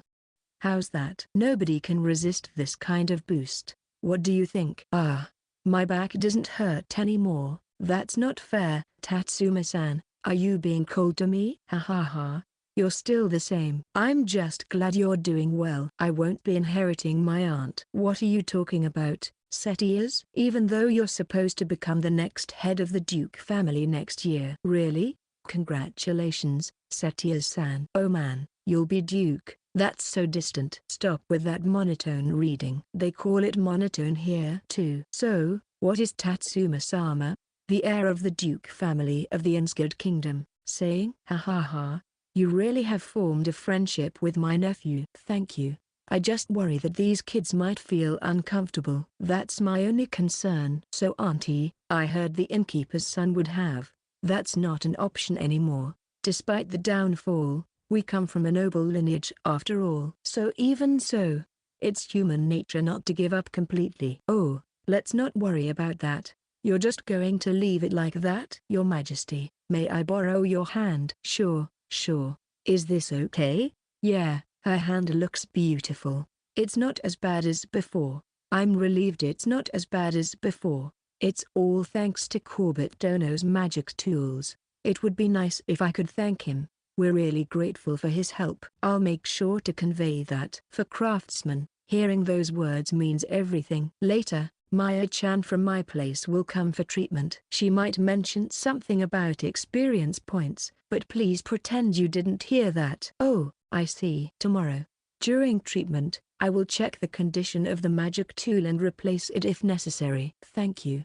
I'm always sorry for the trouble. No, I don't come by often anyway. Well then, I'll take my leave for now. The branch building is finished being renovated, so you can go ahead and use it if you'd like. I see. Thank you. My house was finally completed. Oh, in that case, I'll also. Setias, you're not allowed. I see. I left Setias-san behind and left the king's room. Guild building renovation done. The first floor should be Sentrena's and Delesion's stables. Send report. Ping. They have been released. Delesion-tan and Sentrena-tan are waiting in the courtyard. Maya is talking with Mahiru-chan. Okay. I'm going to take you to, Send. Oh, I received a salute stamp. I didn't know they had something like this. Tomorrow, I have tasks to check on treatment and the water server type magic tool, so I was able to see Setia's-san today. Maybe I'll return to the new house for now. When I returned to the courtyard, I saw two chickens, one black and one white, sitting apart from each other. Maybe she sensed my presence, because only Sentrena looked up. Cute. Good job. You're not usually one for petting, huh? Cute. Even though I didn't see what happened, since Mahiru-chan was hugging Sentrena before, I thought maybe it was Delesion this time. Asaya-kun probably isn't as clingy as Maya-chan, so I wasn't worried. Even though I told him to go ahead and express himself, he was a bit reserved. Delesion, are you tired? Goo. She's Maya-chan's twin sister. In terms of interest, I thought she might be more interested in you. White feathers shine in the winter, while black feathers seem warm. Personally, I lean towards Sentrena. Goo. Hey, come on. Let's move to my house for now. I'll fly on Sentrena and Delesion will follow. I get on Sentrena's back. As I feel her weight, she slowly stands up and spreads her wings to rise slowly. Delesion is following her. You see that? You can tell by the color. Chapter 184. My house in Swigglefn. I asked Sentrena to take me down to the rooftop of the building that used to be the Swigglefn branch of the Adventurers Guild. It seems that Mother, Privia, occasionally came here too, and when she did, she was probably brought here by Delesion. Wow, this is amazing. I was surprised when I tried going down to the rooftop. Besides the entrance, the size is fit for Mother, which means Sentrena and the others might fit in easily too. The door opened smoothly. Maybe no one enters or exits from here? It's not locked. Did they leave it open because they knew I would come in, or did they anticipate my arrival? I went inside for now. Yep. There's enough space for two people to pass each other. Which means, yes, Sentrena and Delesion can come in with me. Oh. Wait a minute. I walk through the gap between the wall and Sentrena and go to close the door's latch. Just in case, you know. I don't think anyone will come in, but if Burberry-san and them were here, it would be different. Anyway, I continue through the passage that Mother can fit through. I go down the stairs, pass through the second floor, and head to the first floor. Wow, this is pretty cool. It's wooden, but it's been waxed so nicely. It's shiny. Delesion immediately lays down to secure the area. Sentrena walks behind me. Surprisingly, the reception counter has a sink and a stove shaped like magic stones. Looking up, there are magic stone ventilation ducts too. They really went all out with this renovation. I wonder what's at the back? It looks like some sort of storage. They must have made it versatile for anything. Of course, there are also a couple of small rooms, nothing in them, but they seem like they could be guest rooms. Originally, this building was not small. It used to accommodate quite a number of staff and a significant number of adventurers. They had to handle reception, processing carcass, moving in and out from the back, storing materials, and more. In addition, it's a very familiar building to me, as I could handle treatment for 200 people a day. The treatment room on the first floor seems to have been cleared out. They might have made it spacious for everyone to use, including Sentrena and Delesion. And there are sofas and tables for to relax with Sentrena and the others, which is nice. When I go up the stairs, I'll find that the door on the right leading to the back of the counter is gone. Originally, the counter had 2 levels, with the first level connected to a warehouse in the back. The second level was used as an office for administrative work. If I remember correctly. That's why even though I go up the stairs, there is no second floor. When I go back to the third floor, there are 2 rooms on the left and 1 big room on the right. This must be around the guild counter. And at the very back, there's 1 more room. When I open the door, there's a window with familiar curtains. In the left corner, there's a bed, and there's also a sofa. There's a desk and a chair in the back, so I can do little research there. Oh yeah. Where's the bathroom? Here it is. There's a separate bathroom next to the toilet on the right side. They did a good job. Wait a minute. The water's boiling. Does that mean they brought a magic tool from Water Hills? That thing that keeps boiling and circulating the water. Amazing. Too amazing. The room on the left side in the front is smaller than the former manager's room, but it's set up with furniture just like before. Of course, there's also a bathroom and a toilet. The other one is a bit smaller again. This one's also a proper room. It's probably like a guest room. The room across the hall has become a library. I wonder what those really old-looking books are. Let's not dig into it too much for today. Back on the first floor, Alesian rests his chin on my head. Oh, right. It's dinner time. Just wait a moment. At that moment, the entrance on the first floor opens. I'm back. Is everything okay? It was Maya-chan after all, huh? Mahiru-chan is with her? Yeah. Welcome back, Maya-chan. Oh, please come in. Mahiru-chan. Oh, Asaya-kun isn't with you? Please come over here, big brother. Sentrena-tan, Alesian-tan. Mahiru-chan, please. All right. Maya-chan takes my hand and starts climbing the stairs. I wonder what's going on, huh? Are we going back to the library I saw earlier? Listen, big brother. Yeah, it's over here. Probably a spellbook and related books, huh? This. Mahiru-chan asked permission from the two Rizleria mothers, and carefully moved them. So that means, yeah, there should be materials related to summoning. Also, yeah, tomorrow, after the treatment is done, we'll replace the magic tools. Yeah. Maya-chan hugged me. Maya did what Maya had to do. Yeah. So, when Mahiru-chan gets back, I have something to talk about. Oh, okay, got it. Maya-chan was making a rare sobbing sound. She buried her face in my chest. All I could do was lightly pat her back. It's not the smell of moss, but it still smells nice. I like the smell of my big brother too. I wonder why. You know what? In the end, is this it? We went down to the first floor. Oh, Mahiru-chan is playing around with Sentrena and the others. Yeah, they really look like sisters. Mahiru-chan is just like Maya-chan when she's playing with Mother, Jam-san, and Rina-san. When she's cuddling Asaya-kun. It's the same kind of feeling. Well, Maya-chan, if you're back, then say you're back. Oh, okay. But then, I mentioned that story. All right. Anyway, Mahiru-chan. Why yes. She hurriedly straightened out her skirt. It must be cold weather. She's wearing pants under her skirt. It would have been really bad if she wasn't. Thank you for everything. You must have had a tough time too. No, we have a kind mother. We're okay now. It's about the queen, right? Oh, I see. That's why she was talking about adopting you as her child. Yes. Asaya-chan was so cute when he first started crying. Oh, those eyes are not good. They're yandere eyes. Oh, so that's what Maya-chan was talking about. This state of being kissed by sticking out a tongue. Yeah, I would feel uneasy too. Definitely. Asaya-chan, he's going to become a prince, right? Prince. He. I'm so sorry. This girl is no good. After that, I told Mahiru-chan that the two of them could hang out together while we were here, and Mahiru-chan went home. Chapter 185 The Traces of That World. After eating dinner with Sentrena and Alesian, I finished sorting out the room assignments and then took a bath. Once I had settled down, I returned to the first floor. Maya-chan sat down, using Alesian's body as a backrest while she lay on her back. I also sat on the floor in front of Maya-chan. Big brother. Yeah?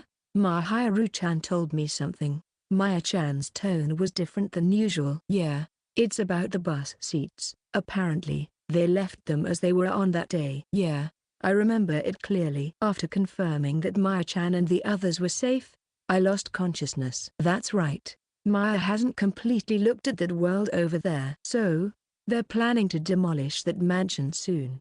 So we should look at it sooner rather than later. Yeah, let's go see it tomorrow. Thank you, big brother. Maya-chan put her face on Alesian's stomach and sniffed a bit before looking back. You see, in the courtyard? Yeah. I asked Asaya-kun clearly. Okay. When she met Rizliria-san, you didn't have any regrets about that world? I asked. Oh, and then, yeah, he said it would be okay because Mahiru-chan's there. He looked Maya right in the eye and said it firmly. I see, that's amazing. Mahiru-chan is essentially a yandere. So whether it's good or bad, Asaya-kun is where Mahiru-chan belongs. That's been the case since first grade. Ha ha ha. The accumulation of 633, that must have been really tough. But if the two of them had any regrets about that world, Maya would have been really worried about what to do. That's true. Even if there was a way to get back from here, we wouldn't really be able to confirm if we had returned to the original place. That's true. But were you planning to search for it? Yeah, I was going to threaten that fake former king and make him talk. Of course, only if the two of them said they wanted to go back there. They probably don't know anything. Most likely, all the clues were taken to the grave by that former lord I encountered. But fortunately, judging from your tone of voice, Maya-chan, yeah, they seem okay. Are you relieved? Yeah, Mahiru-chan is happy because her new mother is being kind to her. If it's Rizliria-san, then it's fine. Even if their hair and skin colors are different, Rizliria-san will be okay. She's a kind person who worries more about the people in the town than herself. Mahiru-chan said she's going to turn Isaya-kun into a splendid prince. I see. Since he's the queen's son, he will eventually become the king, right?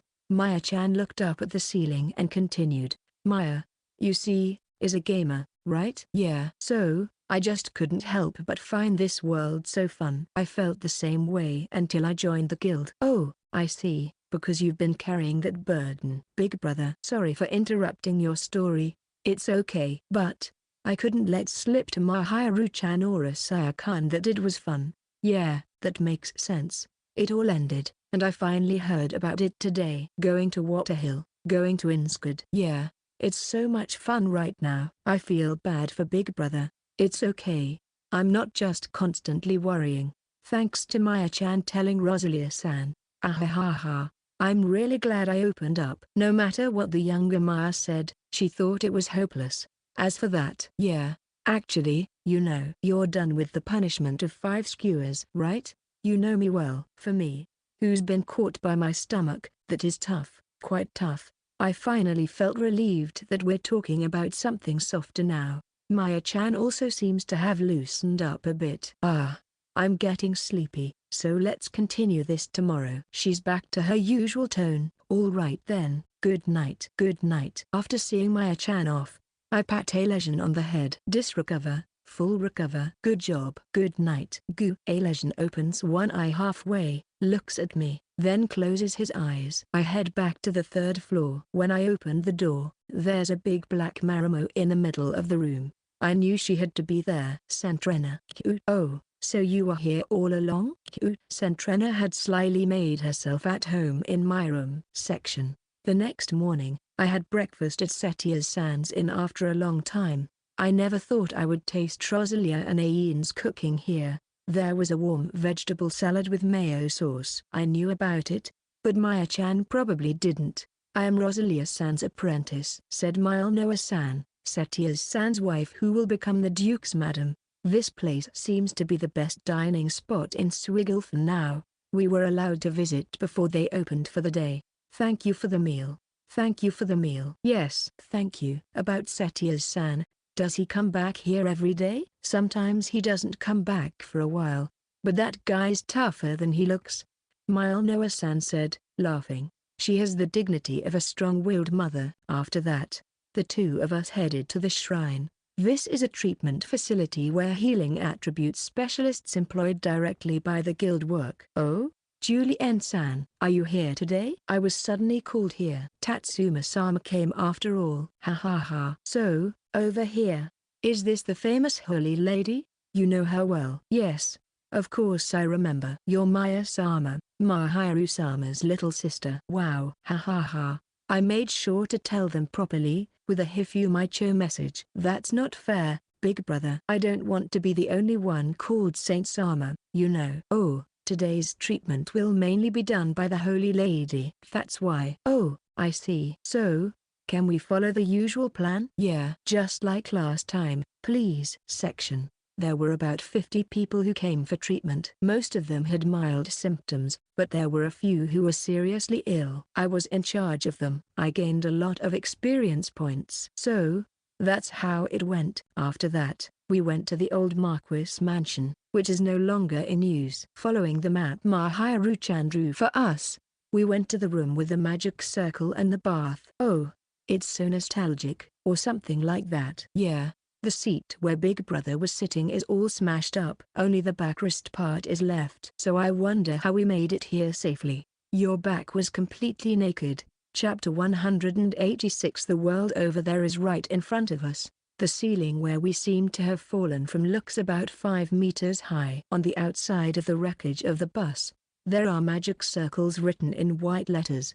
Maya-chan. Yeah, I'm recording. Maya-chan is filming in video mode with her smartphone. She walks around, capturing everything without leaving anything out. I'm taking pictures instead of videos. Of course, the letters of the magic circle that seem to be written as well. Big Brother, is this okay? Maya's level is low, so big ones are not good. Maya-chan points to the wreckage of the bus seat. Although it's not broken, there seems to be a sense of aging that can't be described as rust. The biggest thing so far was a bed. Storage. Oh wow, Maya-chan was surprised too, but the person who did it was the most surprised. It's amazing, something this big.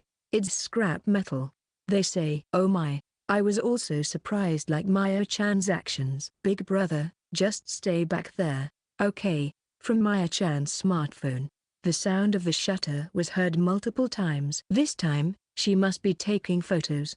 Moving the bus aside, a large magic circle underfoot became visible. If this isn't erased, it might be a clue to something. At the very least. Yeah, I think it's somewhere in that messy storage. Alone or in combination? Yeah, but Maya, you know. Yeah? Maya has no intention of checking that storage. Oh, more importantly, the level 6 oracle is top priority. Oh, that's right. Yeah, the most suspicious. That's right. But isn't that similar to my resurrect in terms of max level? Yeah. Big Brother, you're a living witness. It's evidence that we can reach. The hope in Maya-chan's eyes hasn't disappeared. That's the look of a gamer. Just that spell. Was it holy purification spell? Yes, that's right. It's just too hard to say without biting my tongue. Haha. I've talked about this with Maya-chan before, but I haven't reached the level of casting any spells without incantations. I can only do display self-status and storage. I think these are probably skills rather than magic. However, as long as there's pulse, I believe there must be some way. Since I didn't cast it, there must be a hint somewhere. It's the fun of being a gamer to think like that. Oh, I almost forgot. Maya-chan hugs me. What's wrong? It's my birthday today. Maya-chan looks up at me. I'm not used to being hugged by a beautiful girl, but since she has a habit of sniffing, I've gotten a little used to it. I see. I turned 19 today. Over here, it's still midwinter, but in the other world, they've already crossed into the new year a long time ago. We came here before it turned winter there. It's been over 4 months since we came here. So, over there, it's already past April. Seriously? Yeah, seriously. By the way, how do you know the date? You can find out the time with the display self-status mystery system. But the dates shouldn't be linked between here and there. Huh? My phone, huh? Isn't it just charged? Yeah, but the clock and calendar seem to be working perfectly. If the phone's clock is working, then the calendar is too. Makes sense. That was unexpected. Yeah, Maya-chan, happy birthday. If you had told me, I would have prepared something. It's okay, thank you. Then pet me. If that's okay with you, sure. I pat Maya-chan's head as she hugs me tightly. Thanks to her, I'm able to do this now. Maybe it's because she sometimes hugs me and smells me. MMMH. Big Brother's scent is still the same. But, it's a bit disappointing that it's not fishy. Hey, Maya. You see, Maya was born on April 4th, right? Mahiru-chan too, but... Huh? What's wrong? When is Big Brother's birthday? Me? I was born on New Year's Day. Apparently, My original due date was on New Year's Eve, but I wasn't born until the new year. So that's why I was born on New Year's Day. Huh? It's long past, you know. Well, once you're over 30, you don't want to count anymore. That's not okay. We have to celebrate when we get home.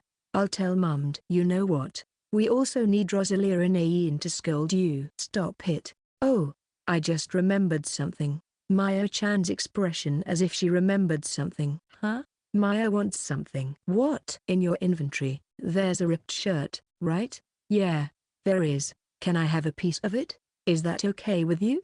I took out the ripped shirt from my inventory. Wow. This is it. This is the smell of Gumo. Maya sniffed the shirt scrap in my palm. Oh, I see. So quick. Thank you. I'll take good care of it. I quickly stored it back in my inventory, recreate a freezer bag, put the small cut piece in it, and sniff. She meant a plastic bag with a Ziploc seal. You're not trying to recreate the Gumo, are you? At the very least, if you keep it in the inventory, the smell won't go away. Cut it into small pieces, put it in a bag, and sniff. What kind of dangerous play is this? Listen, Maya-chan looks very happy. She must really like smells. Here, Maya-chan is beckoning me over. What's up? A return gift. Suddenly, she firmly grabs my face. Then I hear a chew sound. Wait, what is this? After that, she hugs my face and something soft touches my cheek. This is a gift from Maya. Happy birthday, big brother. Oh, thank you. My chest isn't as big as Mahiru-chan's, but she keeps holding me close to her chest. Yeah, it's really embarrassing. Don't worry, I'm not a breast guy like Asaya-kun. Well, that's good. Asaya-kun seems like a breast guy. Really? So please don't bury my face in your chest. So that was her intention. I don't mind something soft, but still. Maya-chan and I explored this mansion, storing away things that caught our interest. We also checked out the detached building. Is this what you wanted, big brother? Yeah, Maya-chan. Outside, Sentrena and the others were waiting for us. They gave us a quick lift. It was the building of the Adventurers Guild adjacent to the royal castle. It also had a mosaic wall made of bricks. Oh, Mahiru-chan, Asaya-kun. Happy birthday. Thank you. Happy birthday, Maya-chan. Happy birthday, Maya-ni-chan. Huh? Not just Maya-chan and Mahiru-chan. Big brother. More importantly. Oh, right. Happy birthday, Mahiru-chan, Asaya-kun. Thank you, uncle. Thank you, uncle. Such a nostalgic sound. I haven't heard this phrase in a long time. Chapter 187 Presents, Cheats, and Farewells. Hey big brother. Yeah.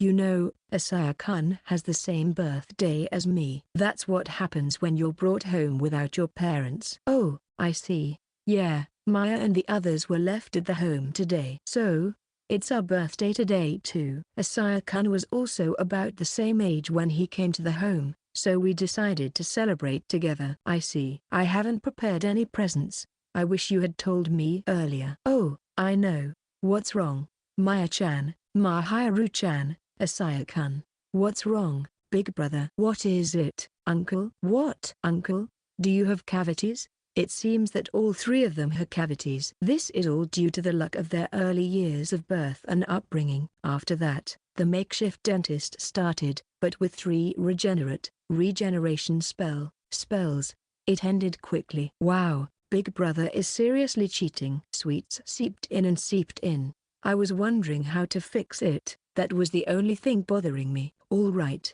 Now I'm no longer scared to chew hard things. Although teeth alignment cannot be done, I can restore them to their original state. All 3 of them seem to have been avoiding sweets and hard foods. Maya-chan even seems to be using magic to scatter the pain.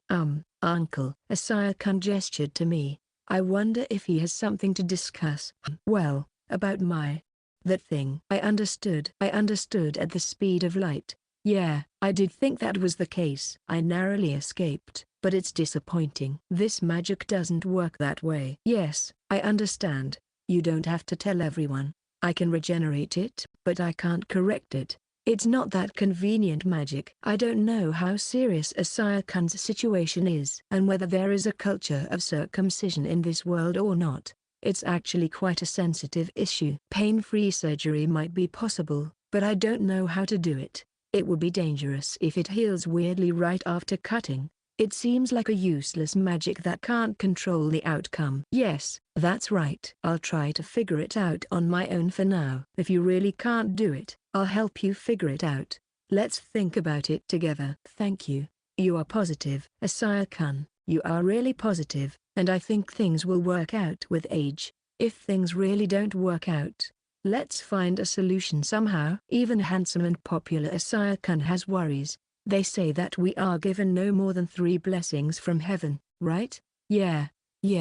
It's not making excuses, okay? Anyway, Corbett made a special water server type magic tool, and with healing magic, also, dreadful element, poison is somewhat balanced out. This Swigglefin will be able to survive somehow. Sometimes when I visit like this, Maya just exchange also.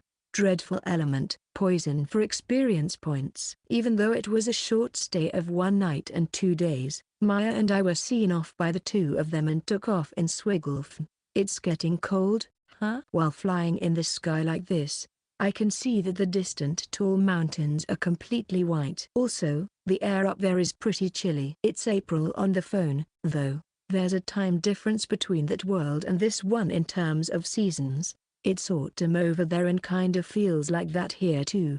But winter seems to be really long. I think it's probably because of the rotation period of this planet. Really? Maya understands. Whoa. You know that much? By the way, with that display self-status mystery system, it seems to correct the time for us. Huh? Actually, it's about 26 hours long, but it seems to correct it by dividing it by 24. Huh? Also, it seems there are about 932 days in a year. For real? Yeah, on the phone, there's a mode that shows the time difference over there. Really? So, today was Maya's birthday. No way. Maya could see everything. Yep. The appraisal is too amazing. It's seriously like cheating. And also, A Legend Tan and the Ma leveling up too. There are levels, both A Legend Tan and Centrena Tan. Oh. They have dragon attributes. What are dragon attributes? It's about the racial attributes. I can really tell they've become flying dragons. Oh, is that so? They were able to float with such a big body. It seems like there are things like that. It's the dragon's attribute. Quite variety of them. Of course, each parts of their status has also increased. So there are different types of wind attributes. Or is it like a racial adjustment? It's amazing that you can see that. Yeah. That's why they can fly so fast now. Well, Big Brother also helped me with that. Maybe it was when I used Regenerate. Since then, they have definitely been able to fly much faster and higher. Mother was surprised too, probably. But, Maya has some unfortunate news. What is it? Centrena Tan's master is Big Brother, but A Legend Tan's master is not Maya. It's Mother. You can even see that? Mother just lent A Legend Tan to me. Maya will got running Dragon Tan later, so that's how it is. I guess. It seems like it wasn't a present. Well, Mother would be in trouble if she didn't have a way to get around in an emergency. I can kind of understand that. Goo. Oh, look. What a hill is coming into view. Yeah, good job. Centrena, A Legend. Goo. I'm not tired at all. Centrena Tan is worried if it's too cold. Big Brother. Wait a minute, your appraisal even has a translation function? I leveled up to 5 last night. It's not perfect, but I got something close. Yeah. Wow, seriously? I only understand it vaguely. That's why A Legend Tan just apologized earlier. I see. Well, I guess that can't be helped. Even Mother still has to go here and there. I do understand that, though. From above the waterhis, we headed directly into the garden of the mansion. And even though we didn't send any Hifumaicho to announce our arrival, there were figures waiting below. Welcome back. Oyakata-sama, Maya-sama. Oh, Corbett-san. I'm back. So, regarding the analysis of that magic tool. Oh, already, Big Brother? Well, about that, Oyakata-sama. I have a favor to ask. What could it be? That's unusual. Corbett-san, who is usually modest, asking for a favor. Chapter 188. The job of the head manager. What do you need? Corbett asked right away. Oyakata-sama has become the acting head manager of the Adventurers Guild, right? Yeah, that's right. In that case, I'd like to borrow one attribute display assist board magic tool, and if possible, I'd like permission to dismantle it as well. Oh, that thing. Do we have a spare one? When you say spare, you mean a backup, right? If so, Niyama nodded discreetly. Niyama-san is probably taking care of things in place of Kumariana-san. Does that have something to do with what I'm asking for? Yes, there are some parts of Hifumaicho, Flying Bird, that I am still unsure about, and I want to analyze what attributes it has. So, I thought of using that magic tool. I see. Okay, I'll ask Mother about it first. Is that okay? Yes, that's fine. Maya will talk with a legend and the others here. Okay. Have a safe trip, big brother. I'll be back. Just as I was about to take a step, a carriage stopped in front of me. What's this? Oyakata-sama. Long time no see. Well then, I'll leave the rest to you, Corbett-san. With that, the stable manager Orvita-san waved goodbye and left. Oyakata-sama. Yes? You are the heir to the Ansgard Kingdom Duke family. Don't you think we can't let someone like that walk around? Whoa. Seriously? Ha ha ha. In that case, will Burberry-san be there? There is no way.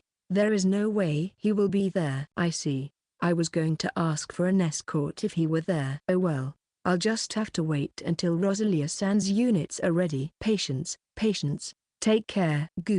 Reluctantly, I ended up traveling this short distance by carriage. I'm riding in Mother's carriage. It feels so nostalgic. The horses pulling it seemed to remember me too. With a clatter, we arrived at the back of the guild headquarters building. The double doors opened, and the carriage went in. When you return, please contact Maya-sama. All right. Don't even think about walking back. If something happens, Corbett-san, you're jinxing it. Well, I won't die, so it's fine. It's not about that. It's about dignity. I'm in a tough spot now. Yes. Corbett-san chuckled and turned the carriage around. When the back door opened, Niyama-san was there. Oyakata-sama, sorry to bother you so soon. Good job, Niyama-san. Thank you. Actually, about that. Oh, sorry for cutting you off. No, it's just. When will Kumariana-san be back? Oh, she was fired recently. What? Niyama-san looked surprised. My mother fired her directly. Why? Again? About Kumai-san, she became the queen of were-eels. Oh, really? Anyway, let's talk in the head manager's office. Is the reception okay? Yes, it's okay. But, we walked through the hallway to the head manager's office. We opened the door and entered a splendid room. I sat on the chair placed by the desk in the middle of the window. Wow, it's quite big. Maybe it's the size of Mother's. What are you doing? Oh, I became the acting head manager. Huh? It seemed like Niyama-san was confused. There were too many things happening, and it seemed like she couldn't keep up. I moved to the sofa and briefly explained. Finally, she seemed to understand. Am I going to manage it alone? Yeah, in that case, it's okay to call someone from the Black Forest human tribe. Then, let's bring Bridget Neen here. Is that okay? We women, even though we are the ones who organize everything, end up doing mostly odd jobs and don't really have any specific tasks assigned to us. Oh really? Let's leave all the reception and administrative tasks to Bridget Neen. I think that way she can really showcase her skills. Well, if that works, then it's fine. Yes, I'll inform her tonight as Oyakata-sama's orders. Oh my. I tapped on the item in my inventory. A magic tool shaped like a bird appeared in the palm of my hand. It had a beautiful form resembling a hawk, but it was palm-sized. The fact that it's a hawk and not a dove might be different from the other world's norms. It could just be the preference of the creator though. Ah, it's definitely here. This magic tool contains space magic that can store letters on both feet parts. It's such a small tool, yet it can fit a whole piece of paper. It's truly a mysterious magic tool. Oh, I see. So it's the same theory as that pouch Rosalia-san has. I get it now. Can I dismantle one attribute display assist magic tool for this? I want to create a new magic tool that allows long-distance communication through writing. so I'll write that down. Finally, in the drawer of this desk.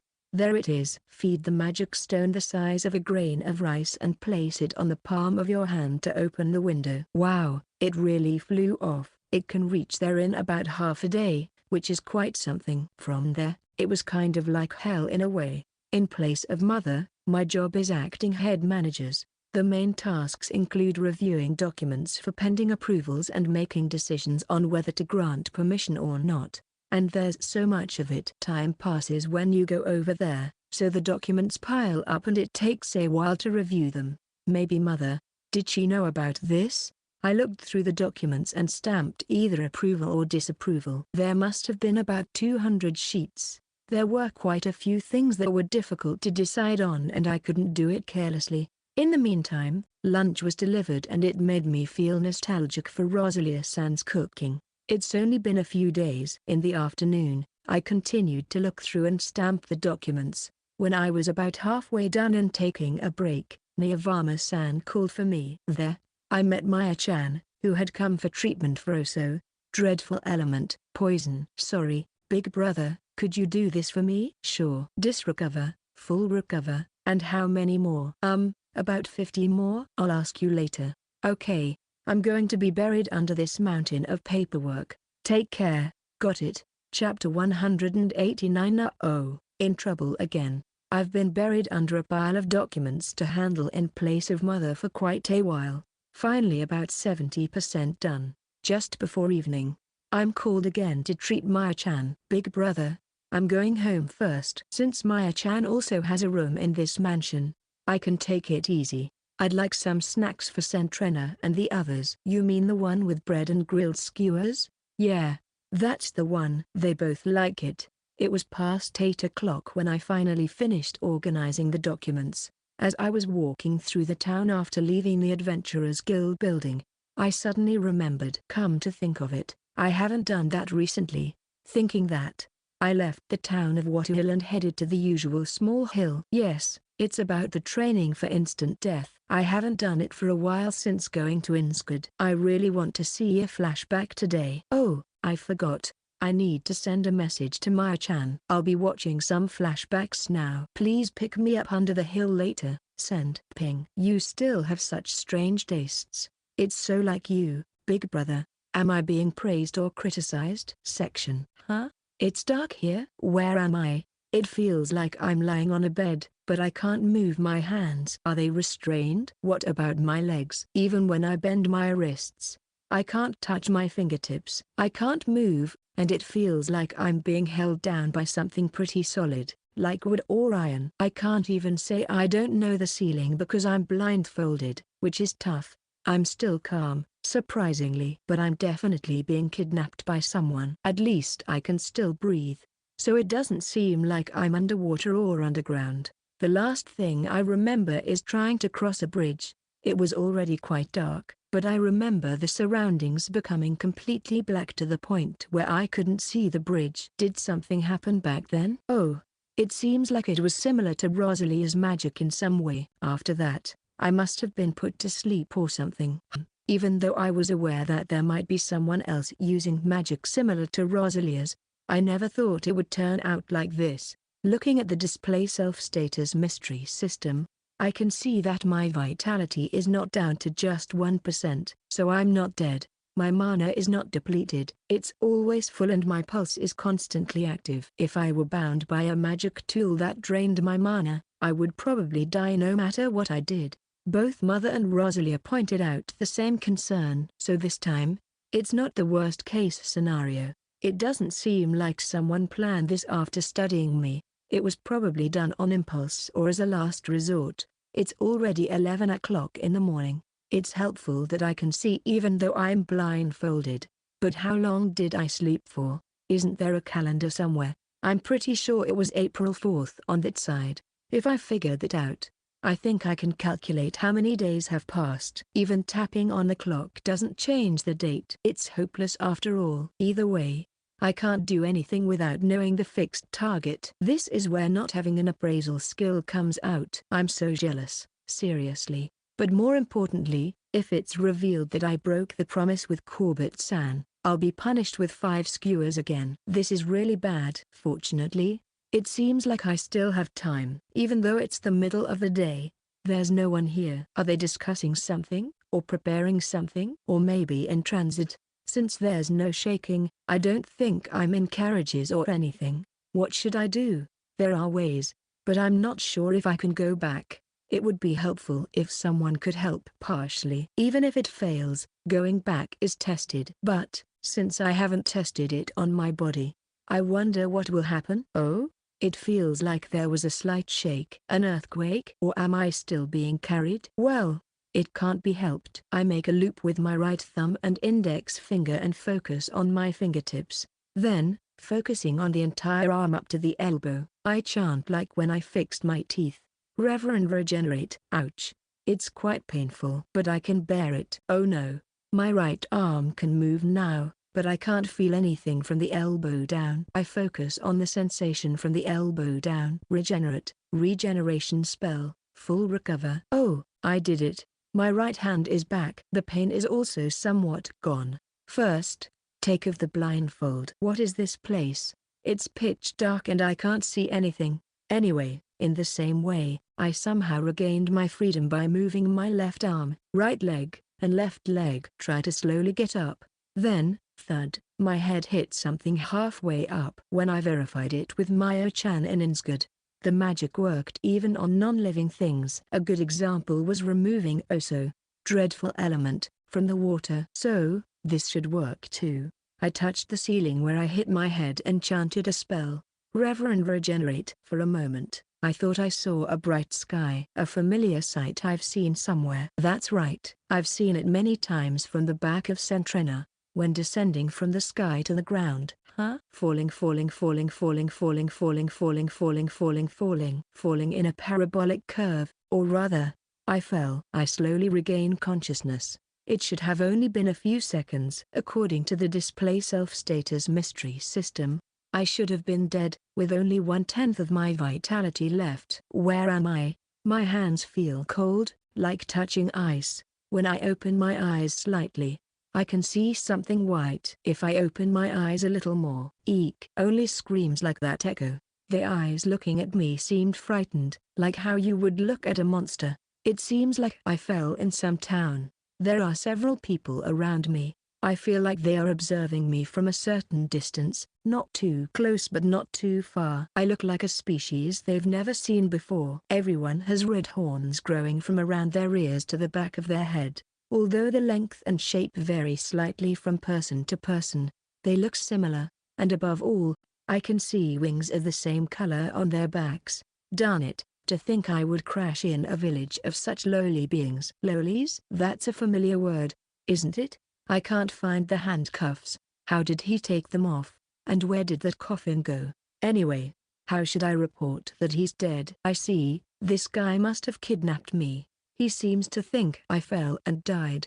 So for now, I'll keep pretending to be dead. I was kicked and turned from lying on my side to lying on my back. At that moment, I grabbed his right leg. Huh? The man who seems frozen. He looks completely different from the people here. I kind of cursed him while holding onto his leg. Leverage generate. The man's right leg turned into black dust and crumbled. Blood gushed out from there, staining the hem of his pants. Chapter 190. Where am I? This isn't good. I need to figure this out. Jaa. The man collapses.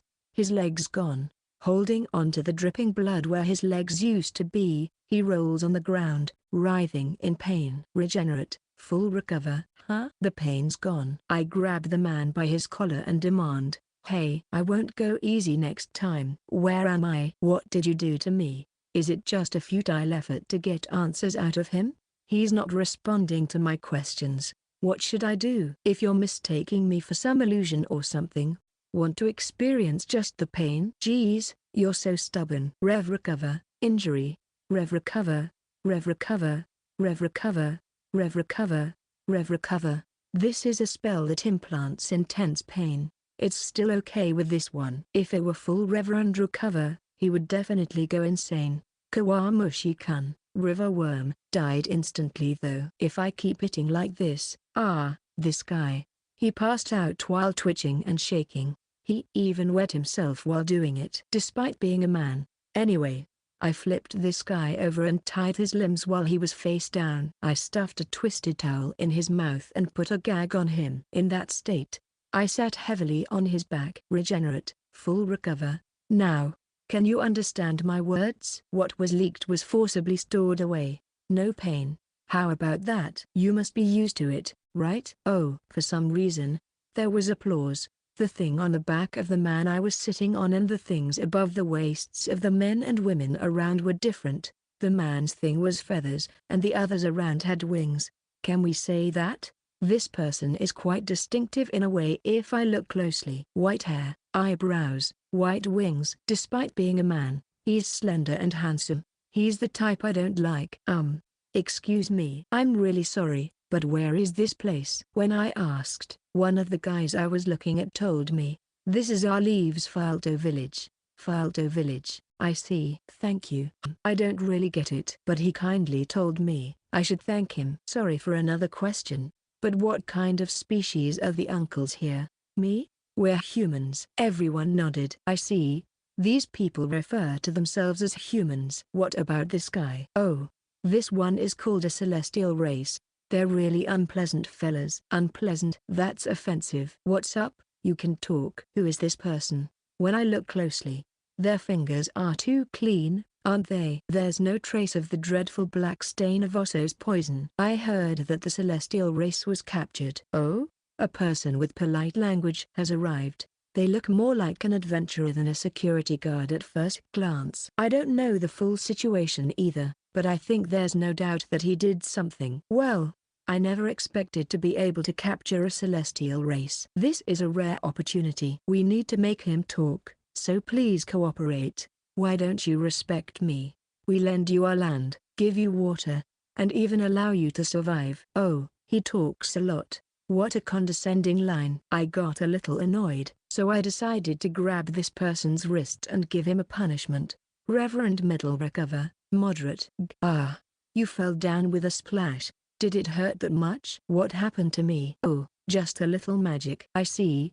Well then, thank you for your cooperation. I feel like he sorts of understand without asking any further questions. But this person's fingertips don't have any black marks from ozotoxin after all. Okay. I'm sorry for the delay, but I am the captain of the security department stationed in Filete village. My name is Failroud. Oh, I see. I'm Tatsuma. Well then, please follow me. Oh, there are quite a few people waving to me. Why is that? Oh, that's because you're being welcomed. After all, you caught a celestial, this guy. Is that so? Yes. We might be in danger from these guys. For them, it might just be a fun game, but we can't catch them because they can fly. If they escape, we can't chase them. We are being transported in a horse-drawn carriage that looks like a trailer. The man wearing a gag can't talk properly. He just makes a mggh sound. Do you see that? Failroud sound points to a big pond-like thing at the end of the field. His finger moves beyond it, revealing a cliff that looks quite far away. It's a rocky mountain that just goes up into the sky, with some clouds here and there. The top is not visible. How high is it? On top of that is the country of the celestial people. Wow, really? It's impossible to reach without flying. But hey, these people have impressive wings, don't they? How come they can't fly even though they have wings? It would be nice to hear the reason. Still, this place is amazing. Everywhere I look, all I see are fields and fields, covered in snow. It seems like the harvest season is over. That's why the soil is thinly covered in snow.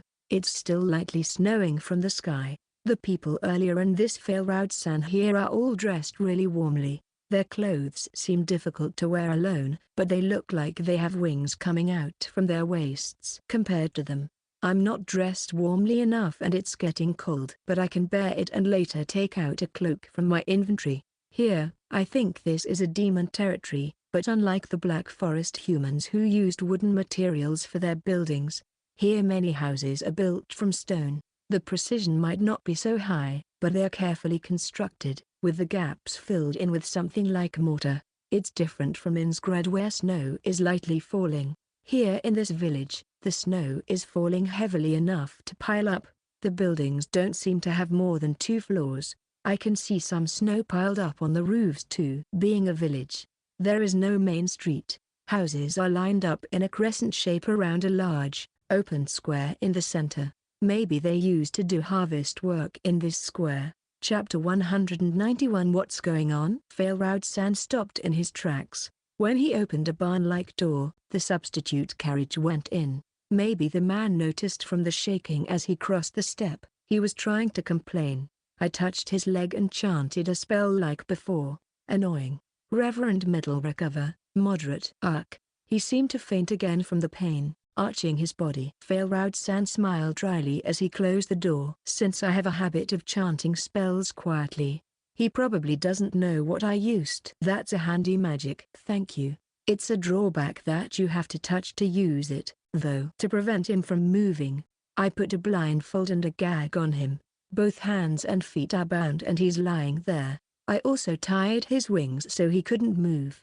If he were to go to these lengths to escape, Failroud-san says I just have to give up. When we pass through the door from what seems like a barn, I find myself in a place that looks like an office. There is a big table with 4 chairs. Please have a seat over there. Yes, thank you. When I sat down, he served me tea. Steam was rising. It smelled nice. Now, this man named Burgolide. I know he is a lower-class noble of the celestial race. A noble? Yes. However, we cannot easily go to the place where the celestial race, Burgolide, lives. Because you can't fly, right? Yes, that's right. Even though we are born with such splendid wings, it's difficult for our Leave tribe. When we were young, we could fly too. When Failroud-san smiled dryly at his childhood, his fingers were also free of darkness. I thought to ask if maybe here, there was no influence of Oso, dreadful element. Failroud-san. What is it? Do you know about Oso poison? At that moment, Failroud-san smiled awkwardly again. Of course, we have also been continuously affected by Oso poison. Oh?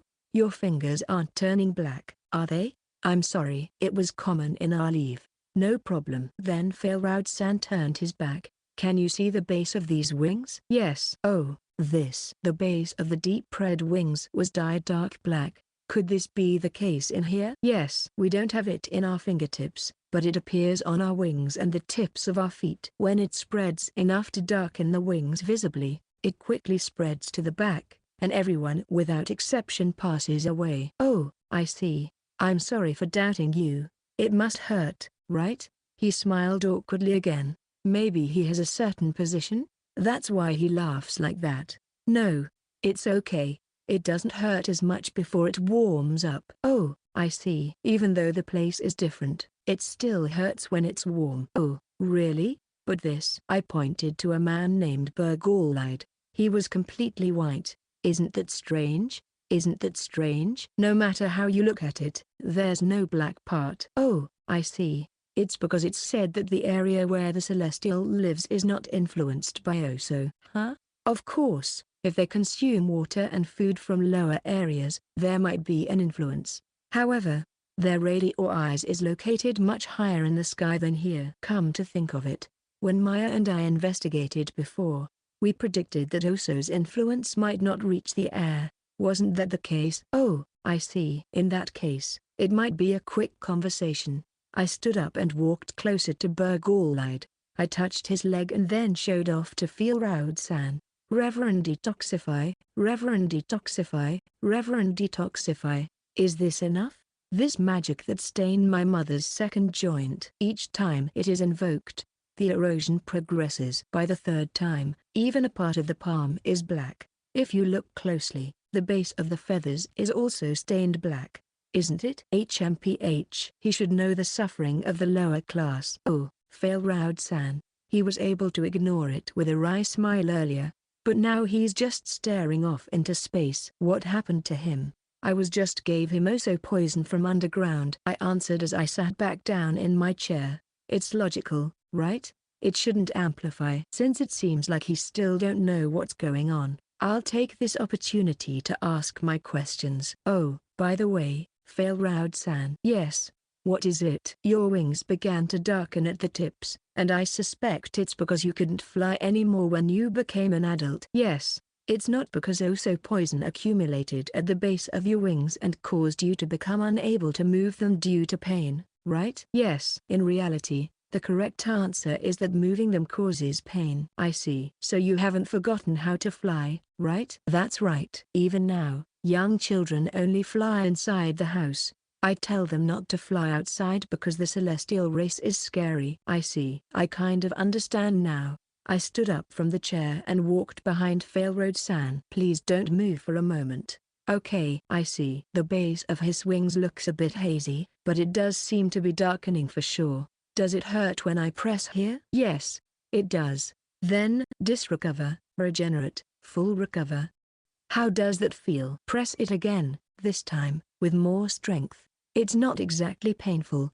More like, relieving. All right, this might work now. Oh, wait, before that, just wait a moment. I stood up and headed towards the barn. Oh, I see, this Jew is struggling. Could you sleep a little longer? Reverend Middle recover, Reverend Middle recover. Ugh. He fainted, but he's leaking. Well, I guess it's fine like this for now. It smells a bit though. Okay.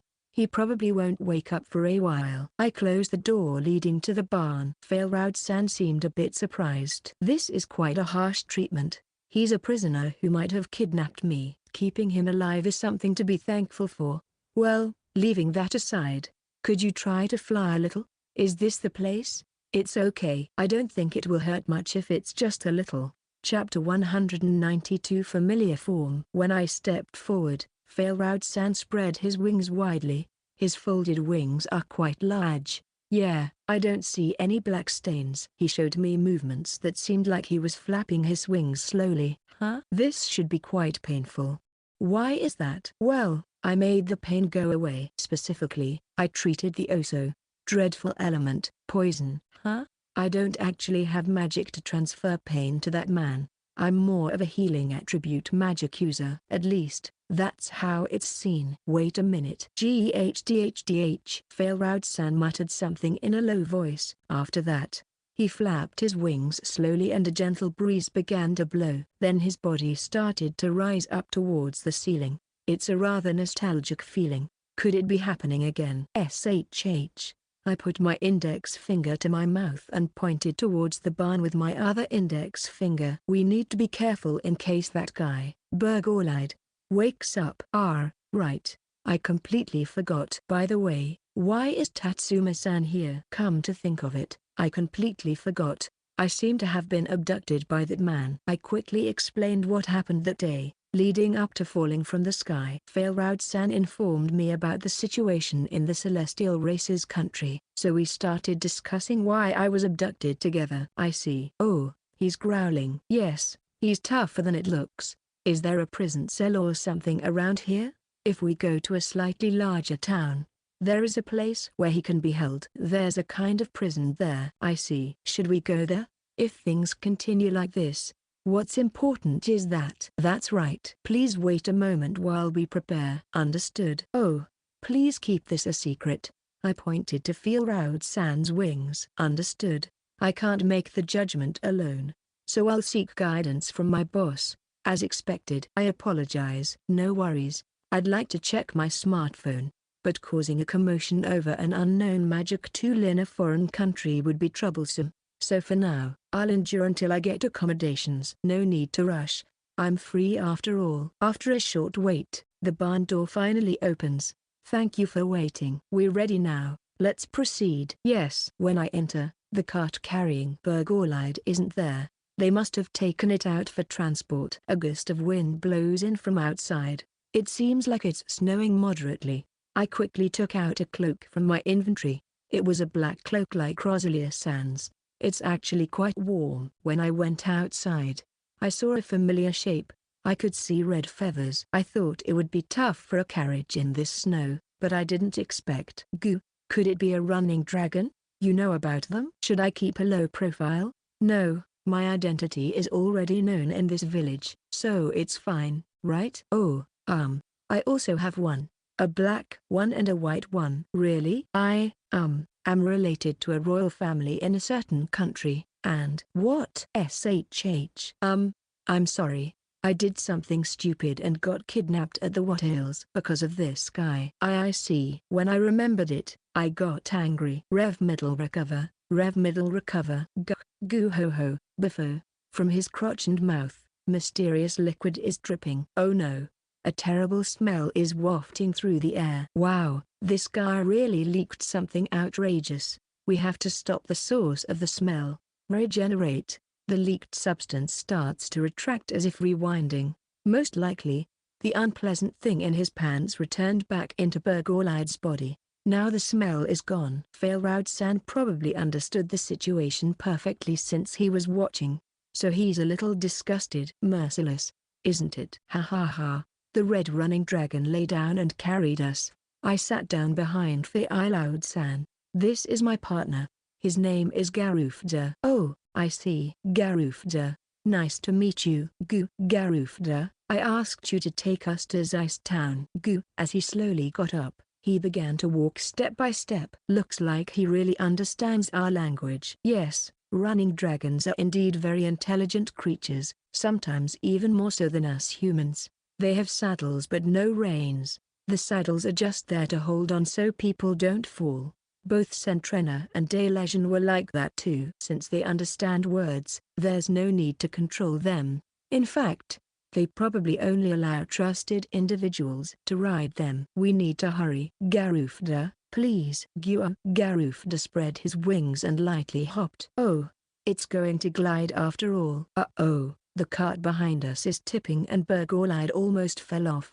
But it seems to be tied down with ropes, so it's not going to fall. This is because we can't fly and we live in areas where it snows for a long time, so we do this. I see. And since it's difficult to transport crops with horse-drawn wagons, we raise running dragons, which are also resilient to the cold. Raising running dragons? Oh? Could it be that this place is, aren't you guys called Dragonkin by any chance? Yes, we are just regular people and not a dragon-like species. However, the people of our leave are indeed called Dragonkin by those outside the country, so there is no mistake about that. Perhaps it's because we have wings that can't fly and also raise running dragons. According to Failroud-san, they do have horns, but they don't have scales anywhere on their bodies or tails like dragons. He says I can see small scale-like things at the base of their horns. Of course, it's hard to see them because they are covered by clothes, but I can also see them a little at the base of his wings. Looking at just his wings,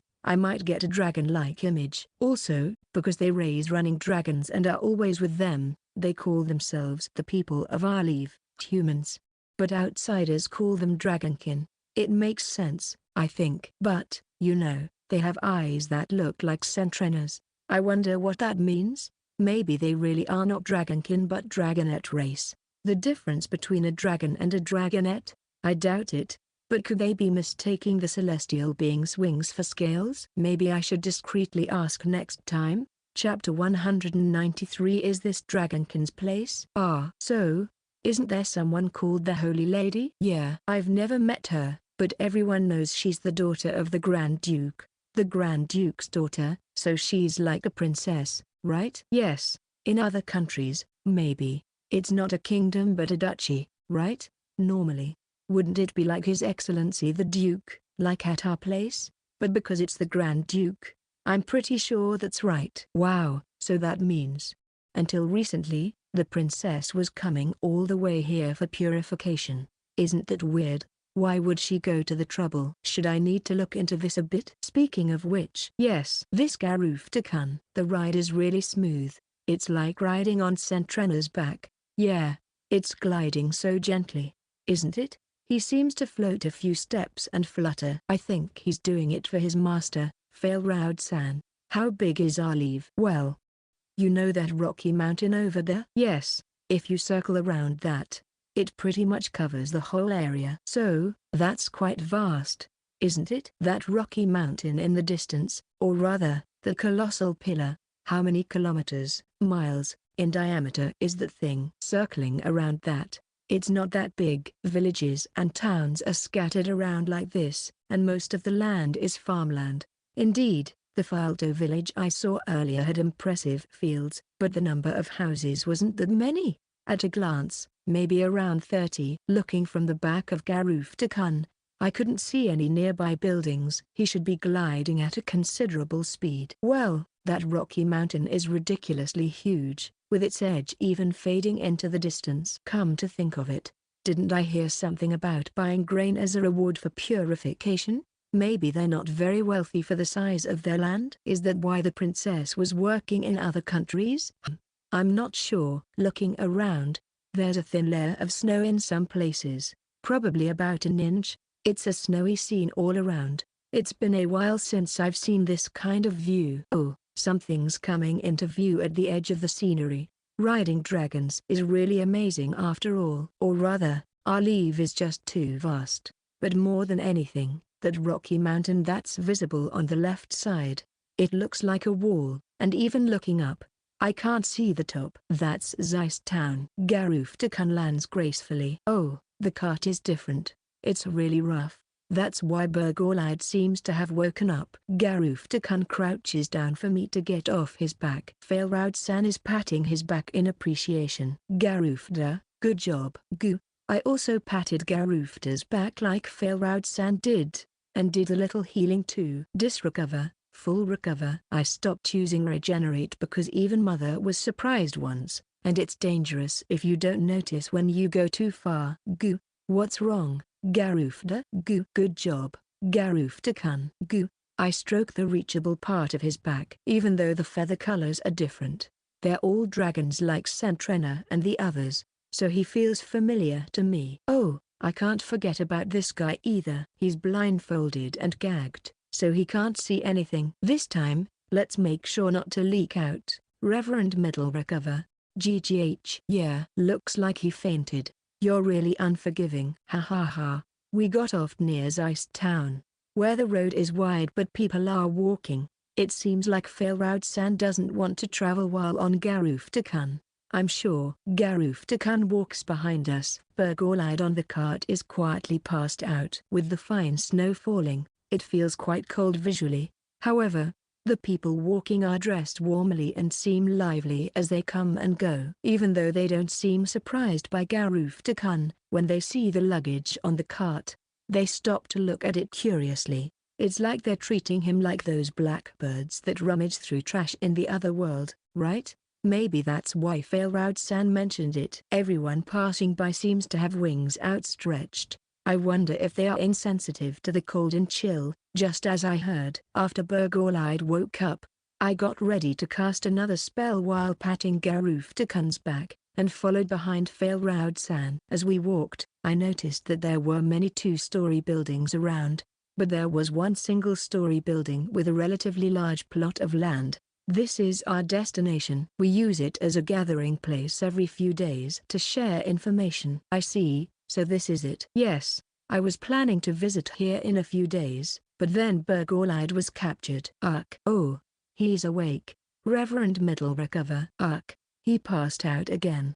This time I tried not to go too hard so he wouldn't faint again. But Reverend Middle recover is a pretty moderate spell. You're not holding back at all. Really? Well, I do have a grudge, you know. We went around to the back and opened the double doors. Inside, it was half barn-like, with a door at the back leading to another room. It looks like Giulietto is back. A red-winged running dragon with a white one point at the neck is lying down and looking this way.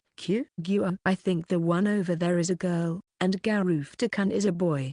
I think their voices are similar to Centrena and Dalesion. First, we go down the passage leading to the underground. We can go down while pulling a cart-like wagon. Burgolide has become a splendid piece of luggage. By the way, Tatsuma-san. Yes. What is it? Failroud-san flips over Burgolide with a heave-ho and checks by grabbing the hand. He is about the same height as me, but he has a better build than me. He's the only village's captain. This also poison. But how long can it last? Well, I think it will last for about 10 years, if you can endure pain, that is. That's horrifying. Oh, there's a proper cell. Open the iron bars, drag Burgolide inside, and then throw him in. Close the bars again with a clang and it's all done. Chapter 194. Let's talk about this in detail. Hey, can I ask you something? Sure. I also have something I want to ask. Okay, let's go up again. With Failroud-san at the front, I returned to the surface. There, I saw a woman standing tall and waiting. She was a bit shorter than me, slender but with a strong presence. Her eyes were a bit stern, but she seemed serious. Failroud-senpai, when did you come back? Oh, Tatsuma-san, she is my junior, Giulietta. Oh, she's the owner of that running dragon, right? Senpai, who is this person? Yeah, we caused a lot of trouble but we received a huge favor. Come on, why don't you say hello too? I don't really understand what you're trying to say. Yeah, the situation is getting complicated. He is called Tatsuma-san, and he seems to be related to the royal family of Inskad. Huh? How can you be so sure? Yeah, I get why she'd doubt. Inskad is the country of Tigerman, Kojinzoku, and I'm human. I stroked the back of a running dragon with a white point on red. What's this one's name? It's Edgelina. Oh, I see. Nice to meet you, Edgelina-chan. Nice to meet you too. Oops. She stands up and rests her chin on top of my head, just like when Sentrena did. Huh? It's impossible for me to get used to anyone other than myself, especially a guy. Indeed, I might get bitten, but it's Edgelina-san's way of expressing feelings. Failroud-san chuckled. Giulietta-san looked a bit frustrated. We also have 2 running dragons at home. One black and one white. Comparing dogs and cats, I lean more towards cats, but as a lizard lover, I just love to snuggle. These fluffy feathers feel so nice. Oh, yes. Disrecover, full recover. Let's start with these. Yes, Edgelina-chan.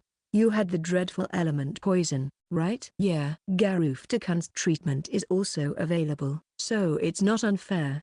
Don't worry about it. Garuftakan also comes closer and rests his chin on my head. Edgelina-chan leans her cheek against mine. I really understand how Maya-chan feels. That's true. It was taught that long ago. We gave a dragon as a symbol of friendship to Inskad. But, by the way, senpai, Giulietta-san seems to have given up on suspicion and is smiling wryly at us. What's wrong? It seems like you went underground. What were you doing? Oh yeah, we captured the Burgolide. Did you have another dream? Please save sleep talking for when you're asleep, okay? Giulietta-san looked surprised. Failroud-san was thinking of how to convince her. With his arms crossed, I pointed to the wings. He nodded once. Do you think you'll believe me if I do this? Failroud spread his wings wide, muttered a spell, and then slowly flapped them, floating gently up near the ceiling, creating a light breeze. Why? How can you do that? Doesn't it hurt at all? She seemed amazed. I see, it must cause a lot of pain for a regular person to do this. The black blemish from the Oso poison comes out at the tip of the wing, but it actually accumulates at the base of the wing. Tatsuma-san caught Burgolide. He's the one who helped us like this. With this, we won't fall behind in the celestial race. Maybe. No, it's too early to think that far. If you can fly, you won't have to be treated like a slave. SHH. Failroud-san hurriedly interrupts.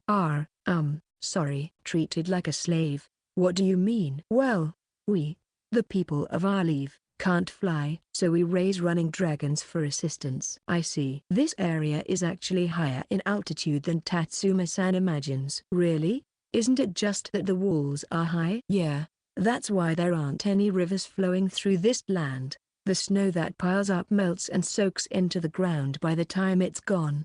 Of course, we also have several reservoirs that don't let water soak in. We collect snow there to a certain extent, but if we drink it all, we won't be able to water the fields. I see. It's an old story, but water used to spring from part of that rocky mountain, and we used it as drinking water. Yeah. But I've heard that ever since those guys settled there, the water stopped flowing. Wow, they're so obvious about it. Yes. There's no mistake. They can divert water by themselves. Really, the water in our reservoirs is drinkable if it's from the top. But as I mentioned earlier, for us, the people of our leave, to keep eating, we have to prioritize watering the fields over drinking water. Okay. Oh, so that's why she mentioned it leads to being like slaves, right? Yeah. It seems like snow piles up deeper in their country, Rady or Eyes, than here. Because their country is on top of a rocky mountain, they have reservoirs and lakes to store melted snow. I see, so the water used to spring there before. Yes, there's a history where, in exchange for temporarily releasing that spring water, they demanded the crops we made. Holding spring water hostage, or rather, not a person but what do you call it? Occupation? Oh, right, it's barter instead of money. Yes, the celestial race mainly eats leafy and root vegetables and doesn't consume any meat. Instead, they incorporate tubers and grains. Since they can get a lot of grains in exchange, they're probably fermenting them to make liquor. Okay, so, exchange rate, the amount of crops they're giving and the percentage of water they're releasing. It's like feeling like you're being treated like slaves or serfs. And it's really frustrating. Is that what's going on? Yes, what Giulietta-san is saying includes that meaning. I feel like I've heard this story somewhere. Anyway, it seems like water is the bottleneck. The ground here gets soaked with snowmelt, but over there, it's hard for the snow to soak into the Rocky Mountains, and they get more snow than this place do. I guess that's the situation. So, that's why they could act so high-handed. Yes, and they also know that we can't fly. Even relying on the running dragons, it's difficult to reach Rady or Eyes. I see, so they're acting all smug about it. Giulietta-san is nodding along as she listens to our conversation. Yeah, it's really infuriating. Oh, hey, senpai, what's wrong? What do you mean? Did you really capture Burgorlide? So it's true then? I'm sorry for doubting you. It's okay. I was surprised too. Right. Let's go. We should torture him right away, is what I want to say. But why didn't you feel any pain, senpai? Are you drinking some kind of liquor? No. Wouldn't it be even more painful if you were drinking liquor? It seems like there's some confusion. In that case, let me go first. I reached out my hand. May I take your hand? Oh, yes. Giulietta-san's hand was as beautiful as Failroud-san's. Perhaps they have a natural resistance to the blackening of their fingertips. It's quite interesting to learn about. Actually, a slightly tanned skin tone, fine scales at the base of the horns. Dragonkin really do seem to have dragon origins, don't they? Unlike Tigerman-san or Cat People-men-san, they don't have fluffy ear fur or tails, though. Disrecover, full recover. Excuse me for a moment. I move behind her and notice that the base of her wings is not black. When I gently touch her wings, I realize that this part is insensitive. Chapter 195. Let's interrogate, regenerate. Okay, is this alright? What happened to me? Yeah. I treated the dreadful element, poison, and then adjusted the cause of your wings not moving a little. Huh? She seems surprised. Yeah, I did it without any preamble. Hey. Do you remember how to fly? Yes, I do. Try moving them. Like this? Oh, it really doesn't hurt at all. Giulietta-san muttered a spell as she moved her wings slowly and then, just like Failroud-san, she slowly hovered up to the ceiling. This is a joke, right? I can fly, right? For the people of our leave, flying must have been something they had given up on at least once. That's why they are so surprised. They are happy. They're crying. After floating for a while, Giulietta-san landed on the ground, looking like she remembered something. Maybe? I forgot, senpai. What's wrong? Let's interrogate. What? Over there? We returned to the underground dungeon. Burgorlide, who had woken up, was lying there. Maybe because he heard a sound.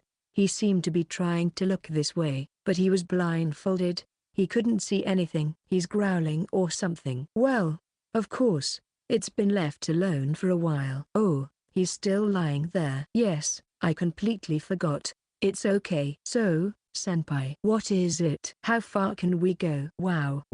Both Failroud and I are a bit taken aback because Giulietta-san's eyes are serious. Since the blindfold is either off by his own strength or by accident, Burgorlide is looking and glaring at us. First, can you look at that over there?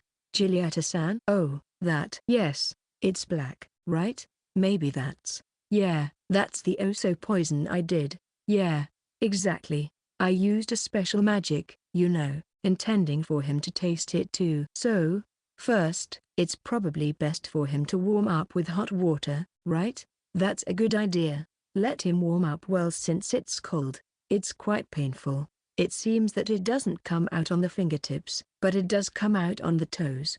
So he seems to be mentally prepared to soak in hot water. I see. Different species have different symptoms of oso poison. Depending on the species, the symptoms of oso poison will also differ. With a very nice smile, steam rises from the bucket-like tub. Even if it's not boiling water, it might be a bit warm, but it must be great during this cold season, except for the black stain of the oso poison. Let's see. It's a little warm, but it's just the right temperature for a bath. Failroud-san has a relaxed expression, looking comfortable with both hands placed. What's the point of you enjoying yourself, senpai? Oh, right. Well then, shall we begin? Yes, Giulietta-san replied energetically. She looked extremely excited. She placed a bucket in front of Burgolide. As soon as she removed the gag, Failroud-san dipped Burgolide's hands into the bucket. Ah, it's hot.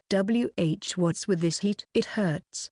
It hurts. I see, so this is how it is with oso poison and hot water. It's a good lesson. Good people should be cured quickly. Yeah. This guy threw trash into the reservoir where we bought drinking water. Wow, that's mean, but it's quite a blow. There have been sightings of young women being kidnapped. No, actually many have gone missing. What's that about? I didn't do such a thing. Ah. Failroud-san is massaging Burgolide's fingers in hot water. It could be considered a form of torture in a way. In fact, did you come here to kidnap Tatsuma-sama, who is here? Oh, he's silent. This is a pretty bad situation, isn't it? Like a kidnapping. Oh, well, setting that aside for now, what about the people who were kidnapped? Burgolide-san. Just the sound of my voice made him scream in horror. Ah, are you staying silent? Well, I guess I can't help it. I place both hands on Burgolide's wings to target a specific spot. Reverend Regenerate. Middle recover. Oh, the feathers disappeared nicely. Quick treatment before pain and bleeding occur. Wow, this is amazing. This is the first time I've seen magic that can do this. Failroud-san, you can take off the restraints and blindfold. He can't escape anymore. Yes, understood. Burgolide probably didn't understand what I meant by can't escape. So he quickly untied the restraints. You can never go back to your hometown again. Even though it seems so close, Giulietta-san keeps saying things with a happy expression. I see. So he felt uncomfortable on his back. Ah, my wings. He's touching his back and waist in shock. Since I made them disappear and treated them immediately, there's hardly any blood. Yeah, I'm controlling it well. I thought this would be the best torture. Did I go too far? No, he deserved this for what he has done. I see, but it's not enough yet. What happened to the people he kidnapped? Burgolide, who was on all fours, seemed shocked and might not have heard Giulietta-san's question. Wings seem really important to the celestial race. This guy is known in this town. Even if he runs away, people might throw stones at him. He can't fly. There have been reports of more than one young woman being kidnapped. Kill me, huh? What? We couldn't believe our ears. Did he really just say that? It's not worth living to be humiliated like this. Go ahead, kill me. Wait a minute, Burgolide-san. What? He's still being so bossy. Before that, can you answer our questions? What happened to the people you kidnapped? Cough. Blood started coming out of Burgolide's mouth. I guess he was planning to escape. Ah, what the? How awful. Hey, what's up? Trying to escape with your tail between your legs? Why are you looking so proud? There's no way you can escape, right? Full recover, huh? It's not just a loss. So it'll be fully healed with this. Look. He's starting to look despairing. You're amazing. I didn't think it would come to this. Then Burgolide puts a hand on his waist. He takes out a knife from somewhere, stabs himself in the chest, then pulls it out and without hesitation, slashes his own throat. Is this like seppuku over there? Maybe he's a noble or something, and he's been taught to choose death rather than show disgrace. Why are you so happy? Do you want me to say, you did great or something? He's smirking at the mouth and eyes. But, you know, he's naive. Even that Rosalia-san broke, didn't she? Chapter 196. Let's interrogate, Part 2. Burgolide's eyes were losing their life. He died. That's right. But you too, he's too naive. Didn't I say not to let him get away? Could it really be? That's also, maybe. Good answer. Resurrect. Resurrection spell. Muttering the spell quietly, time seemed to rewind. Blood, wounds, even the color returning. Yeah, it's a secret. You know what would happen if you let it slip, right? Yes. It's not something to joke about. Why yes. You're the type of demon lord I absolutely can't defy. Oh, I can hear you, you know. And there's no demon lord, right? Wait. There was a demon lord type of person. Finally, life returned to the eyes that were once open. And guess what? Maybe because Failroud-san, Giulietta-san, and I were all observing Burgolide from the moment of resuscitation, he felt our gaze. Hey, can you see us? It seems not good. Giulietta. I was just. Is it perhaps, why are you alive? Ha ha. That's why it's no good. Failroud-san is about to burst into laughter. Well, no wonder. He's spoiling the serious development from this side. Now, about what happened earlier, what about the people you captured? I threw the question back. Otherwise, those two would keep playing around forever. They both nodded as if they remembered. Forgot, huh? Honestly, don't know. This time, it's not silence but silence as an answer. Tatsuma-sama. What's up? Giulietta-san looks at me. No matter what I do, he will heal, right? She's talking about torture. Well, I'm not sure if he'll return to normal after being driven mad. I haven't tried it before, she says with a smirk. She whispers in my ear, can you at least knock him out? Reverend Middle recover. Yep, he's knocked out. Thank you. I plan to move Burgolide to the headquarters in the duchy capital. Giulietta. Why? She starts talking with a smirk. In the duchy capital, there's a small but lively district. I see. And there are male prostitutes. Huh? Failroud-san and I echo each other. This Burgolide looks well-groomed, and it's a celestial race. I think it will serve them admirably. The unconscious Burgolide probably hasn't noticed the change in his situation yet. As a man and a noble, is this the end for him? It's just a suggestion. Anyway, we can't decide anymore, so let's transfer him to the capital city once. Right, senpai? Why yes, indeed. So, we ended up loading Burgolide onto a cart and heading to the capital city. Rooftop, the running dragon pulling the cart, had Failroud-san and me on it. Giulietta-san rode with Edgelina-chan to the capital city. Burgolide was wrapped up and unconscious. The running dragon was supposed to reach the capital city by nightfall, so we quickly set off after loading the necessary supplies. No matter how much I ride on the running dragon, we can't just leap from inside the town. The cart carrying the wrapped-up Burgolide was swaying so much that I thought he might never wake up, but in a way, not waking up is a damage similar to Rosalia's sleeping magic. You could say, the time displays on the display self-status mystery system, but the date still doesn't show up. It's now 3 p.m. So, in about 3 hours, we should arrive in the capital city. I want to take out my phone, but it might start ringing with notifications. Maybe I'll check it once I've found an inn. I feel bad for Maya and the others, but there's no use panicking now. I'll just apologize later, that's all. Looking at it this way, I can see the running dragons jumping and gliding in some places. I thought it was quite interesting to be raising running dragons. Most of them seem to have red wings. Even though the colors are different, they seem to belong to the same lineage. Section. Oh, the car behind us is really shaking, but it's not a problem at all since Rooftop is taking care of it for us. As we were talking and joking around, I started to see a big town as the sun was setting. Tatsuma-sama. Yes? That is the duchy capital. Although the rugged cliff on the left side doesn't change, compared to Filto village and Zeist town, I could see a significantly larger town. I think it looks like a town because I'm comparing it to the cliff. It's just too huge. It's interesting, or rather unique. Similar to Filto village or Zeist town, there's no concept of highways connecting towns or villages here. Well, it might not matter much if there are running dragons. Actually, both the running dragon, Rooftop, and Edgelina-san just landed briefly before gliding most of the way here.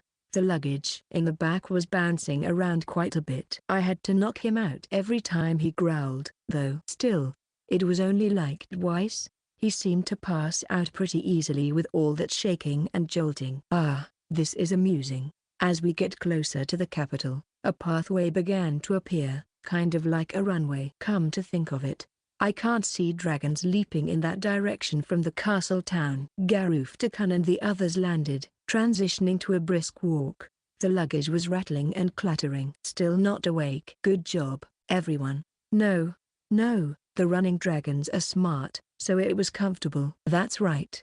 Edgelina and the others fly with care for us. Giulietta-san says so too. There are quite a few, well, quite a number.